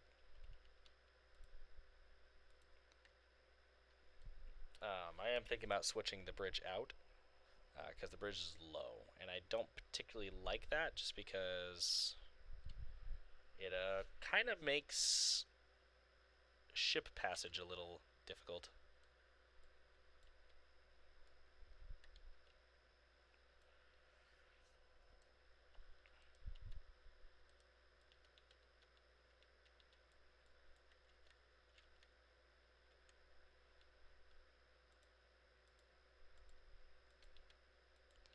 Let's see, runway. That's like dead set for the runway. Let's see. Yeah, the planes would fly like right past it. That's not very good.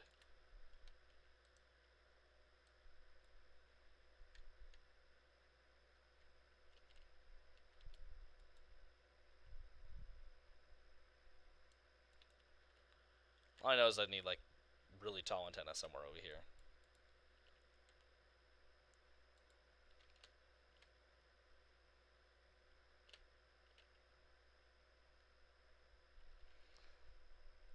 Like very important antenna for Trondheim, considering. I wonder if there'd just be two of them.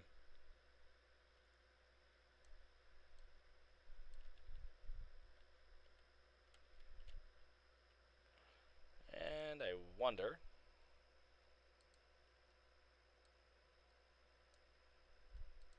Probably no flashies. Oh, wow. I'm actually shocked. I'm actually legitimately shocked. I didn't expect that. Like, I know those have pretty decent flashers. I wonder, hold on. This guy, what's his name? Add for YJ. I wonder. What else does he have? Author. Add for YJ.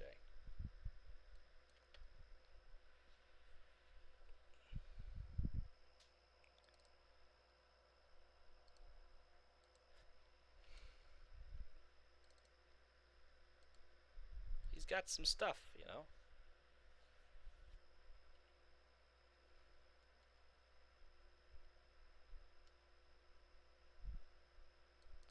Power substation. I'll download that.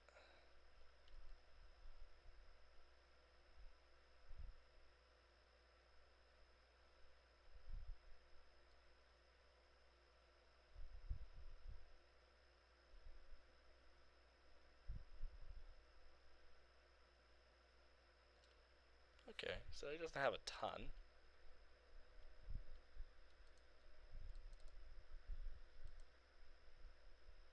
Alright, well. That was worth the look, though.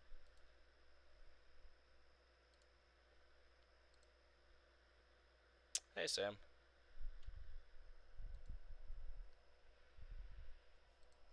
But I'm actually quite impressed that that even had a night mode, so that's pretty cool to me. Um, I'd like them to go here, just because they have some importance. Although the airport is right there and the town's right here, so I don't know. I feel like though, if the bridge was actually here,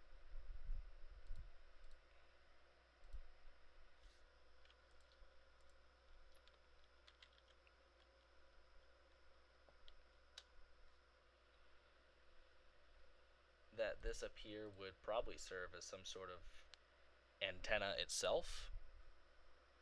Although it's hard to say because I feel like, where'd it go? Just type ham. Oh, I also get Hamburg. But like, it really, it wasn't ham. It was radio.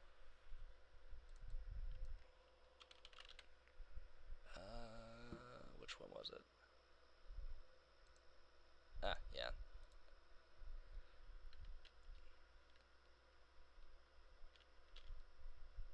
I don't know. That's just impressive how tall it is, though. It is taller than the bridge.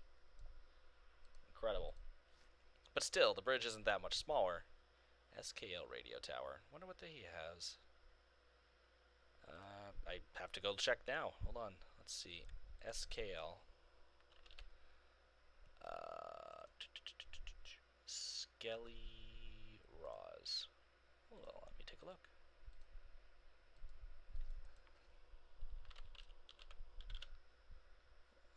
Let's see.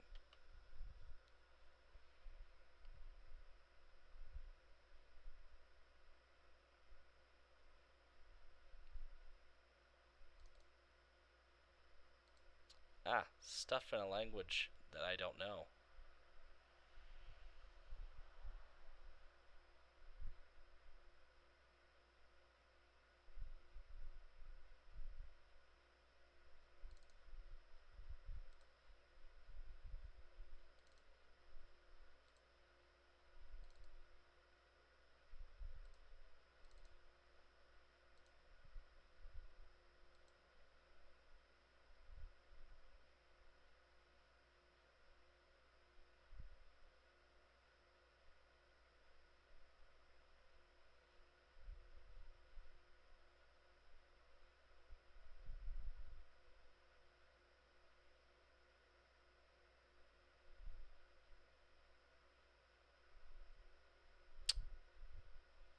Yeah, just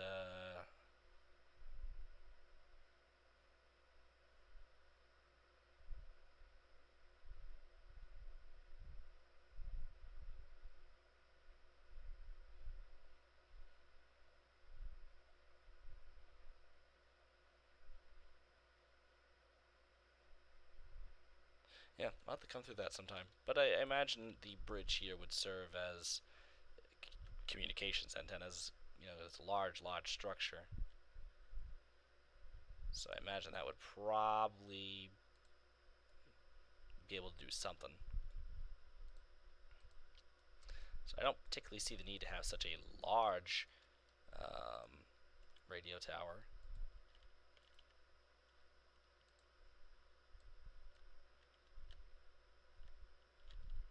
Although I suppose it wouldn't hurt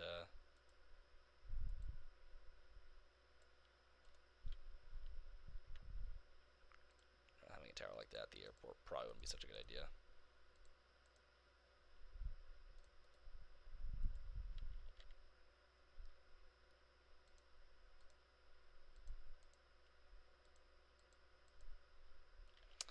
I don't know, but I think it's probably time that I maybe head to bed because it's 4:34. I gotta get up for work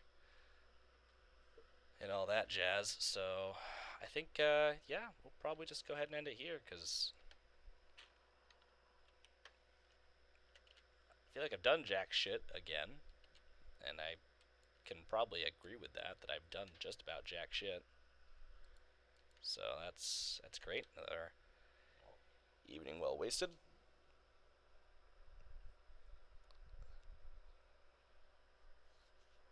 Oh, I wonder exactly, before I do go, how does this area get served?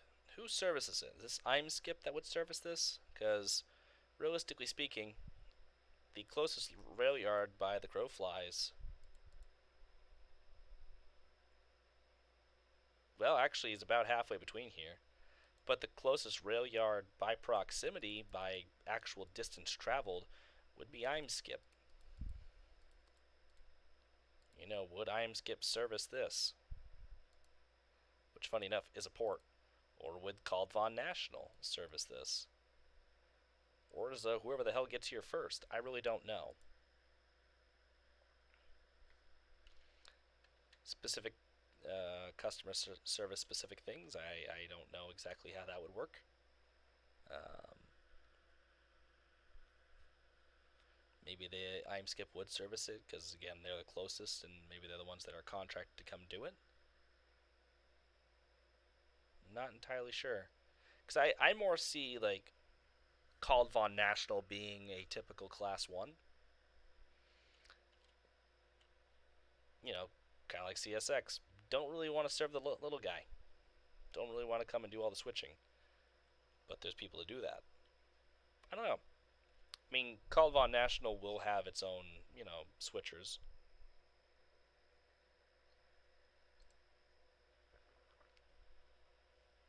But I haven't really figured out exactly how it'll all work.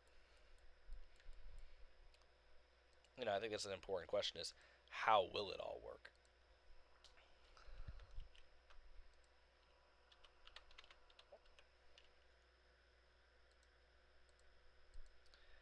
And that's something like I don't really know yet.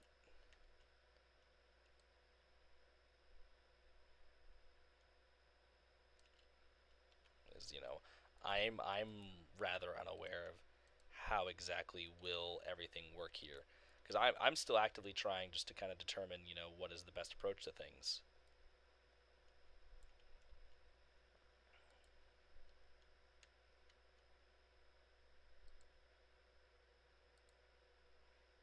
So that's just something I don't particularly know yet. So I'll get there over time. I'll figure that out eventually, but it just ain't today. So, anyways, I will leave you guys with this. So I do appreciate y'all for watching. I will probably do another stream or two as the week pushes along.